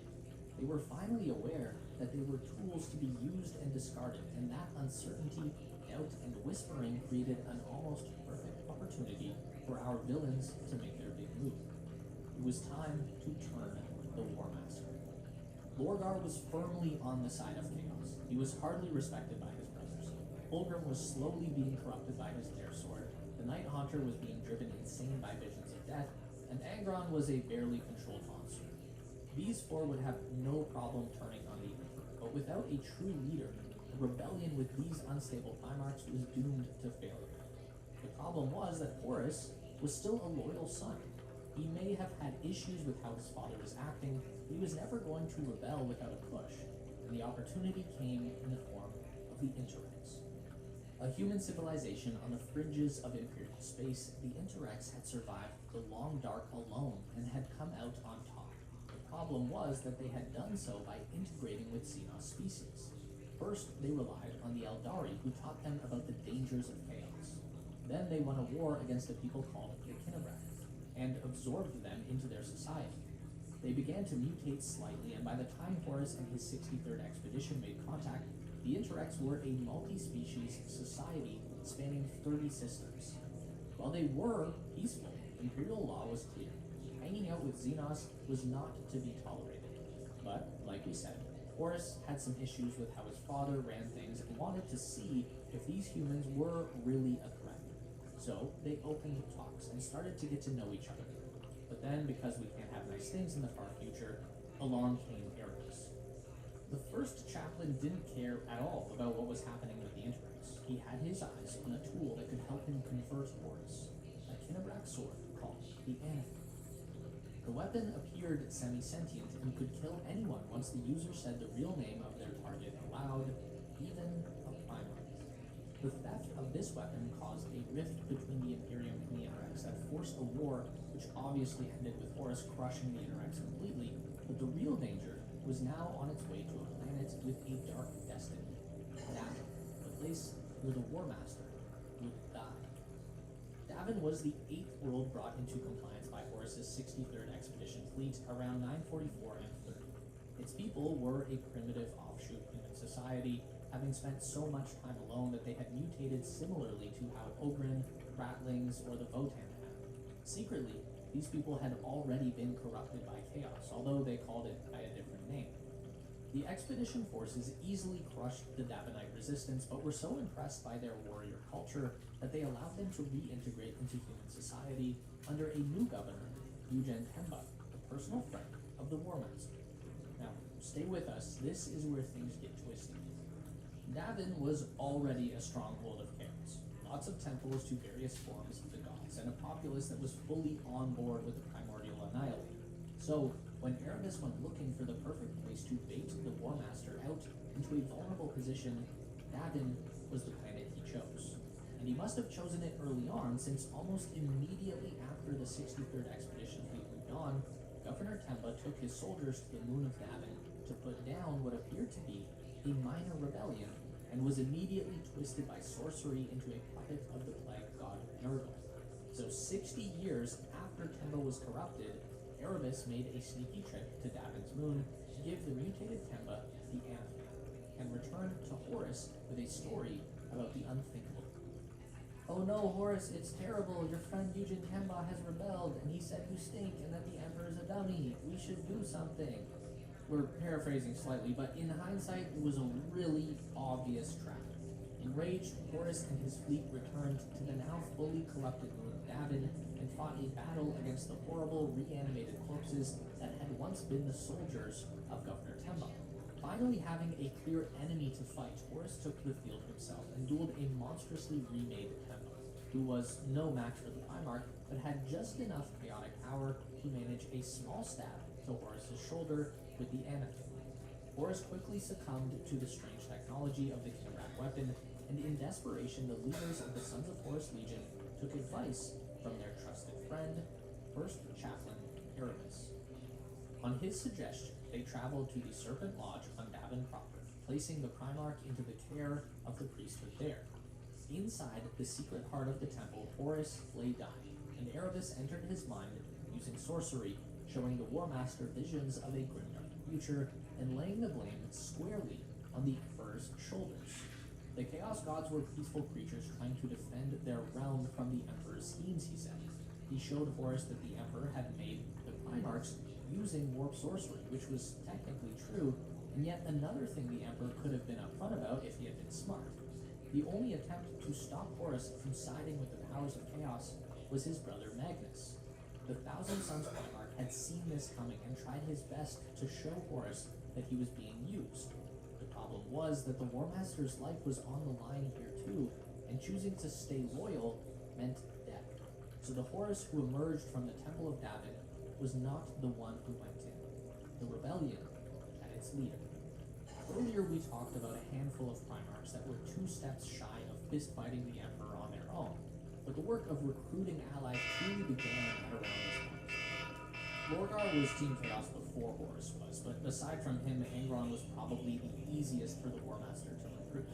Angron hated the Emperor from the moment he was stolen from his gladiator family, and the Butcher's Nails were slowly killing him while driving him insane, so Horus barely had to say anything, and the Red Angel was convinced to join them. Fulgrim was a little more difficult, but the demon blade he had gotten from Lair had already started breaking him down. The famous Eldari seer, Eldred Ulthron, had tried to warn Fulgrim about the impending civil war, so when he confronted Horus about it, he was horrified to find that the alien had been telling the truth. However, Fulgrim loved his brother Horus and deeply trusted him. A few solid arguments about how the Emperor was a lying, uncaring monster, plus the demon sword whispering about perfection, and Fulgrim was on board. Mortarion was the last of the original 4 traitors, and admittedly, he was a little harder to convince. He had already started noticing how much of a tyrant the Emperor was, but he also really hated psychic stuff, and all this chaos talk was not something he was into. However, he also trusted and adored Horus, so even though he was disgusted by Lorgar and Fulgrim's new attitude towards the arcane, he agreed that rebellion was the only path forward. Like Angron, the Night Haunter had also never been a fan of the Emperor and was about 2 steps shy of being renegade by this point anyway. About 20 years before Horus was corrupted on Davin, the Night Lords had discovered a plot by the nobility of their homeworld Nostramo to swap the Legion's recruits with the planet's criminal population. Infuriated, Conrad Kurz fired into the planet's core until it broke apart. So, while he didn't particularly like his brothers, Conrad knew the Loyalists were already thinking about arresting him, and so gladly pledged the Night Lords to the War Master's banner. Meanwhile, Perturabo had been growing more and more bitter with his treatment. He had just finished a costly war against an alien civilization, a conflict that both maimed his legion badly and had no real benefit for the Imperium at large. To make matters worse, when he returned home to Olympia, he found the planet in revolt and decided to decimate the population. He knew the Emperor would have him in chains for his slaughter, but Horus praised him for being practical enough to do what had to be done. Perturabo was also not fond of most of his brothers, but if he would be treated better with Horus, then the Iron Warriors would take up his cause. And finally, we have Alfarius and Omegon. Although it's not clear if anyone knew they were twins, the 20th Legion Primarchs were surprisingly ready to join Horus when he came calling. Later, many would suggest that this was because Horus was the only Primarch that Alfarius seemed to have any sort of positive relationship with. The real reason happened 3 years before the events of Davin. A group of powerful allies known as the Cabal had reached out to the twins in order to convince them to join Horus. In a vision of the future, they showed the twins that Chaos had invested so much of their power in the War Master and humanity as a whole that if humanity was to be destroyed, the galaxy could be saved from the gods of the war. They showed that Horus was not fully corrupted, and if he were to win against the Emperor, his guilt and rage would destroy all of humanity within a few short years. But if he lost, then the galaxy would slowly decay into a grimdark future of constant war, while chaos fed on humanity's corruption. Now, we still don't know the exact motives of the Alpha Legion's Primarchs, but they pledged to help the War Master from then on. And it wasn't just fellow Primarchs either. Horus made allies in a bunch of places, but none more important than Kelbor Hal, the Fabricator General of the Mechanicum, who led the Martian priesthood. With his loyalty paid for using stolen advanced technology, Horus had guaranteed that a huge portion of the industrial base of the Imperium was now working for him, including many legions of Titans. Now that he had his secret club of heretics, the War Master needed to make sure all of his forces were on the same page, which meant purging the loyalist elements of the legions who weren't worshipping Chaos yet. And before he could do that, he had to make sure he couldn't be stopped by his loyalist brothers, which began with handling a little spy problem. Remember when Magnus had tried to stop Horus from siding with Chaos? Well, Horus sure did, and the fact that his psychic brother could basically see him anytime he wanted and knew that he planned on taking over the Imperium meant that Horus needed to find a way to take Magnus off the board. Luckily, poor Magnus did that himself. Immediately after dapping, Magnus knew he had to warn his father about what Horus and the gods of chaos were planning, and damn the consequences. The fastest way to reach the Emperor on Terra was with a psychic projection, so even though he had been forbidden to meddle with the warp at the Council of Nicaea, Magnus left his physical body behind and blasted straight for Terra. But then a funny thing happened. While he was traveling through the warp, Magnus noticed a new bit of the Eldari webway that he hadn't seen before, that looked like it was more or less a shortcut directly to Terra. It was hard to break into, but thanks to some help from a definitely innocent anonymous voice in his head, Magnus busted a hole in this new webway and coasted all the way to the Imperial Palace, where he learned that it was not an Eldari webway, but his father's secret project, a human webway meant to help humanity leave the dangers of the warp forever. And that voice had not been an innocent voice, but a god of chaos, likely Zinch, but he didn't know that at the time. Magnus had just blown a hole into this webway that led directly to the Imperial throne room, allowing hordes of demons to pour into the Emperor's safe new space highway. Needless to say, Big E was a little upset. It didn't matter that he had never told Magnus about the Chaos Gods, or why it was bad to meddle with the warp, or had never told literally any of his sons about the webway project. All that mattered was Magnus had ruined his work, and he ordered Leman Russ to bring him back to Terra in chains. But Horus hadn't openly rebelled yet, and as War Master, all orders from Terra came to him first. So it was simple to just tell Russ, who was unaware that his brother had turned traitor, that Magnus and his sons were powerful psychers, and the Emperor believed they were too dangerous to be left alive. Prospero must burn. Ever loyal, the Wolf Lord agreed and set out towards Magnus. With that handled, Horus just needed to make sure that the Primarchs who definitely wouldn't join him were busy far away from his fleets, at least the ones big enough to challenge him. Guilliman would never turn against his father, and he had by far the largest legion, so the Ultramarines had to be dealt with. Similarly, the Lion and his Dark Angels would be a major problem, as would Sanguinius and his Blood Angels. Dorn and his legion had thankfully been recalled to Terra to protect the Imperial Palace, so he was safely on the other side of the galaxy. The only other potential problem was Jagatai and his White Scars. Most leaders of the Imperium honestly had no clue which way the clan would turn, but just to be sure, Horus needed to deal with him too. Guilliman was already on the eastern fringe of the galaxy in his private empire of Ultramar, which was very far from Horus. All the War Master had to do was order him to stay there under the guise of preparing a massive campaign of conquest against the nearby Orc system, and he sent the word bearers who surprised them when the time came. The Dark Angels and Blood Angels he sent off to distant war zones, both of which had been seeded with demonic forces that would try to either corrupt or kill the Lion and Sanguinius. And the White Scars were sent to hunt the Orcs of the Trondak system, just in case. In order to make sure they stayed there until Horus had time to see if Jagatai would join him, elements of the Alpha Legion were tasked to keep the White Scars busy for as long as possible, using the Orcs as cover. The last big question mark was Ferrus Manus and his Iron Hands. They were a large enough force to worry about, but Fulgrim was certain that he could get his best friend and favorite brother to side with the War Master. So, Horus let him try. Fulgrim left half his legion with Horus to prepare for the events to come and raced off to meet Manus aboard his flagship. Once there, the two retired to Manus' private forge, where Fulgrim tried to convince his brother to betray the Emperor, which was a very big mistake. Varys was one of the most loyal Primarchs. There was no way he'd ever betray the Imperium, even if he agreed about his father being terrible. He attacked Fulgrim, but he was blinded by rage, and the Phoenician won the duel, knocking Paris out with his own hammer, the one gifted to him by Fulgrim when they first met. And here it would have been so easy to just finish the job, but Fulgrim hadn't fallen completely yet, and so he left his brother there. At this point you might ask, what about the Salamanders and the Raven Guard? Well, both legions were so much smaller than the others that Horus wanted them singled out for destruction first. So let's do a quick recap here, because that was a lot to cover. Horus had sent the Dark Angels, White Scars, Blood Angels, and Ultramarines off to distant battlefields to keep them out of the way. He had ordered Russ to kill Magnus, ensuring that the terrifying Space Wolves would be busy elsewhere, and that Magnus wouldn't be able to warn anyone. Dorn was stuck on Terra, Vulcan and Corvus Corax were about to be ambushed, and Varys Manus was at the very least unable to act fast enough to stop him.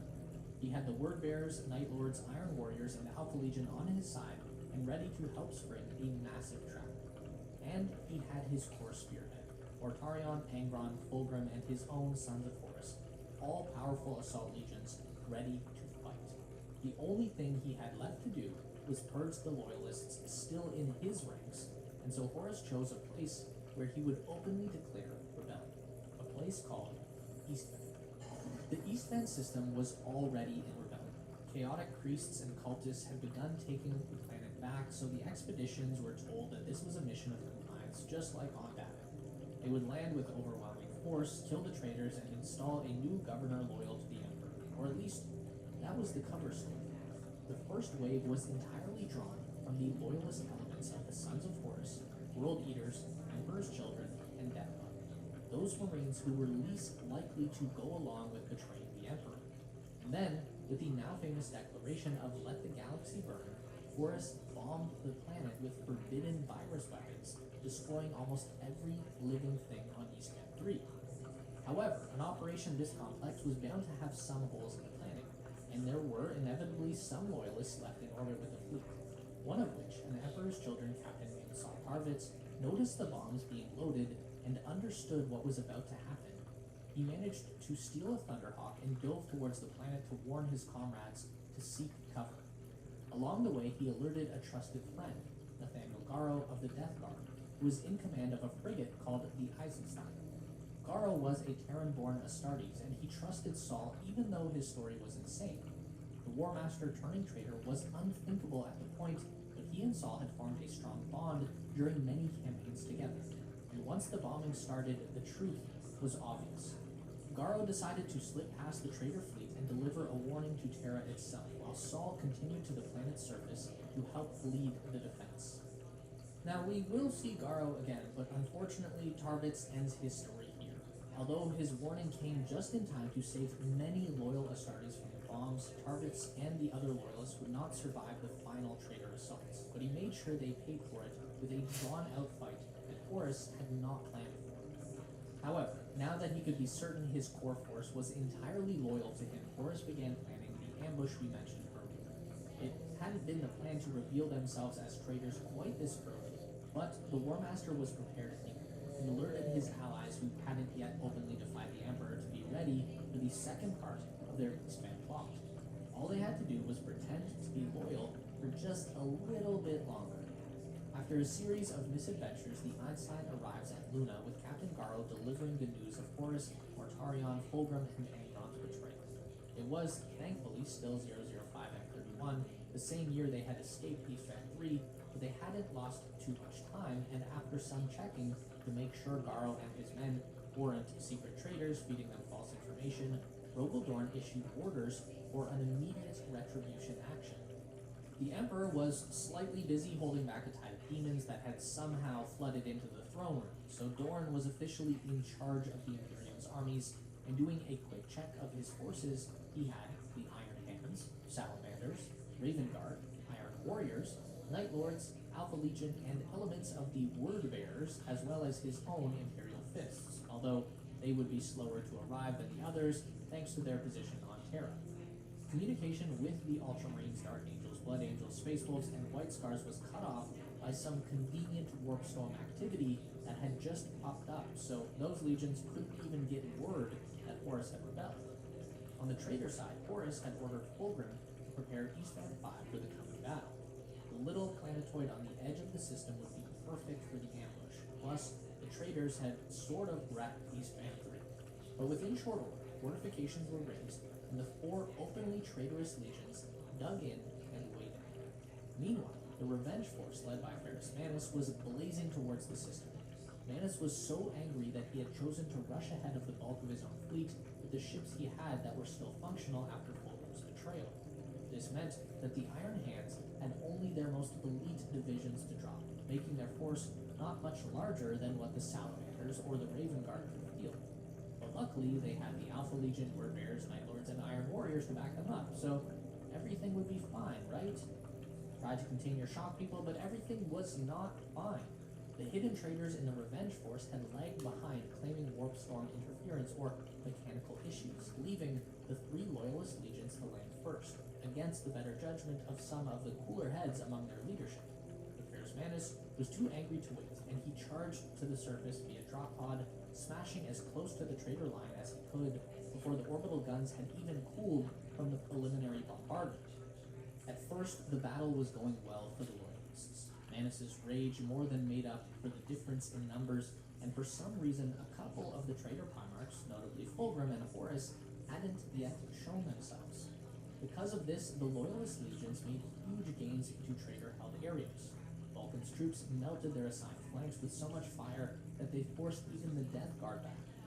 Corax led lightning assaults against the World Eater's positions, sniping and cutting Angron's men before melting back and frustrating any countercharges. And Ferrus Manus was leading a headlong charge right down the center, with his elite Morlock Terminators carving a path through the sons of Horus and Emperor's children, looking for any sign of his traitorous brothers. The traitor forces did outnumber them, however, and they slowly ground the initial assault to a standstill. But then, about 3 hours into the fighting, the loyalist reinforcements arrived. Landing in the safe drop site their brother legions had so generously prepared for them, the Night Lords and Alpha Legion moved to support the flanks. The Iron Warriors took the high ground at the drop site and began setting up prefabricated defenses, which the Word Bearers took position on. Seeing that the Imperium's forces had more than doubled, the traitors began a fighting retreat. Even Angron started moving back toward the core of his force, which should have been a clue that something was very wrong. For their part, Corax and Vulcan suggested that the 3 legions from the first wave should take full advantage of the lull in fighting and fall back to the drop zone and gather fresh supplies before joining their reinforcements for the final push. But Ferrus was not having it. He had just found Fulgrim's position and was stomping towards it, completely oblivious to the danger. The other 2 headed back to the Loyalist lines, maybe hoping Ferrus would come to his senses, or maybe because they had taken heavy losses in those first 3 hours and just couldn't support their brother. We'll never know. As the Raven Guard and the Salamanders got to within 100 meters of the newly fortified Loyalist lines, the Vox went dead, and a flare went up from the traitor command post, and the second wave opened fire on the first. Some reports say that the forward elements of the Raven Guard got close enough to start calling out to friends among the Word-Bearer lines by name, underscoring the tragedy to come in the next few moments as the Salamanders and Raven Guard were shot to pieces. Night Lord gunships began bombing runs on the scattering Loyalists. Alpha Legion apothecary stations revealed themselves as forward assault elements, and of course, the Iron Warriors brought lots of artillery. Completely thrown into disarray, Corax took his men and left, ordering a full retreat. He would make it out with a fraction of his troops, executing hit-and-run maneuvers against the traitors for the next couple of weeks before being rescued. Vulcan would choose to stay, and would eventually be captured by Conrad Kurz for his trouble. Meanwhile, Ferrus and his Iron Hands refused to retreat in the face of these new developments. Fulgrim had stepped into his path, inviting a duel, and he was not going to let this opportunity for revenge be slip. The fight was titanic and tragic in equal measures. Ferrus fought with the sort of anger that comes from a deep betrayal, and Fulgrim, though a better fencer on paper, didn't have the heart to kill his brother, who he still loved. But the decision was made for him when Fulgrim gave in to the whispers of his demise and allowed the creature inside to possess him, who then promptly cut the head off Ferrus's shoulders. The death of the Iron Hands Primarch signaled the end of the battle. The traitors had won an overwhelming victory and crippled 3 whole Loyalist legions while taking comparatively few losses themselves. With all the pieces in place and the road to Terra theirs for the taking, Horus set his gaze on the Sol System. The campaign from Eastvan to Terra would be one of the most colossal wars ever fought, sweeping across too many star systems to name in this discussion. As we said earlier, many of these battles could fill a video on their own, so if we're going to get to the finale of this heresy, here is where we're going to have to jump around.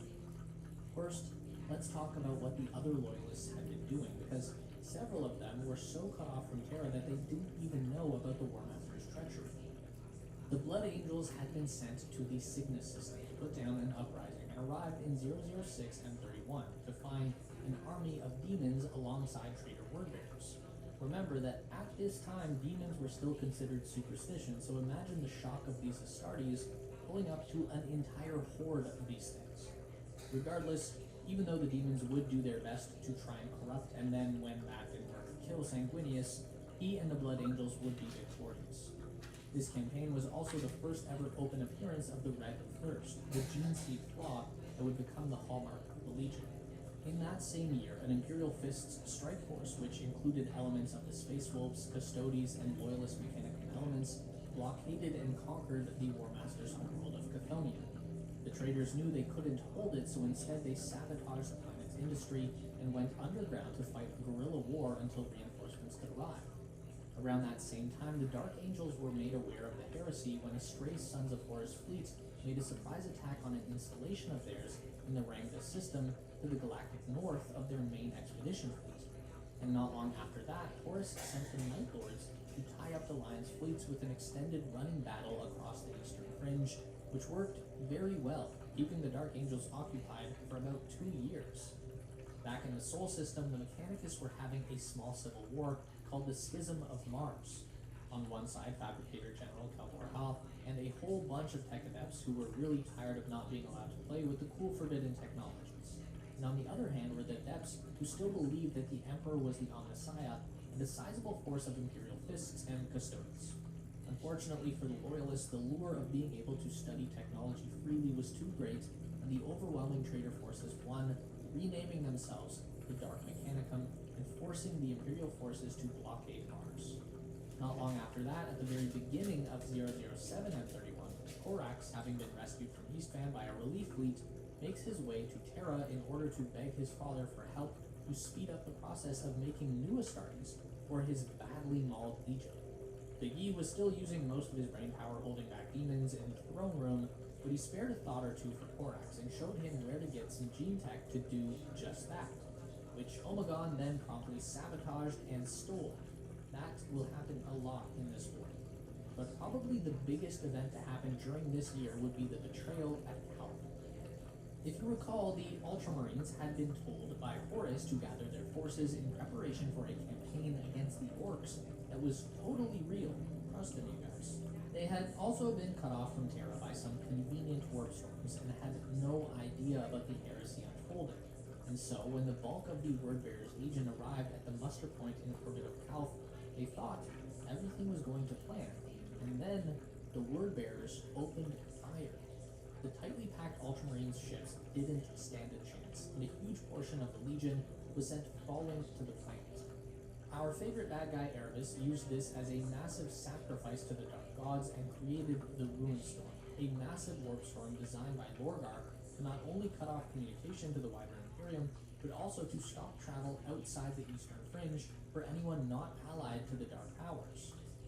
This meant that the Dark Angels, Blood Angels, and Ultramarines were stuck there until the storm weakened, and with some of the strongest legions safely fenced off, traitor legions were able to completely run rampant. It also tied up Lorgar and his legion while he kept feeding the Fluent Storm with sacrifices to keep it strong, but one legion mostly tied up in one area is a way better situation than what the Loyalists were having to deal with. Plus, no one really liked Lorgar anymore. On the other side of the Runestorm, most of the fighting was being done by the Imperial Fists, the now heavily wounded Space Wolves Legion, and scattered warbands made up of the remnants of the Salamanders, Raven Guard, and Iron Hands, calling themselves the Shattered Legions. The Space Wolves had taken unexpectedly heavy losses on Prospero while gutting the Thousand Suns, and were immediately ambushed by a sizable Alpha Legion force after that at the Battle of Alaxis Nebula in 007 M31. This did not stop them from engaging the traitors, but it certainly made them more cautious, which was a win in the traitors' books. Dorn, meanwhile, had orders to protect the Sol system, and as we mentioned earlier, had his hands full with the Dark Mechanicum, and so could only send smaller forces out to help. A surprising amount of work was reportedly done by the Shattered Legions, who made the most of their smaller armies by using hit-and-run disruption attacks during much of this period. The only other big question mark during this time was Jagatai Khan and his White Scars. To remind you all, the 5th Legion had been sent off by Horus to the Chondak system to fight some orcs, and the Alpha Legion had been quietly disrupting them to make the whole thing take longer, and of course they were not able to communicate with Terra because of some mechanical failures that, as you might expect, had been caused by the Alpha Legion, who had blockaded the system in secret. To make matters worse, Horus knew that at some point Jagatai would learn about the heresy, and since he still didn't know which way the Khan would swing, he told his brother that Russ had turned traitor and had attacked the Thousand Suns on Prospero. So when Leman Russ finally got a message through to his brother during the Battle of the Laxus Nebula we mentioned earlier, Jagatai had no clue who was telling the truth, but he did know how to find out. Gathering his legion, the Khan broke through the blockade and made for Prospero, where he had to fight through the ghosts of dead Thousand Suns legionnaires before being confronted by a shard of his brother Magnus. The psychic Primarch had lost his physical body when he fought Leman Russ, making a desperate jump into the warp with as many of his sons as he could take. This broke Magnus into 5 separate shards representing various parts of his personality, one of which was now begging Jagatai to take a side in this war.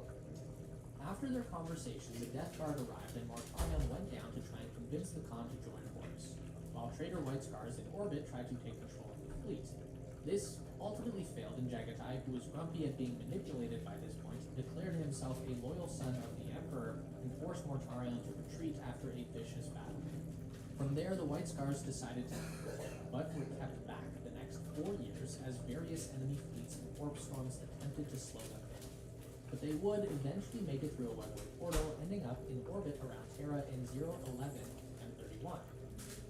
All in all, the Loyalists were not in a good place, but all was not well between the traitor Primarchs either, and the very same things that made them turn on the Emperor were also causing them to lose cohesion and turn on each other slowly. One of the first real problems was that, aside from the 4 legions who were at East M3, none of the other legions had purged the Loyalists from their ranks. This wasn't really a problem for the Wordbearers, who had all been heretics before Angelus. It wasn't a big deal for the Night Lords, whose forces were mostly made up of criminals who knew the Imperium didn't love them. So the few, if any, Loyalists either quietly slipped away or kept their mouths shut. But for the Alpha Legion and the Iron Warriors, this became a huge problem. At least it definitely was for the Iron Warriors. We'll get to the confusing mess with the Alpha Legion in a minute. But throughout the heresy, loyalist groups of the Iron Warriors just kept popping up to delay the traitors whenever they could reach the point.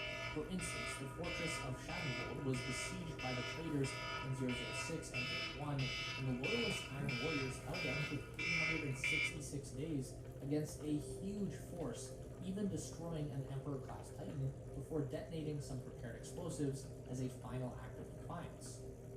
And like we said, the Alpha Legion was seemingly a mess. They had been tasked with talking to Jagatai to convince him to join Horus, since Alpharius and Jagatai were both philosophical people with the ability to talk circles around any arguments. But instead, they stalled them until messages from Leman Russ and Dorn got to the system, and even openly attacked the White Scars without even trying to convince them to defect, making Jagatai much more likely to side with the Emperor. Little things like this kept happening throughout the heresy, where the Alpha Legion would make mistakes that weren't typical of the Legion, and which benefited the Imperium somehow. But they were also clearly fighting for Horus, ambushing Russ and his wolves, ambushing the Raven Guard. They did a lot of ambushing. But these little moments make us think that the Alpha Legion may have joined Horus to weaken him from the inside, or one of the twins wasn't actually convinced to turn traitor and was working against the other. Alpharius himself might have been killed in 010 M31 in a fight with Dorn on Pluto, but we can't be sure. We do know that the confusion definitely caused some big issues for the traitors as a whole. Then there was the drama between the Primarchs themselves. One of the clearest examples happened in early 007 M31, where Perturabo and Fulgrim dove into the Eye of Terror looking for an artifact that would give them some sort of power boost. And that's vague on purpose, because Fulgrim actually planned on sacrificing Perturabo to become a demon prince. And while he failed to kill his brother, Fulgrim did succeed and was transformed into a demon of Slanesh, completing his journey into darkness. Perturabo and his forces meanwhile kept ignoring orders to go off and do their own thing. As it turned out, Horus also kept using the Iron Warriors for garrison and siege duties, and they were done with getting given all the worst assignments, wandering off whenever they caught wind of resources or artifacts that would benefit them. Surprising no one, Lorgar had his own agenda the entire time, which seemed to just be bring more chaos into the galaxy at any cost. Most of the time, this benefited his brothers, like when he conducted an entire campaign to transform Angron into a demon prince of corn, saving his life from the butcher's nails that were slowly killing him. Or when he dove into the Eye of Terror to pull Fulgrim back to the war he had left behind when he became a demon prince himself. But he also got himself banished to the Eye of Terror for attempting a coup against Horus while the War Master was injured from a duel with Leman Russ in 012 and 31. Horus himself was, as you can imagine, frustrated. He often complained that he didn't have more loyal and talented generals like Varys Vanus, Guilliman, or Sanguinius, and aside from the sorry state of his traitorous brothers, this was actually down to the fact that he still didn't have full confidence that he was doing the right thing. Even after he dove into the War Portal on Rolak to gain the same power the Emperor won by tricking the Chaos Gods before starting his Primarch project, Horus was still deeply uncertain while he wasn't under the effects of the War corruption. He knew the Emperor had to be stopped, but everywhere he looked, his rebel forces were falling into greed and infighting.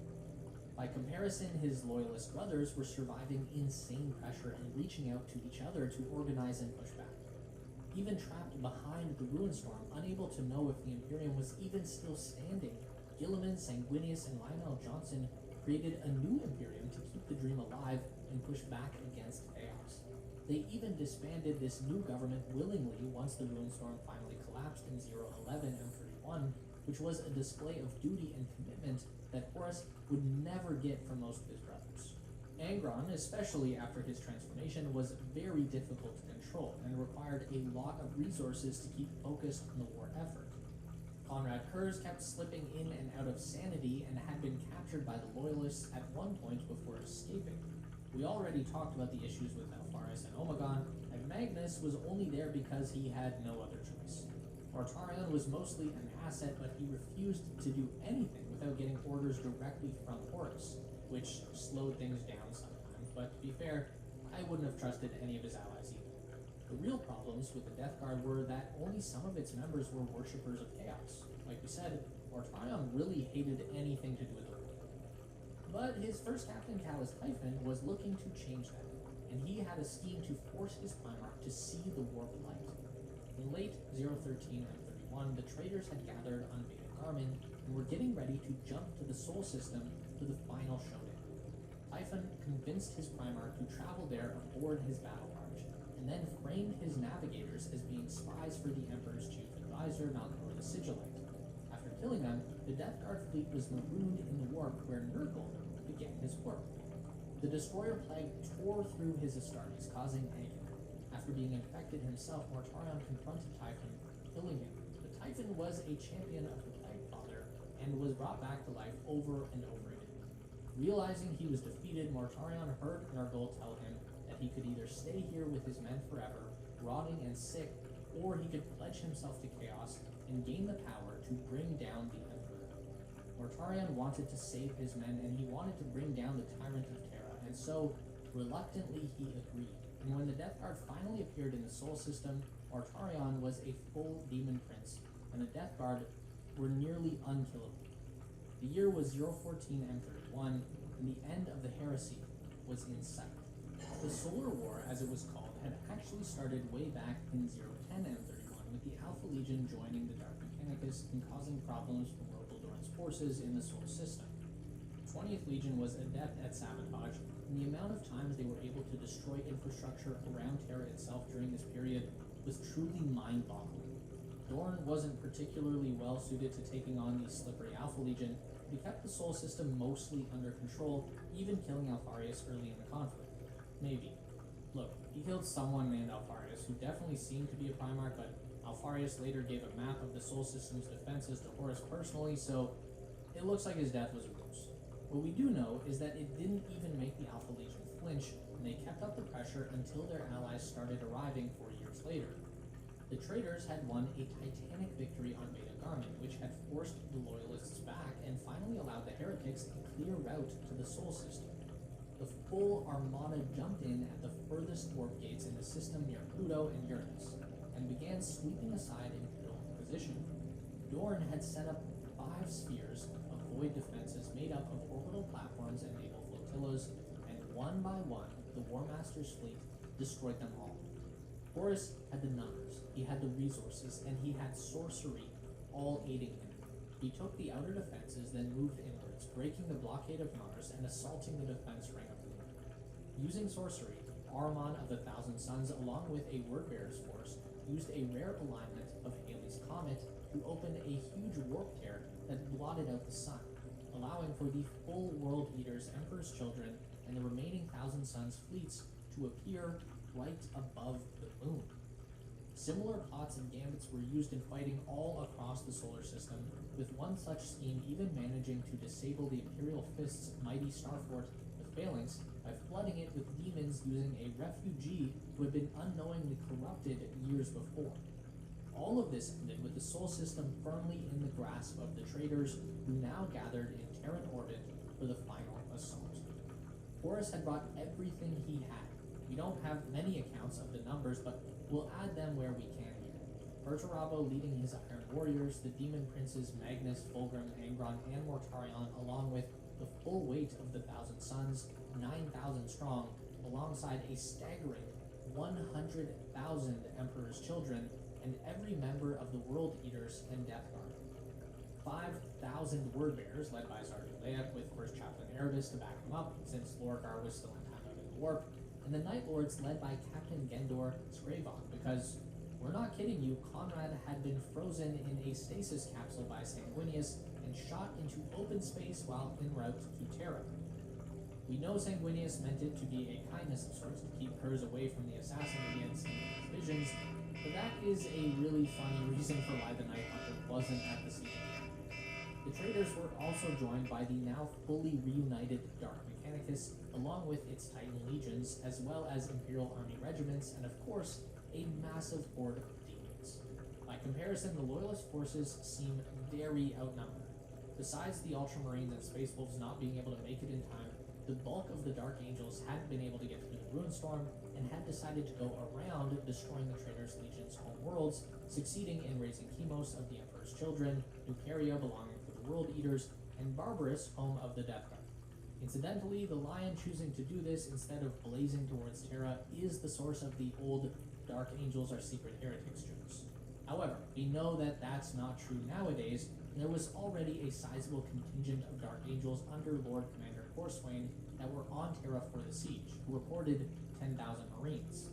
Aside from them, there were 3 entire legions left over, the Imperial Fists, the Blood Angels, and the White Scars, all with their primaries. Vulcan was there as well, but he was assigned to guard the Golden Throne and the Webwood Portal underneath it. More on that later. The Shattered Legions were present too, although we're not sure how many of the scattered warbands of Salamanders, Raven Guard, and Iron Hands managed to get to Sol before the fighting started. There was, of course, a truly insane number of Imperial Army regiments. We are talking billions of troops to help bulk out those numbers, as well as the newly reformed Loyalist Mechanicum and the remains of the Loyalist Titan Legions and Knight Houses that came with them. Again, very little numbers are available to us here, but we know that the Titan Legion Ignatum had 55 engines ready to fight, while Legio Ataris had just one lonely boy out there. It was rough for the Loyalist Titan Legions. And finally, there were the Sisters of Silence and the 1,000 Custodian Guard, led by Captain General Constantine Balor, each and every one of whom was a legendary hero in their own right. With the quality of these forces and the powerful defenses and sorceress wards of the Imperial Palace to back them up, the field was relatively even at the start of the siege, which was a miracle if you remember how badly things started for the Loyalists way back at East Fan 3. Now, out of every battle in the Horus Heresy, the Siege of Terra is the one that most deserves its own video, but we will cover the major points here. The very first shot of the siege was an orbital shell fired from Horus's flagship and was aimed at the Emperor's personal quarters. It didn't hit, there was far too many defense guns and shields for that, but it was a symbolic gesture. that led into a sustained barrage of shells and orbital lasers that went on for days and was meant to soften the defenses enough to find a weak point where the traitors could begin landing. The siege plan written up by Perturabo was complex and unrelenting. No one knew siegecraft like the Iron Warrior's Primarch, and he had a grudge to settle with Dorn, who had designed the defenses of the Imperial Palace. This is what the traitors needed, since the barriers, shields, and especially the psychic wards placed around the palace meant that sorcery or trickery were not going to open a way in for the traitors the way that Ahriman and his comet had earlier. None of the demons, including the demon primarchs of course, could set foot on the battlefield until those shields were cracked. And cracks did slowly start to form. At first, only small aircraft could make it in for short bombing runs, but eventually, transports could land near the Helios Gate, allowing the traitors to start landing troops, which of course started with the mortal forces they had brought with them to soften up the loyalists. Guardsmen sworn to Horus landed alongside mutated cultists while orbital bombardment and bombing runs continued. This is actually when the Death Guard finally popped out of the war, newly sworn to Nurgle and ready to be the first Astartes on the ground.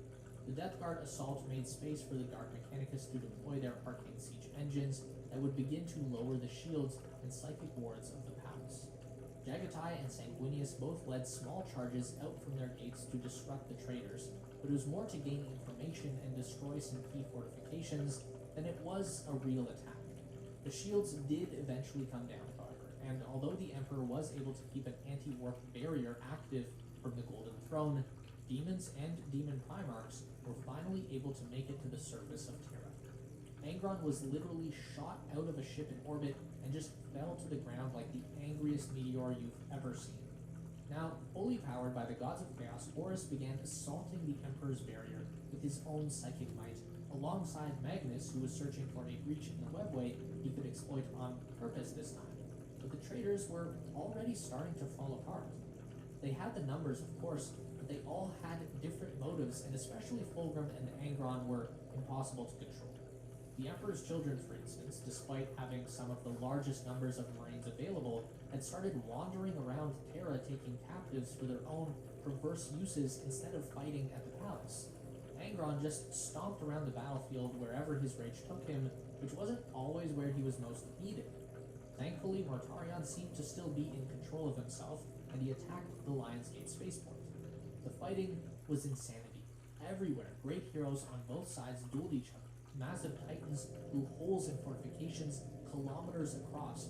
Millions died in an instant from explosions bigger than anything that had ever been seen on Terra. Magnus finally found a way into the palace by throwing a titan into the walls and detonating it. He slipped through the Emperor's shields using his own psychic powers and the fact that he hadn't yet fully ascended to demonhood. But after confronting the Emperor on the Golden Throne and being soundly beaten by an angry Vulcan, he finally gave himself fully to Tzeentch, becoming a demon and letting the Emperor's wards push him outside before he was killed. Perturabo, meanwhile, was just about ready to quit. Half the traitor army wasn't following his careful plans and were mostly dying because of it. The disorganized hordes that had once been disciplined Astartes and Imperial army groups, now a teeming mass of demons and mutants. The whole thing disgusted him.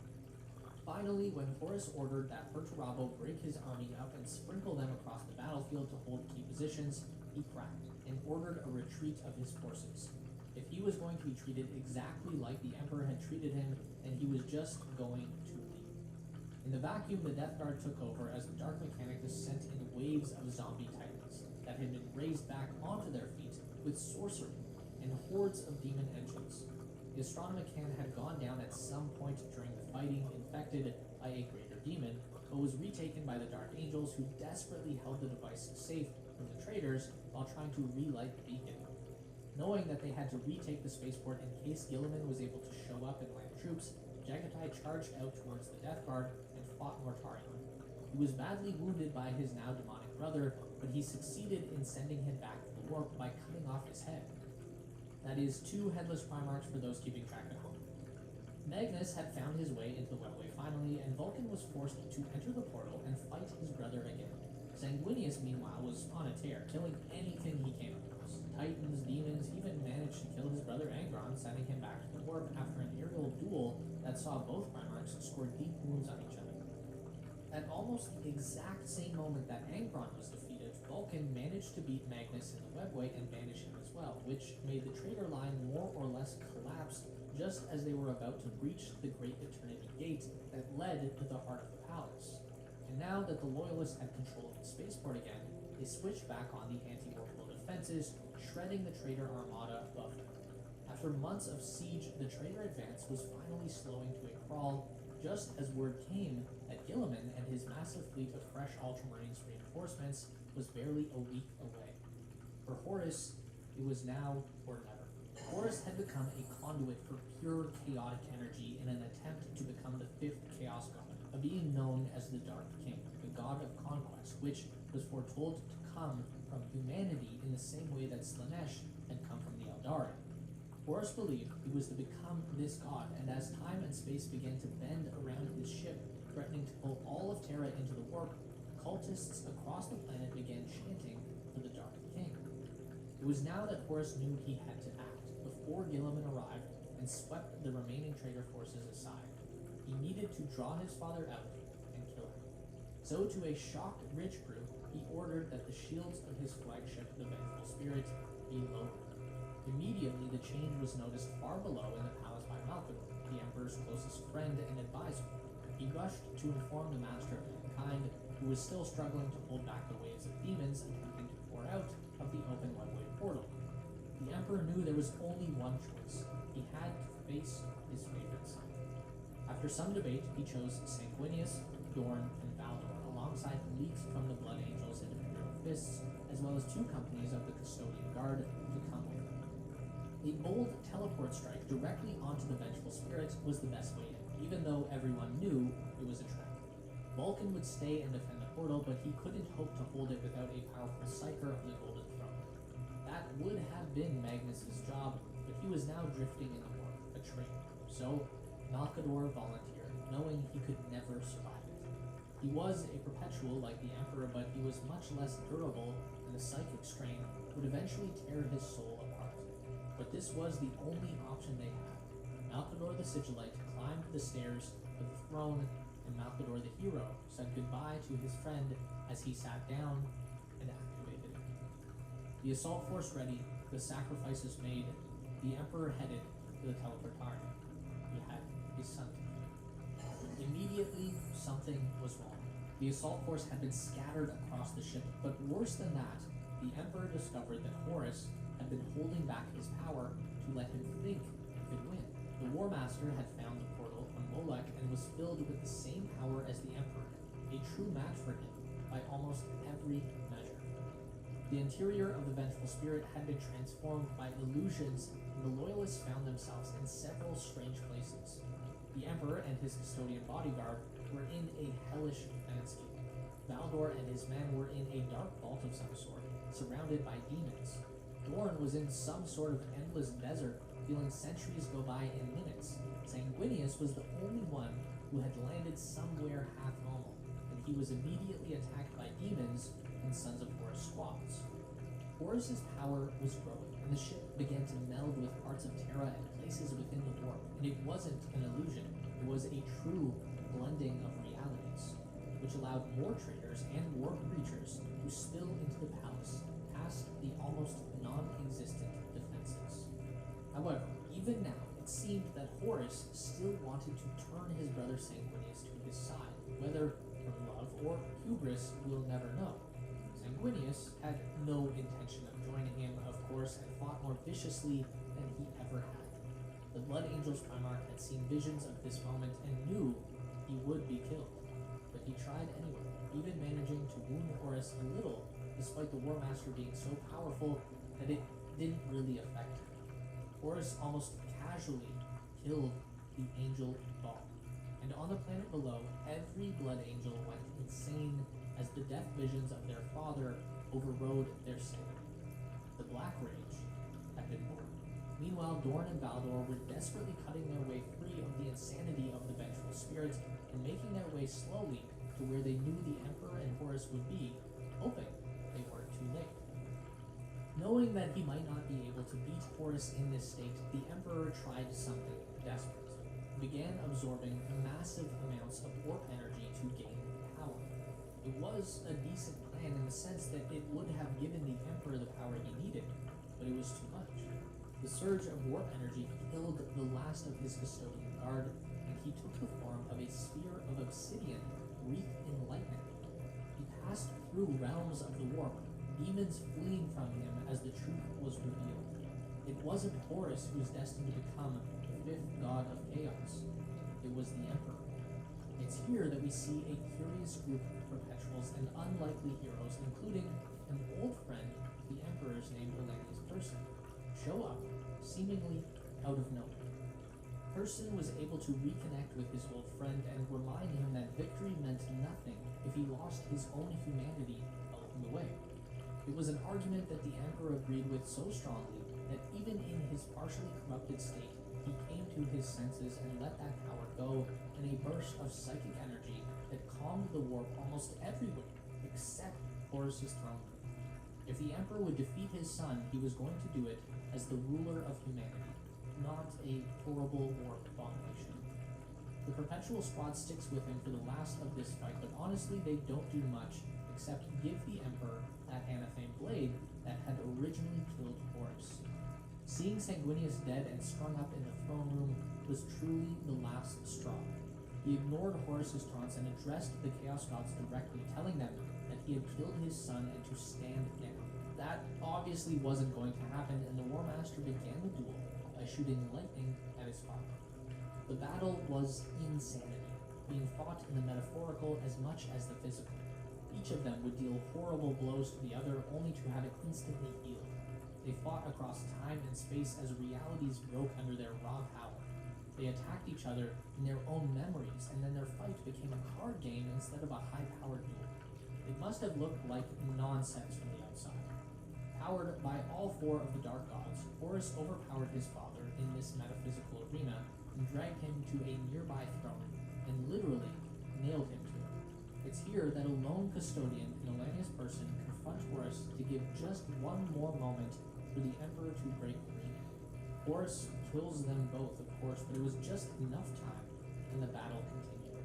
However, Horus didn't know it was still happening. Using the last bit of strength he had, the Emperor fell back on some of his old trickery and created an illusion of himself still nailed to the throne, and then made another illusion of a captain of the Sons of Horus, Garviel Loken, to try and talk Horus down. Horus had loved Loken as one of his favorite sons, and the illusion Loken begged the War Master to see that he was a slave to chaos, and there was still time to give up his corrupted power. That last little bit of Horus's self-doubt won for just a moment, and he gave up the extra power he had been given. Demons and gods tried to warn him, but it was too late.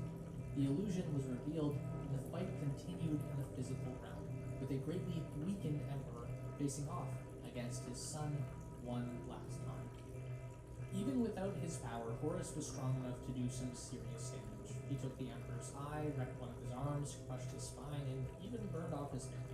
But at that moment, back on the surface, the Dark Angels managed to relight the astronomic nail, and with the extra burst of psychic power, the Emperor grabbed hold of Horus's head and directed the powerful psychic lighthouse to pour into the War Master's brain. Reeling from the pain and briefly abandoned by the Chaos Gods for being foolish enough to reject their power, Horus begged his father to kill him before Chaos took him again. There was only a brief hesitation before the Emperor picked up the anathema, spoke Horus's name, and shoved it into his son's chest with all his remaining power. Horus Lupercal, War Master, favorite son of the Master of Mankind, was obliterated in body and soul. And with that, the Emperor closed. Dorn and Baldur arrived not long after to the shocking scene, and thinking the Emperor to be dead, collected him, Sanguinius, and the skull of Ferris Manus, which Horus had kept nearby, before heading back to the surface. The only clue that the Lord of Humanity was still barely alive came from a single card of the Emperor's Terror, a card from the deck he and Horus had played with. Somehow it had survived the powerful battle and lay next to his body, showing the throne, meaning was obvious, and the group rushed to get into the palace. Meanwhile, the death of Horus had completely nullified the power of the warp in the whole solar system. Every remaining demon was banished, and the defenders rallied, attacking the retreating traitor forces in a full rout. Isolated pockets would cause problems on Terra for years afterwards, but right now, they were running. And right on cue, the Ultramarines arrived to mop up. Back in the throne room, the dust that had once been Alcador was cleaned off the throne, and the broken body of the Emperor put in its place. His weakened power fueled the astronomy cannon proved that he was still alive, sort of. Regardless, the Emperor would remain there for over 10,000 years. And just as the Cabal had shown Alpharius and Omegon in their vision way back at the very beginning of this journey, the Imperium would limp onwards, stagnating and keeping chaos alive, while humanity fell deeper and deeper into their grim, dark future. Inside the sweeping story of the tragic fall of the Imperium, there are countless other tales, each of which could fill a video, and does fill a whole library of books. There is so much more to discuss about this conflict that we just didn't have time for. What was the Emperor actually doing? Who were these Perpetuals, the Cabal, and the various agents all working behind the scenes to stop the plans of chaos? How many schemes was Erebus trying to work through? There are truly just far too many of these unanswered questions for us to pick, so please, if you've stayed with us long enough to get here, let us know in the comments what stories you'd like us to dive into. And if you want to go further and help us keep these stories alive, consider joining the chapter of More Lore by becoming a member. Initiates keep the archives running, Battle Brothers get early access to every chronicle, and our chapter masters, their names are etched into the records itself. However you support us, be it memberships or an easy like and subscribe, every interaction is just one more way for you to support More Lore. The universe of Warhammer 40k is a richly woven tapestry made up of thousands of threads, all forming the sprawling designs that form the robust lore base for this franchise. The largest parts of those patterns are the many factions that inhabit this setting, each representing a race or grouping of peoples with years of established lore that has been written, lost, changed, reworked, and reimagined. As such, it can be easy to get lost in this literal galaxy of cultures, even for those who have been immersed in this universe for years. So, let us offer to guide you on a brief tour of the people who make the 40k universe alive. These are the factions of 40k. It would be impossible to start a list like this with anyone other than the Imperium of Man. Humanity in the 42nd millennium is a diverse, sprawling mass of people, trillions and trillions of citizens, turning the massive grinding wheels of an uncaring, unkind society broken into billions of fiefs, baronies, concords, and autocracies, and at the very top, a small group of deeply corrupt individuals propping up the barely living corpse of a god who dared to dream of a galaxy ruled by Terra. Like any fascist dictatorship, the Imperium controls its citizens through the threat of force and propaganda, and everything revolves around the ever-present struggle for survival. Entire planets and systems are given over to specific production uses, and every single person is meant to live and die for the God Emperor. They are pressed into service running factories, churning out weapons and ammunition. They are whipped into growing food for entire sectors of blasted battlefields that can no longer sustain life, and of course, they are conscripted in their billions to feed into the ever-burning furnace of war. This is life as a human in the 42nd millennium. It wasn't always like this, of course. Humanity went through its golden age where we developed technology so fantastical it bordered on magic and spread to every corner of the galaxy. And then in our hubris, we fell. Our civilization fractured into isolated pockets that would war amongst each other for millennia. It was in this age of strife that the Emperor appeared, a gleaming golden god possessing incredible psychic powers and the knowledge of technology long lost to us. He rose up and conquered Terra using genetically engineered soldiers before setting his sights on the stars. The next part is important, but probably best left for another video, so here's the broad strokes. Knowing the dangerous power of chaos, the Emperor decided to fight back with his genetically engineered children, the Primarchs. These were promptly stolen by the Chaos Gods and scattered across the universe, but not before the Emperor could use their genetic material to design a new force of super soldiers, the Space Marines. He took these Marines on a whirlwind tour of the galaxy, linking up with those pockets of humanity left behind during the Age of Strife, and also finding his lost sons along the way. Unfortunately, as many of us know, family can be complicated, and inside a few short centuries of warfare, half of them turned on the Emperor and his new Imperium. These rebellions never tend to work out though, and the sons who sided with War Master Horus, the Emperor's favorite son who had fallen to the whispered promises of chaos, were either killed or chased into hiding with their legions of Space Marines. But in the fighting, the Emperor was mortally wounded and was bound in a life-saving device known as the Golden Throne, kept alive but only just, his psychic might powering a beacon that allows humanity to travel across the galaxy using the warp as a shortcut to this day. It was during the next 10,000 years that the Imperium became what it is now, with many different forces and systems being created to prop up failing or stagnating ones. We have the Space Marines, of course. These super soldiers created by the Emperor survive to this day, fighting as the sharpest point of humanity's spear against the darkness. Then there's the Imperial Guard, or Astra Militarum, the grand armies of the Imperium that are made of regular humans acting as a bulwark against the many dangers that constantly threaten to destroy us. The Mechanicum of Mars, secretive druids who control all technology in the Imperium and constantly search for what was lost during the Age of Strife. They are jealous and superstitious, often only able to build or repair objects through memorized rituals.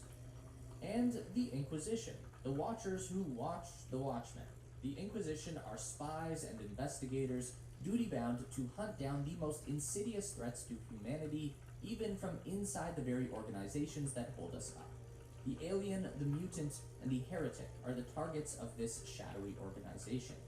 There are, of course, many more than we have time to go over here, but it's important to be clear that the Imperium of the 42nd millennium is a faction constantly at war with itself, spread so thin across the stars that there could be no hope of running a functioning society, even with fear. Sitting parallel to reality lies the nightmare realm of the warp, a writhing, bubbling soup made primarily of the thoughts and emotions of sentient creatures from the beginning of time. In those uncounted eons, terrifying predators have slowly gained form and sentience, some more powerful than others, but each representing an aspect of reality like a dark mirror. In the ancient days of the universe, the warp was known as the Sea of Souls, and was relatively calm. People like the mysterious Old Ones and the ancient Eldari were able to tap into the sea and use its power to work miracles. But in the course of time, and with the things that sentient creatures do, such as love and hate and make war especially, those predators in the warp grew fat and strong, and so did the gods of chaos take form. Born the Blood God, born of hate and rage, Nurgle, bearer of plagues, born of despair and the fear of death, Tzeentch, the Changebringer, born of ambition and the desire for change, and finally, much later, Slaanesh, the prince of pleasure and excess, born of greed and lust. These creatures immediately began spinning their webs across reality, seducing mortals and searching for ways to break in and, well, cause chaos. In the history of Warhammer 40k, the Chaos Gods are most responsible for completely ruining the plans of the Emperor, Hera's Golden Protector. They turned several of his Primarch sons, and in doing so, gained almost 9 full legions of Space Marines to command. And it's through these forces and the billions of cultists seeded across human worlds that the galaxy primarily knows chaos. It would not be unfair to think that if humanity were to be completely destroyed, then chaos itself would be dealt a death blow from which it might never recover, and the Sea of Souls would be rendered safe once again. Old, wise, cunning, and self-righteous, the Eldari of the Asuryani are the last survivors of a broken race who once controlled the galaxy. The Eldari were one of the first peoples created by the mysterious Old Ones at the dawn of time, and were clearly the favorites. The Old Ones shared much of their wisdom with the ancient Eldari, and when they disappeared at the end of the War in Heaven, their elf-like children inherited their most impressive creation, the Webway. The ability to travel across the galaxy quickly without having to pass through the Chaos Realm of the warp gave the Eldari a huge advantage over the other races, even if the warp at that time was not as dangerous as it is in the 42nd millennium. Using the webway, the Eldari flourished and quickly came to rule the galaxy. It wasn't long afterwards that things started getting worse. The Eldari are a race that experiences things to a greater extreme than most other creatures. They feel things more keenly, more intensely, and most of their kind have some level of psychic power. Unchecked, this led the Eldari civilization to devolve into hedonism on a scale we humans couldn't possibly imagine. The Asuryani are descended from the Eldari, who saw the warning signs of their collapsing empire and decided to flee into deep space aboard continent-sized ships called craft worlds. Here, they rode out the dying gasps of their old society and formed a new one based on rigid paths designed to guide the powerful minds of their people so as to avoid the horrors that had nearly destroyed them all. Led by powerful psychers, ancient war leaders, and constructs powered by their honored dead, the Asuryani fight to right the wrongs of their civilization, which gave birth to a whole new god of chaos, and to perhaps gain the slim chance of a future for their dwindling kind. The Drakari are the last remnants of the old Eldari Empire, living uninhibited and reveling in the excess of lived experiences. That part definitely sounds like the functional opposite of their craft world cousins, but it's the content of those experiences that takes this comparison away from Dark Mirror and firmly into something else. When the old Eldari Empire began to fracture, it was at the very height of its depravity. Cannibalism, substance abuse, assault, murder, the Eldari had become a race lost in the swirling tempest of their own emotions, and had embraced cruelty as an art form. This is what led to the fall, the explosive punctuation of all the psychic power put out by the uninhibited Eldari gave birth to the Chaos God Slanesh, a crescendo of depravity that consumed the heart of their galaxy-spanning empire in the space of a single heartbeat, with a gaping wound in reality called the Eye of Terror to stand as its grave marker. Those highly placed in the old society have fled into the webway to survive, too late to join the craft worlds, but just quick enough to avoid the full consequences of their misdeeds. Here, in a small pocket of the webway, under the glow of several stolen stars, they took residence in the city of Kamara, the most important webway port ever built by the Eldari Empire. They hid from Slanesh and began making forays into real space, fetching slaves and searching for methods to avoid the grasp of She Who Thirsts. Instead of changing their ways, the Drakari maintained their sadistic lifestyle, eventually figuring out how to use the pain and suffering of other creatures to extend their lives, and they truly delight in it. The cabals that rule Kamara are at constant odds with each other, sniping and jabbing, looking for any way to gain control, be it by blackmail, intrigue, or outright assassination. The old nobility of the Eldari Empire became homunculi, mad scientists who experiment even on their own flesh for a variety of reasons, pleasure being one of them.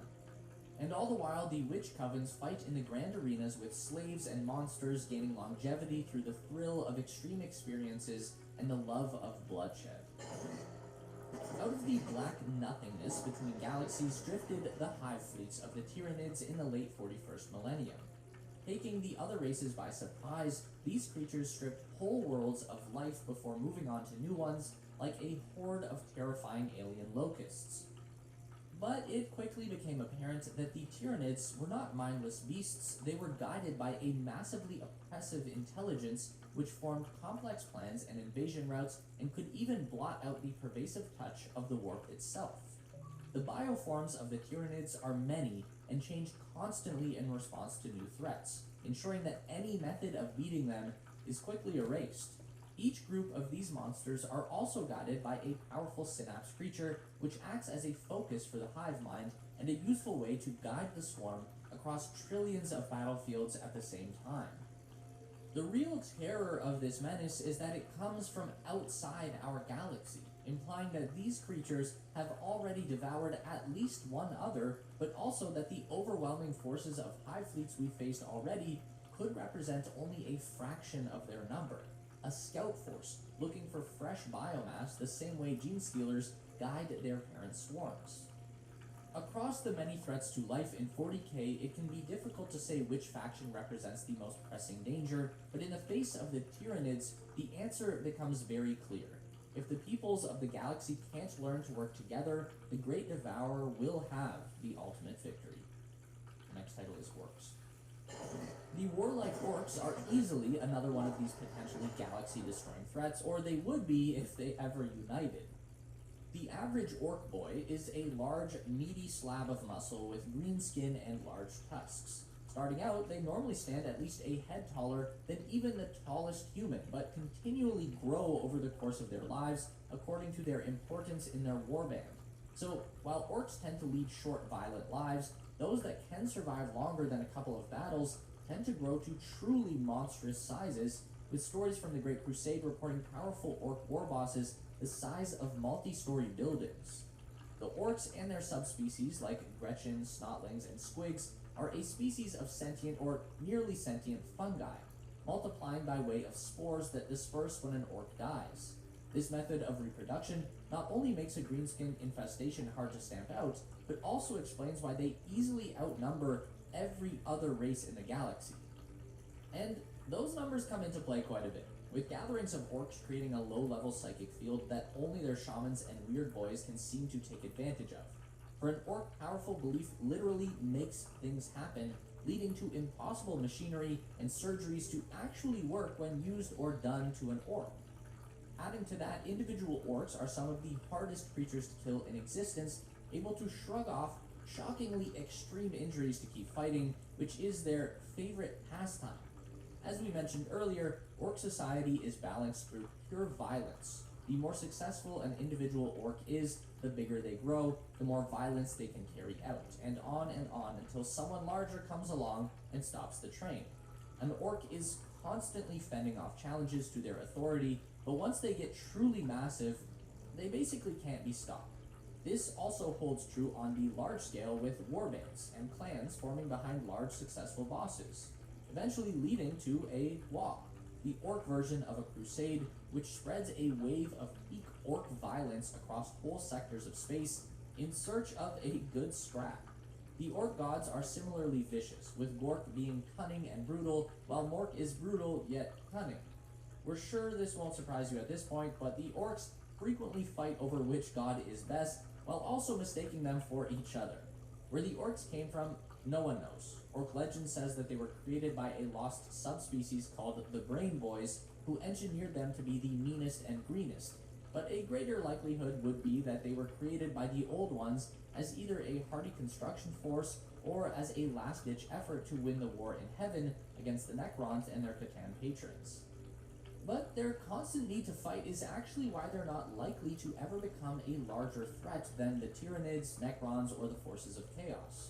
Orcs love fighting so much that they're constantly fighting each other, smashing themselves into many smaller empires, all fighting themselves and anything else that happens to get within crumpin distance.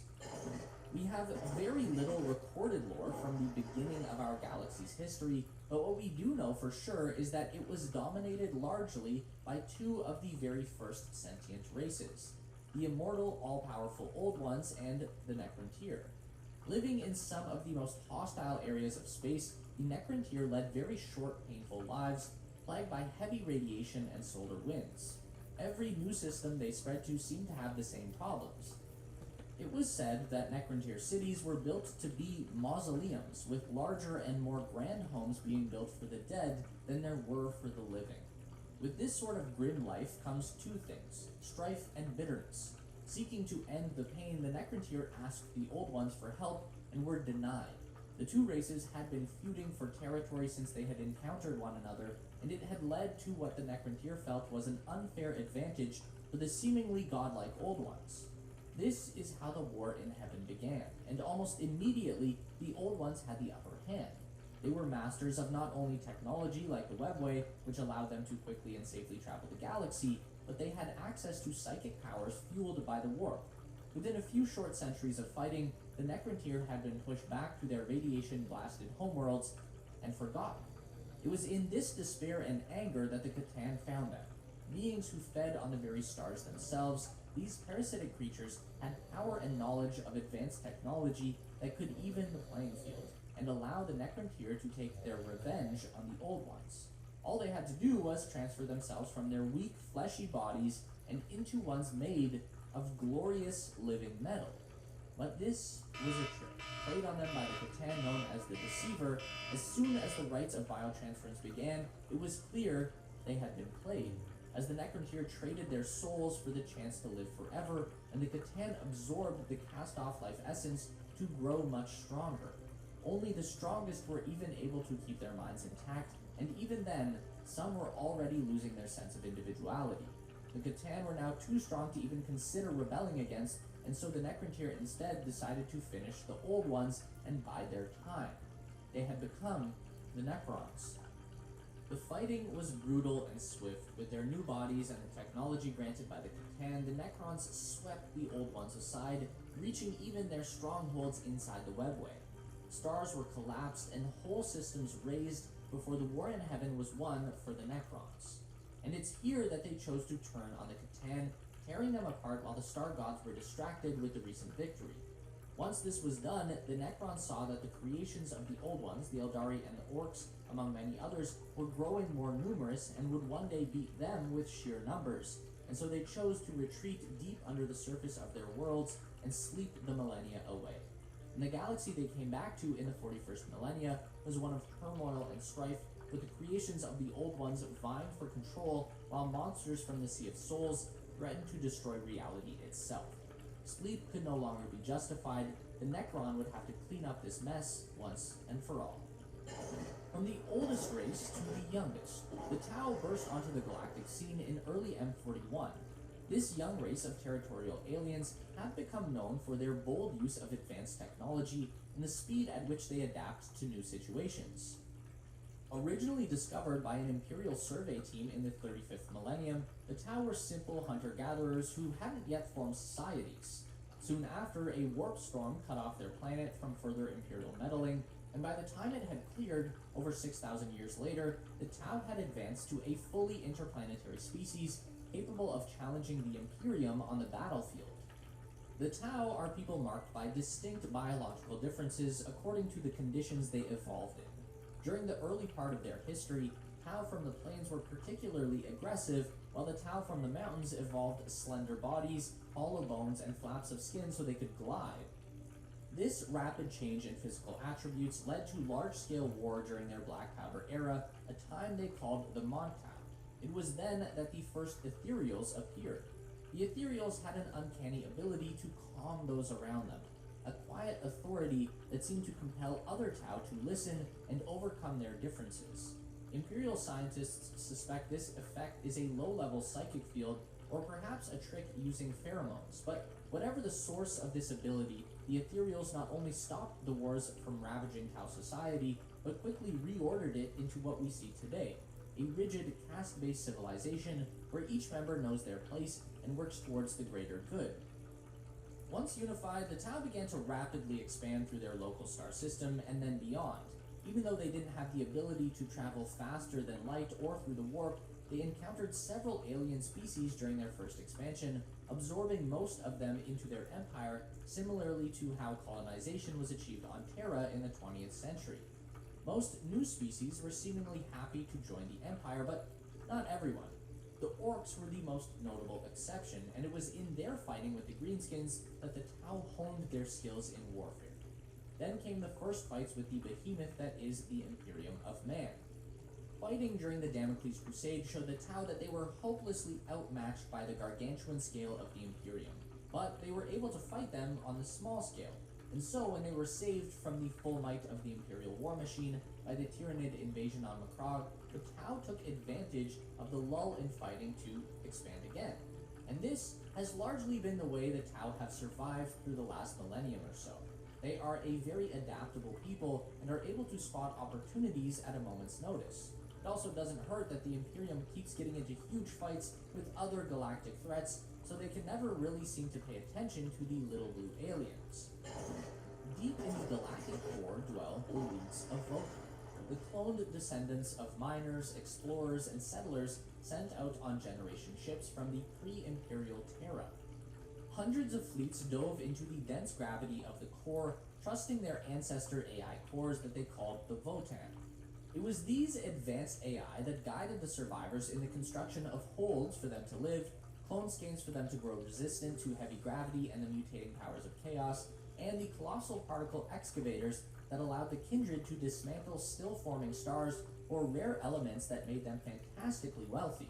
The reliance on cloning eventually led to a diminished size, dwarfing the survivors over the generations into squat but hardy people who spent most of their time amongst themselves.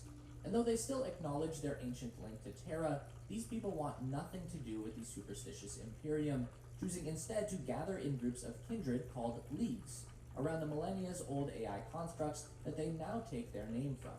That being said, the wealth gained by being one of the very few races hardy enough to withstand the conditions in the galactic core has to go somewhere, and so the leagues of Votan quite frequently end up bartering with other civilizations, and some kindred have even formed prospector fleets that search the wider galaxy for similarly rich areas to exploit. These tough space dwarves have built a culture around a symbiotic relationship with their environment and their technology, which the Imperium technophobic leadership would seek to destroy or claim for themselves if they knew, and of course the kindred are very careful not to let them. If the Imperium ever found out that the Leagues of Votan were actually long-lost human settlers instead of mysterious squat Xenos, they would surely attempt to lay claim to their entire civilization. For that reason, the kindred are much more happy to live near and work with other Xeno species like the Tau and the Eldari. Both the newest and one of the oldest factions in 40k, these squats might be different from what some of us longbeards remember, but it's good to have them back on the table all the same. The universe of Warhammer 40k is wide and diverse with a colorful array of players on its stage.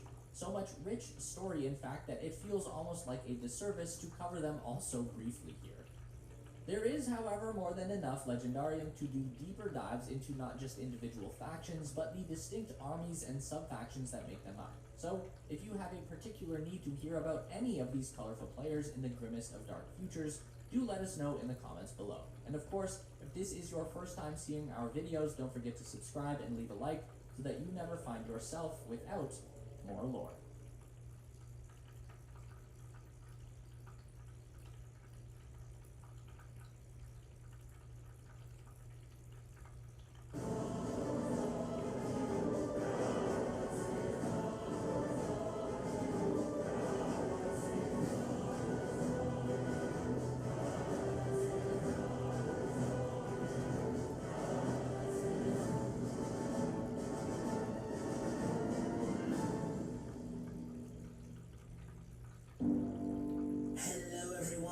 This is Rbinwolf from 40k Theories, and welcome to this new episode of 40k Lore for Newcomers.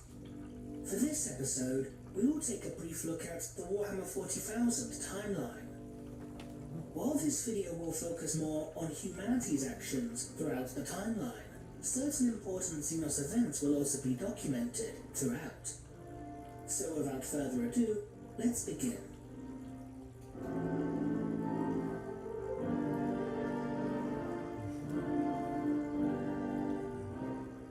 The following account is a chronicle of the history of the Warhammer 40,000 universe.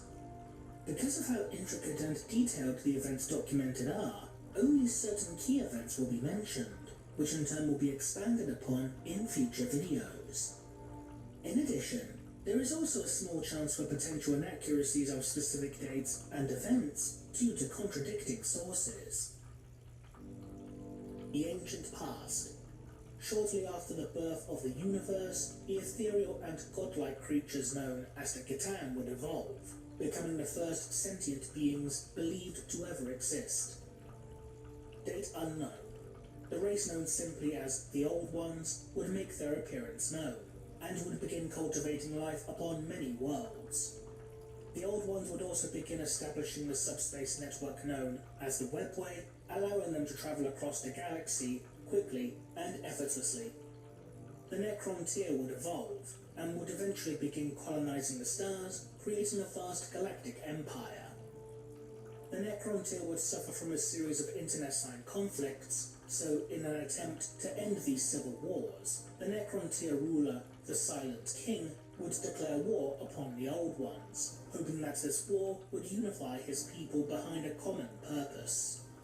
Despite their superior numbers and technology, the Necrontyr would be defeated time and time again by the Old Ones' superior psychic might, as well as their access to the Webway. These losses would create a series of schisms throughout Necrontyr society, leading to another series of civil wars. The Catan would offer their allegiance to the Necrontyr against the Old Ones, promising them victory and immortality. The Silent King would agree to the terms of the Catan, and physical bodies would be forged for them, while the Necrontyr would surrender their mortality, replacing their organic bodies with metallic shells. The Necrontyr henceforth become known as the Necrons. Circa 65 million years ago, the war between the Necrons and the Old Ones would begin again with greater intensity and ferocity. The Old Ones in response would create many other races to serve as soldiers in this conflict, including the Eldari, Jakero, and Krork. The war begins to grow more tumultuous as a result of the Old Ones and their creation's actions, emotions, and use of psychic power against the Catan. Entities such as the Enslavers begin to appear like a plague of locusts. This, combined with the losses incurred during their war with the Necrons, results in the Old Ones becoming extinct. The Necrons, led by the last of the Silent Kings, would turn upon their Catan masters, shattering them into shards and imprisoning and enslaving them, with the Catan known as the Flayer being utterly destroyed. The Flayer's destruction instills the curse of the Flayer virus upon certain members of the Necron race. Fearing retribution from the Old One's creations, the Silent King then orders that the Necrons retreat to their tomb worlds and enter a period of stasis known as the Great Sleep. The Silent King then goes into a self-imposed exile. The Eldari would inherit much of the Old One's technology, including the Webway, whilst the Krork would begin their devolution into a race known as the Orcs. The emotions and psychic echoes of those races created by the Old Ones would begin to gestate within the warp, and would begin coalescing into beings that would one day become known as the Chaos Gods. Circa 500,000 years ago, the demon Dracnian is created by the emotional turmoil caused by humanity's first act of murder. Circa 8700 BC, the first psykers would begin to appear within the human species, known amongst their kind as the Shamans. When the Shamans begin to lose their mastery over the energies of the warp and learn of the slow creation of the Chaos Gods, the Shamans undertake a ritual to create a being that will be powerful enough to challenge them in order to protect their species from demonic predation. Circa 8000 BC, the future Emperor of Mankind is born within a fishing village upon the banks of the Sakaya River, believed by some to be the result of the ritual performed by the aforementioned Shamans. M1. The period of time known as the Age of Terror begins. The Emperor would battle against a shard of the Catan known as the Void Dragon. This Catan would prove so powerful that the Emperor could not destroy it, and so he had it imprisoned. It will one day become known as the Dragon of Mars, as well as giving rise to the legend of St. George and the Dragon. M2. The Chaos Gods of Khorne, Tzeentch, and Nurgle have all awoken to full consciousness within the warp by the end of Terra's Middle Ages. M3. Humanity begins to make massive leaps in scientific understanding and achievement. Mars is terraformed, and humanity begins to colonize the Sol system using sublight spacecraft, establishing colonies upon Mars, Jupiter, Saturn, and Neptune. Humanity begins to learn about the possibilities of the warp. M15. The Dark Age of technology begins. Mankind reaches its peak in technological development and scientific advancement. The Eldari Empire also reaches its height, holding sway over a large portion of the galaxy. M18. humanity develops their first warp drives, allowing them to explore and spread across the galaxy at a much faster rate than previously thought possible. Geller fields are invented soon after to protect spacecraft from the dangers of warp travel. The navigator gene is artificially produced, leading to the creation of the abhuman strain known as navigators. These navigators allow ships to make more controlled warp jumps and traverse the depths of warp space for longer periods of time. Humanity makes contact with other Xenos races, and the first alien wars begin. Psychers begin slowly reappearing within the human species. The Eldari established the port city of Gamora within the bowels of the Webway to serve as a primary transport node. The Xenos race begins to grow more decadent and hedonistic, particularly upon their homeworlds within the galactic northwest. Circa M18, the Emperor travels to the world of Molech and discovers a Chaos Gate. He then enters it before re-emerging a few moments later, his already potent psychic abilities having become enhanced to a godlike degree. M19, the Navigator families become strong enough politically to become independent of the cartels that had previously claimed dominance over them. M22, the standard template construct is developed and perfected, allowing human colonies to develop all the technologies that they should ever need. This allows humanity to expand their influence throughout the galaxy at an even faster rate. Psychers become officially recognized by science as more and more begin to evolve throughout the various human colony worlds.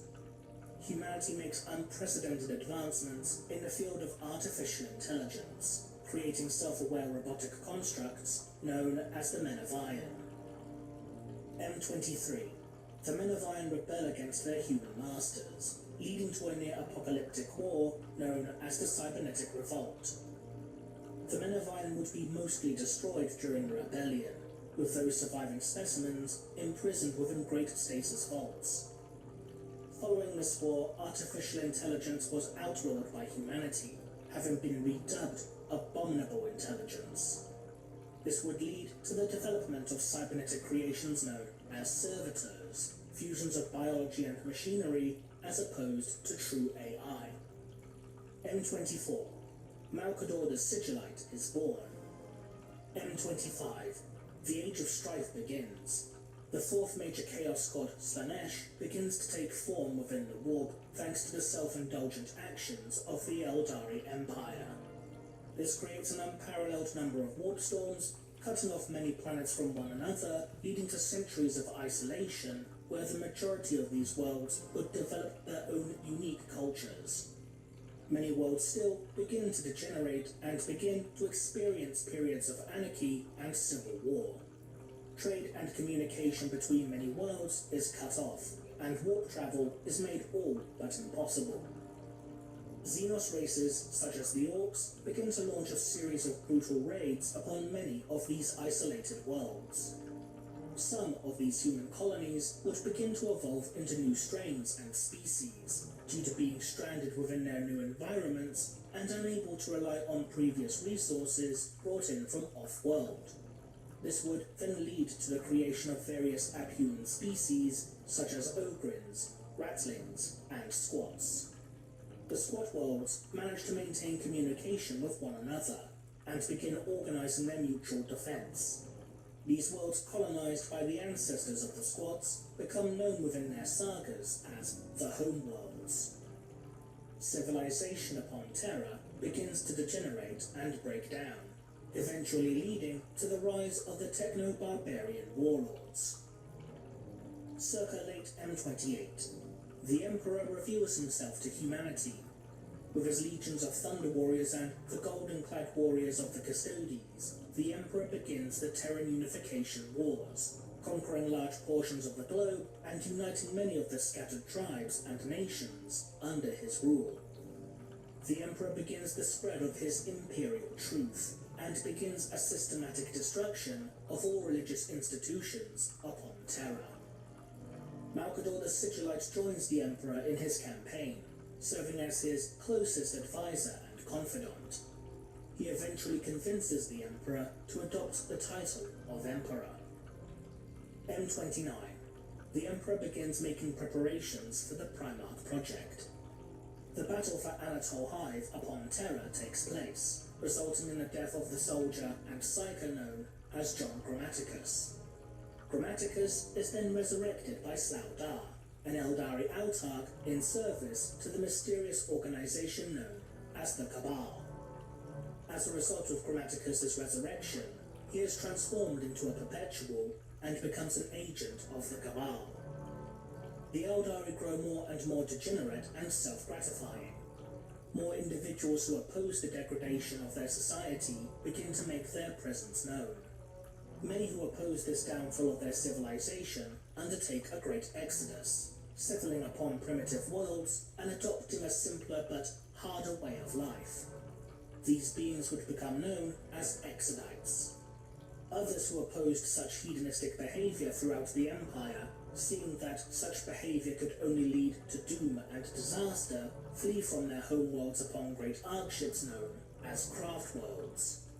Other Eldari still, such as the Harlequins, begin fleeing into the depths of the webway. M30. The last church upon Terra is destroyed by the Emperor's forces. The Primarchs are created within the Emperor's gene labs, resulting in 20 beings fashioned from the Emperor's own genetic material.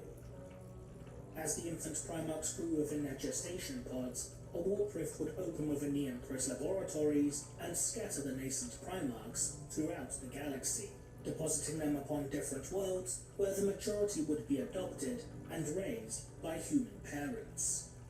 The Emperor would use the knowledge gleaned from the project, along with reserves of the Primarch's own genetic material, to create the first Space Marines.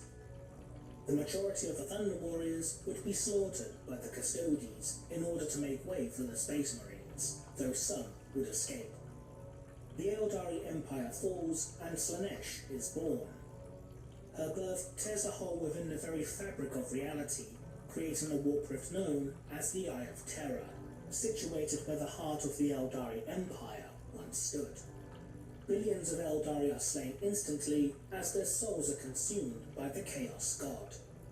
Only the Craft Worlds, Exodite Worlds, and the realm of Kamora seemingly remain untouched. Those worlds at the epicenter become sucked into the warp and become transformed into Crone Worlds. As a result of their birth, the warp storms cease, making interstellar travel possible once more for humanity. The Age of Imperium begins.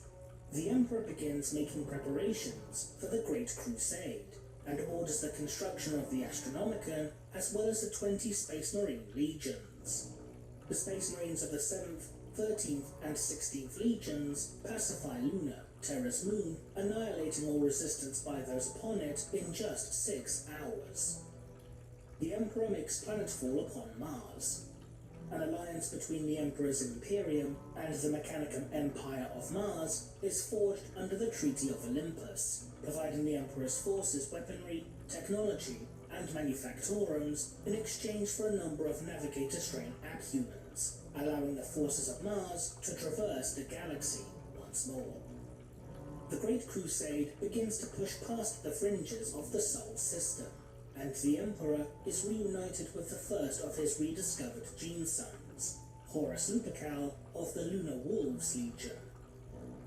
A few decades later, the Emperor becomes reunited with Leman Russ of the Space Wolves, one of the Lost Primarchs, and Ferrus Manus of the Iron Hands. A gene seed flaw known as the Blight begins to afflict the warriors of the 3rd Legion. Thanks to the combination of the flaw and near constant duty upon the front lines, only 200 warriors of the 3rd Legion survive by the time that they eventually become reunited with their Primarch. The Primarch Rabute Gilliman, through a combination of diplomatic and militaristic actions, establishes an empire of 500 worlds. The Imperium attempts to bring the squat homeworlds into compliance, but face fierce resistance. These conflicts grow so fierce that the Imperium is forced to develop the Mark III pattern of power armor as a result. treaties are eventually formed to end the conflict between the Scots and the Imperium. The Emperor next reunites with Fulgrim of the Emperor's Children, Vulcan of the Salamanders, and Rogel Dawn of the Imperial Fists. Thanks to Fulgrim's reunion with his Legion, future recruits into the Legion become less susceptible to the Blight. Rogel Dawn gifts the Emperor with an ancient starship known as the Phalanx as a gift, but the Emperor graciously declines, instead decreeing that such a vessel should serve as the 7th Legion's flagship. The Primarchs Rbute Guilliman of the Ultramarines, Magnus the Red of the Thousand Suns, and Sanguinius of the Blood Angels are reunited with their respective legions. The 500-world Empire of Guilliman is christened the Realm of Ultramar, and is brought into the Imperial fold. The Primarch Lionel Johnson is found living wild within the forests of Caliban by the Knights of the Order. Johnson is taken in by the knights known as Luther, who trains the Primarch in the art of combat, as well as educating the Primarch in numerous subjects. Lion soon rises to Supreme Commander of the Order, with Luther as his second in command, and the knights would wage a crusade to purge their world of the great beasts that plague the forests of Caliban. Angron of the World Eaters is found by a slaver upon the world of Nuceria. The Primarch has most of his brain replaced with machinery known as the Butcher's Nails, amplifying his aggression to nigh impossible levels before the Primarch is forced into the life of a pit fighter. The Emperor then becomes reunited with Lionel Johnson of the Dark Angels, Perturabo of the Iron Warriors, Mortarion of the Death Guard, and Lorgar of the Wordbearers. Luther of the Order and Lorgar's adoptive father, Cor Theron, are subjected to surgical alterations in order to join the Space Marine Legions for the Great Crusade. Lionel Johnson eventually names Luther as the Steward of Caliban, leaving guardianship of the world to his friend. The seeds of jealousy are sown within Luther, and many of the Dark Angels who are forced into this exile upon Caliban. The Primarch Conrad Kurz single-handedly wages a campaign of terror upon the crime-ridden world of Nostromo, mercilessly slaughtering any who break the law. Within a few short years, the crime level within the city of Nostromo Quintus drops to near zero out of fear. The Emperor is then reunited with Jagatai Khan of the White Scars and Conrad Kurz of the Night Lords, who forsook the name Kurz and instead declared himself the Night Haunter. Angron leads a slave rebellion upon Nuceria, ransacking dozens of cities. As he prepared his last stand, the Emperor would arrive to return Angron to his legion, but Angron refused to join the Emperor's crusade. The Emperor would teleport Angron aboard his legion's flagship against his will, where in his anger he would slay many officers of his legion before being calmed by 8th Captain Khan. The world of Molech is brought into compliance.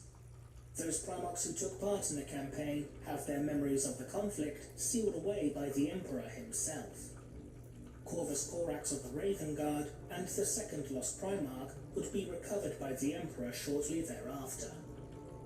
The Dueling campaign, orchestrated by the Dark Angels and Space Wolves, is completed. Russ and Johnson engage in a short duel following its conclusion, leading to a tradition between the Dark Angels and Space Wolves to reenact this duel whenever their warriors meet again. The curse of the Flesh Change is seemingly cured within the Thousand Suns Legion, though this would later prove false and ostensibly cost the Primarch Magnus the Red his eye. The Rangdan Xenocides take place. The Xenos race known as the Rangdan inflict devastating casualties upon the Emperor's armies, including that of at least 50,000 Space Marines, before eventually being driven to extinction. The Alpha Legion makes their first documented appearance during this time, providing aid to Imperial forces. The two lost Primarchs would have their names and deeds erased from Imperial records for some unknown transgression, with some claiming that they were executed, while others maintaining that they were banished.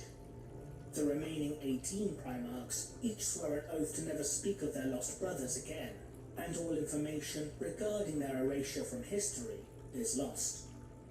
The Primarch Alfarius Omegon of the Alpha Legion is reunited with Imperial forces, though many contradicting accounts about the exact circumstances of this reunion exist. Sickened by events that occurred during his absence, Conrad Kurz would order that his homeworld of Nostromo be destroyed. The Raven Guard bring the Istvan system into compliance. Major Vardus Pral of the 11th Lastrian Rifles Imperial Army Regiment is appointed as the planetary governor of Istvan III. The Blood Angels and the Lunar Wolves undertake a joint campaign to exterminate a Xenos race known as the Nephilim upon the world of Melchior. Horus discovers the gene seed flaw of the Blood Angels Legion, the Red Thirst, but makes a vow to Sanguinius to never reveal the information of the flaw to the Emperor.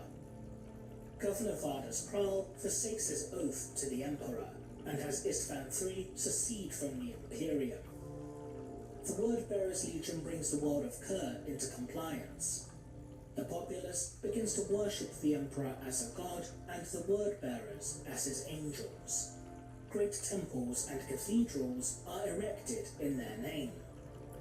6 decades later, the Ultramarines Legion would lay waste to the city of Monarchia from orbit. Lorgar, the Primarch of the Wordbearers, along with his legion, would be publicly reprimanded by the Emperor in front of Malkador the Sigillite and Rbute Gilliman, with the Emperor stating that he would not tolerate such worship or idolization. Lorgar would then begin a pilgrimage to find beings that not only deserved worship, but in fact demanded it. And in secret, after travelling to the world of Cadia and heading into the warp rift known as the Eye of Terror, he and his legion would fall to the worship of Chaos. 000M31. The Ulanor campaign of the Great Crusade begins. The Emperor of Mankind, alongside the Primarchs Horus Lupercal of the Lunar Wolves, Rbute Gilliman of the Ultramarines, and Chagatai Khan of the White Scars begin cleansing the Ulanor sector, seeking to destroy the empire of the notorious Orc warlord Erlak Erg. The conflict would end following Erlak's death at the hands of Horus. Following in the wake of the Imperium's victory, the Emperor announces before a vast congregation, which included several other Primarchs, his plan to return to Terra, which unbeknownst to the Primarchs was to begin overseeing the Emperor's secret webway project. The Emperor then names Horus as War Master of the Imperium, leaving him to carry on the Great Crusade in the Emperor's name. The White Scars Legion begins pursuing the surviving Orcs into the Chondak system. The Emperor's Children Legion begins the cleansing of the world of Laren. Towards the end of the campaign, the Primarch Fulgrim finds a mysterious silver blade within a great temple and takes it as a trophy. This campaign would also eventually result in the Legion becoming corrupted and turning to the worship of Slanesh several years later. Olympia, the homeworld of the Iron Warriors Legion, begins an open revolt following the death of Demikos, planetary governor and adoptive father of the Primarch Perturabo. Horus begins associating more with Erebus, the High Chaplain of the Wordbearers Legion, much to the concern of several of the Legion's officers. 001M31. The continuing debate about the use of Psychers within the Space Marine Legions would lead to the Emperor holding the Council of Nicaea. Despite the impassioned pleas and arguments for the Legions to continue utilizing the Librarius by Magnus the Red, the Primarch of the psychically sensitive Thousand Suns Legion, and the White Scar Stormseer, Tagatai Yasuge, the Emperor decrees that all Psychers within the Legions be returned to rank-and-file operations within their battle companies, and forbidden from wielding their powers. Magnus the Red is ordered to cease his studies of sorcery and the warp. The position of chaplain is introduced into the ranks of the Legions, whose task is primarily to ensure that the Emperor's decree is followed. A battle company of the Blood Angels Legion would attempt to purge the world known as Murder of the Xenos race known as the Megarachnids, but would be slaughtered by the Xenos. The world is later assaulted by forces of the Emperor's children, Blood Angels, and, eventually, the Lunar Wolves legions, who engage in a bitter conflict with the creatures. The Death Guard, Iron Hands, and Salamanders legions would bring the world of 154-4 into compliance. Farseers of the enigmatic Eldari race use their powers to send visions and warnings to Ferrus Manus, the Primarch of the Iron Hands, about future events. Ferrus ignores their pleas. Vulcan, the Primarch of the Salamanders, renames the world to Caldera, and swears an oath to always ensure it is protected. Alpharius and Omegon of the Alpha Legion, thanks to the aid of the perpetual John Grammaticus, are shown a vision of the future by the Xenos organization known as the Cabal, before they would choose to side with Horus when the Horus Heresy eventually begins, in order to save the galaxy from being consumed by the powers of chaos at the cost of humanity's extinction. 002-M31. Ships belonging to the human civilization known as the Interrex would make peaceful contact with Horus in orbit of the world of Murder. The Interrex explained to Imperial forces that the world was intended to be a prison and reserved for the Megarachnids and other dangerous races. This would lead towards Horus and his legion being invited to discuss political matters upon the Interrex's capital world of Zenobia Principis. In secret, Erebus steals a weapon known as the Anathame from the Interrex's Hall of Devices. Conflict would erupt between the Interrex and the Lunar Wolves, much to Horus's shock and dismay, forcing the Primarch and his legion to flee. This would lead towards a campaign waged by the Lunar Wolves to exterminate the Interrex, believing that there was no longer any chance of establishing peace between the two factions. The Wordbearers Legion would shortly thereafter begin making plans to instigate a rebellion against the Emperor. 003-M31. Horus renames his legion to the Sons of Horus, having been granted the right to do so by the Emperor after his victory at Ulanor. The Imperium loses all contact with the Istvan system. 004-M31. The Davin system declares independence from the Imperium. The planetary governor, Eugen Temba, is gifted the Anathame blade from Erebus and fortifies his position upon the moon orbiting the world of Davin Prime. The Sons of Horus Legion would be deployed, intent on making Davin once again compliant, but they find that the moon of Davin Prime had been transformed into a pestilential swamp. Horus and his forces are assaulted by plague zombies and plague-bearer demons, but Horus battles his way to Temba's location. Horus executes Temba, which banishes the zombies and demonic creatures, but becomes mortally wounded by the Anathame in the process. In their desperation to save the life of their Primarch, the Sons of Horus bring Horus's body to the surface of Davin in order for him to be healed by the Chaos Cultists of the Serpent's Lodge. Erebus uses this opportunity to sway Horus to chaotic corruption, and convince the War Master to revolt against the Emperor. Magnus the Red sends an astral projection to Horus in his comatose state in an attempt to convince his brother not to go through with this rebellion, but Horus would not be dissuaded. Magnus would break the Edict of Nicaea and use his sorcery to try and warn the Emperor of Horus's betrayal, but inadvertently and irreparably damages the Terran Webway project in the process, as well as creating a warp tear, allowing demons to flood into the Webway and besiege the Terran Webway gate. The Emperor, in his anger, refuses to heed Magnus's warnings, and orders for Leman Russ and the Space Wolves Legion to arrest Magnus and bring him to Terra to stand trial. Horus intercepts these orders and instructs that instead of apprehending Magnus, Russ was to instead destroy him. The Emperor is forced to utilize the Golden Throne to prevent the warp tear from engulfing the entire planet, which effectively removes the Emperor from influencing many events throughout the Horus Heresy. The Eldari Farseer Eldrad Ulthran would attempt to warn Fulgrim about the threat of chaos, but would discover too late that the seeds of chaotic corruption had been sown within the Emperor's Children Primarch, thanks to the presence of the Leia Blade. The Iron Warriors Legion returns their homeworld of Olympia to brutally quash the rebellion unfolding upon it, which ended when the Primarch Perturabo murders his own adoptive sister, who was one of the instigators of the planetary revolt. Horus instigates a 10-month-long conflict with the Horatian technocracy after murdering Fabricator Consul Emorai Salignac. Horus would use this conflict to acquire various examples of long-lost STC technology in order to win the support of the Martian Mechanicum in his rebellion. Horus then begins plotting with those brothers that the Warmaster believes would support him within this conflict. Those who are deemed too loyal are instructed to undertake campaigns far from Terra in order to weaken the Loyalists once the rebellion begins.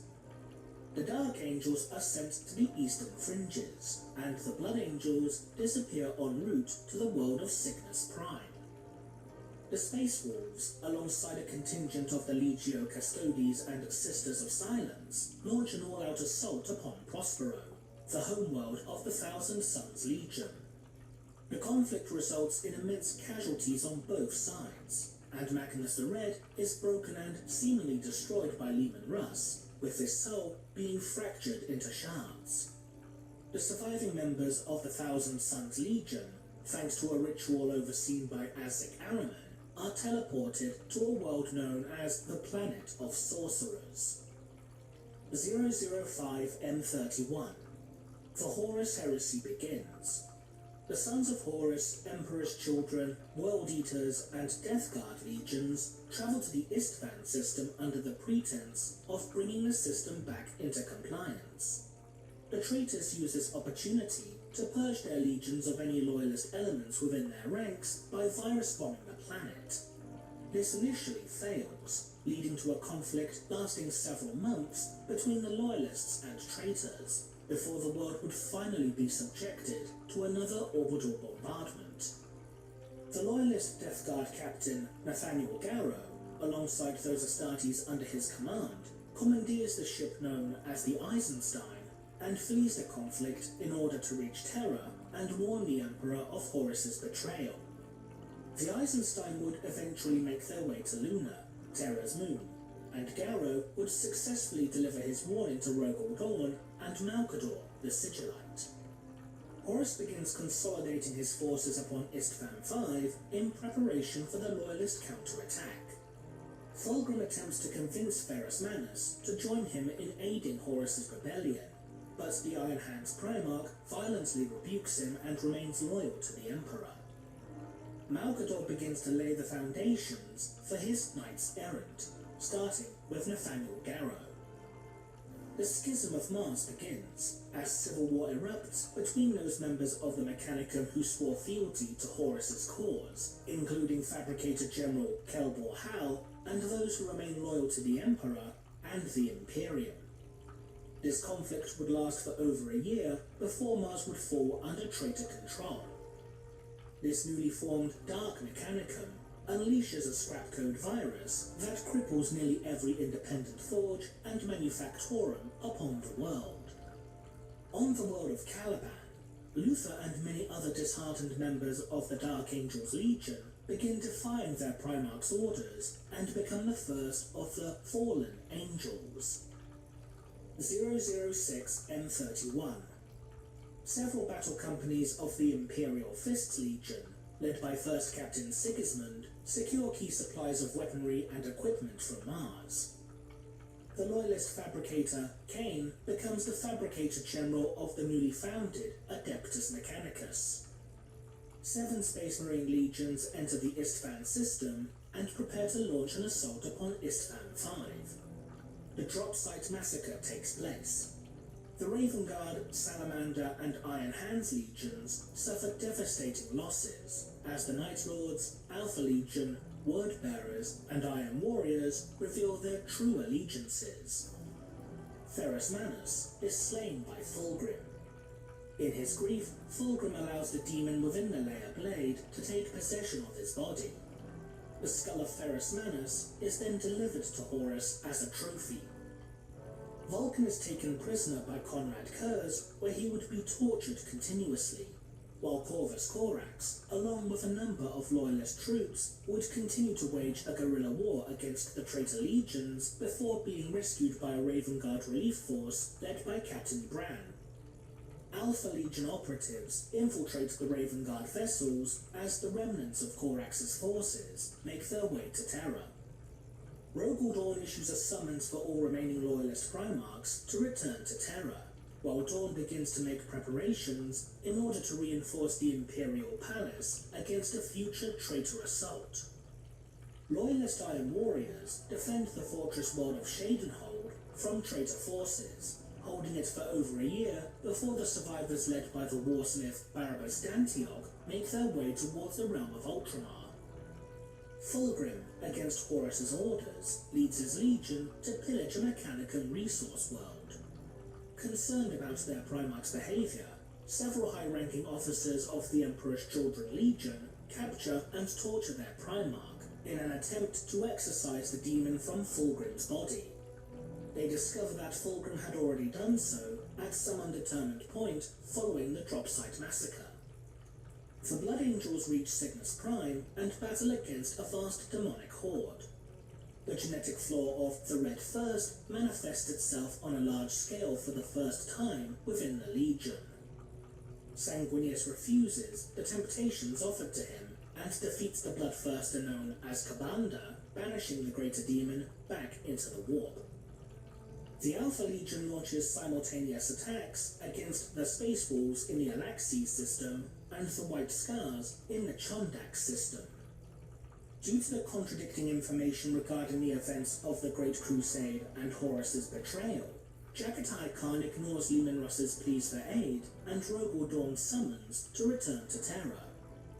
The White Scars eventually break through the Alpha Legion blockade and travel to the devastated world of Prospero in order to seek proof of the civil war waging within the Imperium. Mars falls completely to the Dark Mechanicum, and the world becomes subsequently blockaded by loyalist Imperial forces. 007 M31. Corvus Corax and the remainder of the Raven Guard Legion arrive within the Sol system. Corax requests the Emperor's aid in rebuilding his legion after the devastating losses they endured upon Istvan V.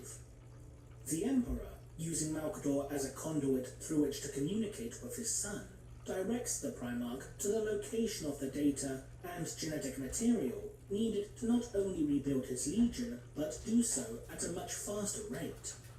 Corax and the Raven Guard return to their homeworld of Kiavar to begin recruitment for the Legion once more, leading to the creation of the Raptors.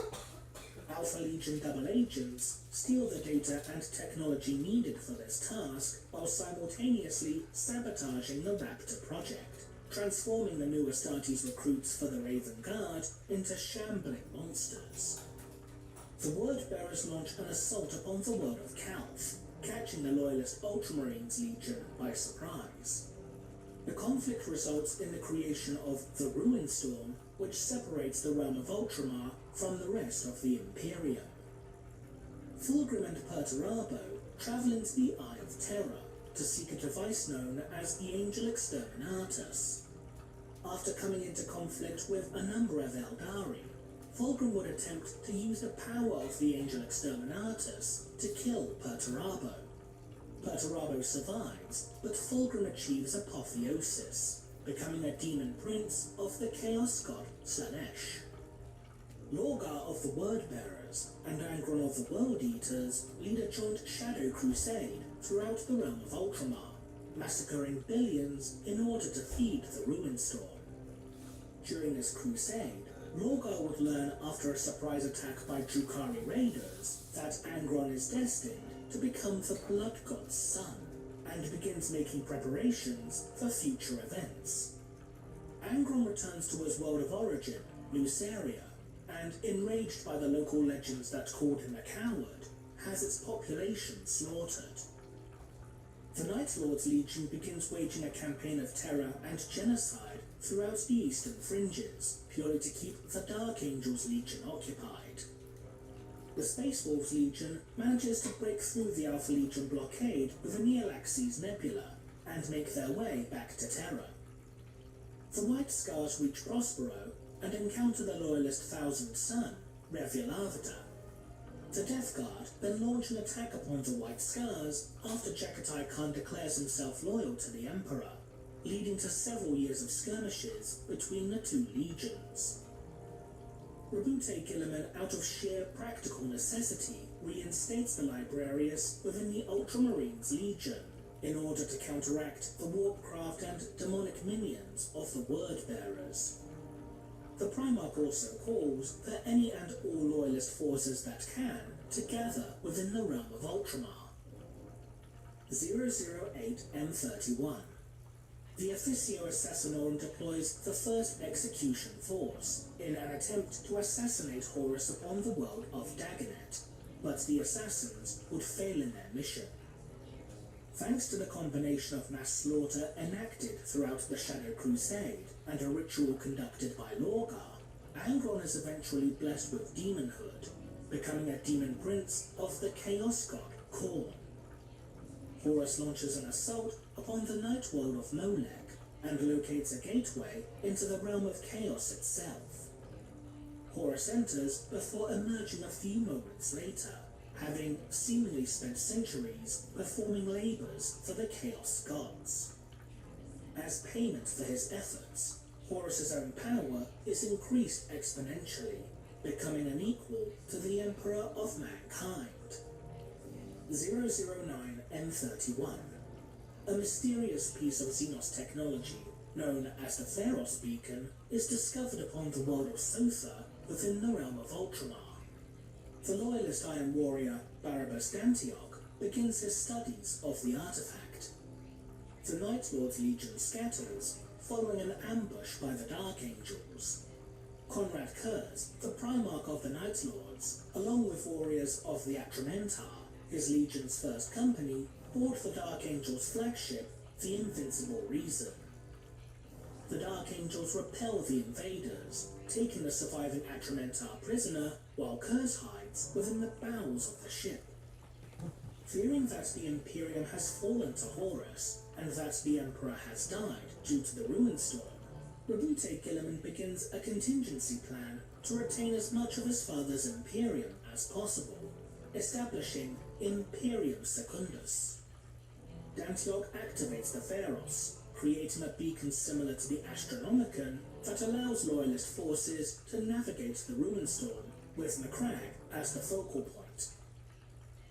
The Dark Angels and Blood Angels legions, along with various squads and companies from other legions, make their way to Macragge. Conrad Kurz escapes from the Dark Angels and manages to make planetfall. Vulcan manages to escape captivity by teleporting into Macragge's orbit before making what should have been a fatal atmospheric re-entry. Due to his nature as a perpetual, Vulcan would regenerate, but his mind was broken thanks to the torture he had suffered at the hands of the Night Lords. Vulcan and Kurz would clash repeatedly during their time upon the world. Sanguinius is crowned as the ruler of Imperium Secundus, though he refuses to be acknowledged as Emperor, instead dubbing himself Emperor Regent. Lionel Johnson is appointed as Lord High Protector. Vulcan is seemingly slain by John Grammaticus after being stabbed with a shard of fulgurite. While Horus's forces still remain within orbit of Molech, Malkador dispatches a squad of knights errant who attempt to slay the War Master. The Space Wolf Bror Tearfinger manages to carve various markings throughout the War Master's flagship before the knights errant confront the War Master. They fail in their mission and suffer substantial losses. the world of Sofa is assaulted by the Night Lord's Legion. In desperation, Barabbas Dantiuk is forced to overload the Pharos beacon, disabling or destroying most of the Night Lord vessels in orbit at the cost of his own life, allowing the Ultramarines to claim victory. The energy wave caused by the overload would then begin attracting the Tyranids to the Milky Way galaxy. 010 M31. The solar war begins. The Alpha Legion detonates a freighter in Terra's orbit, showering the world with debris, killing millions in the process. The Alpha Legion then strike against the world of Pluto, a surveillance world with high strategic value. The Imperial Fists, led by their Primarch Rogel Dawn, launches a counter-assault against the traitors. Dawn slays the Primarch Alfarius in the conflict, causing the surviving Alpha Legion forces to retreat. Omegon, the twin brother of Alfarius, takes his brother's name and assumes full command over the Alpha Legion. A small group of Astartes from the Salamander's Legion braves the perils of the Ruin Storm in order to return the lifeless body of their Primarch, Vulcan, to his homeworld of Nocturne. A contingent of Death Guard, led by Captain Lestygon, attempt to obtain the lifeless body of Vulcan in order to gain the favour of their Primarch, Mortarion. Lestygon's forces fail before attempting to destroy Nocturne by unleashing scores of virus bombs upon the world. However, this also fails, forcing the traitors to launch a planetary assault, but they are repelled by the Loyalists. Vulcan is unexpectedly revived shortly after the culmination of the battle, due to the sacrifice of First Captain Artilus Nunion acting on the advice of a soul shard of Magnus the Red. The Emperor's presence managed to terminate the Demarcus waiting in his battle the deep end. The Anthony in the Kudia in 50. The Iron Lord was the Arctic to betray and by all of its children. The Sultan Pertwee owner Alcius Order, was subsequently bombarded with response. Of course, destroyed. The most lawyers have survived, having survived under this level, became the most humanity for 10,000 years. The warriors are deep with the recognized way to the last decade to the all separate was of in order to select option. Other days and our practice was ultimately forward through the resulting in control of the world. Annihilation created a breach for the windstorm, hosted by Horus, who had hit by Austra's Legion Armada.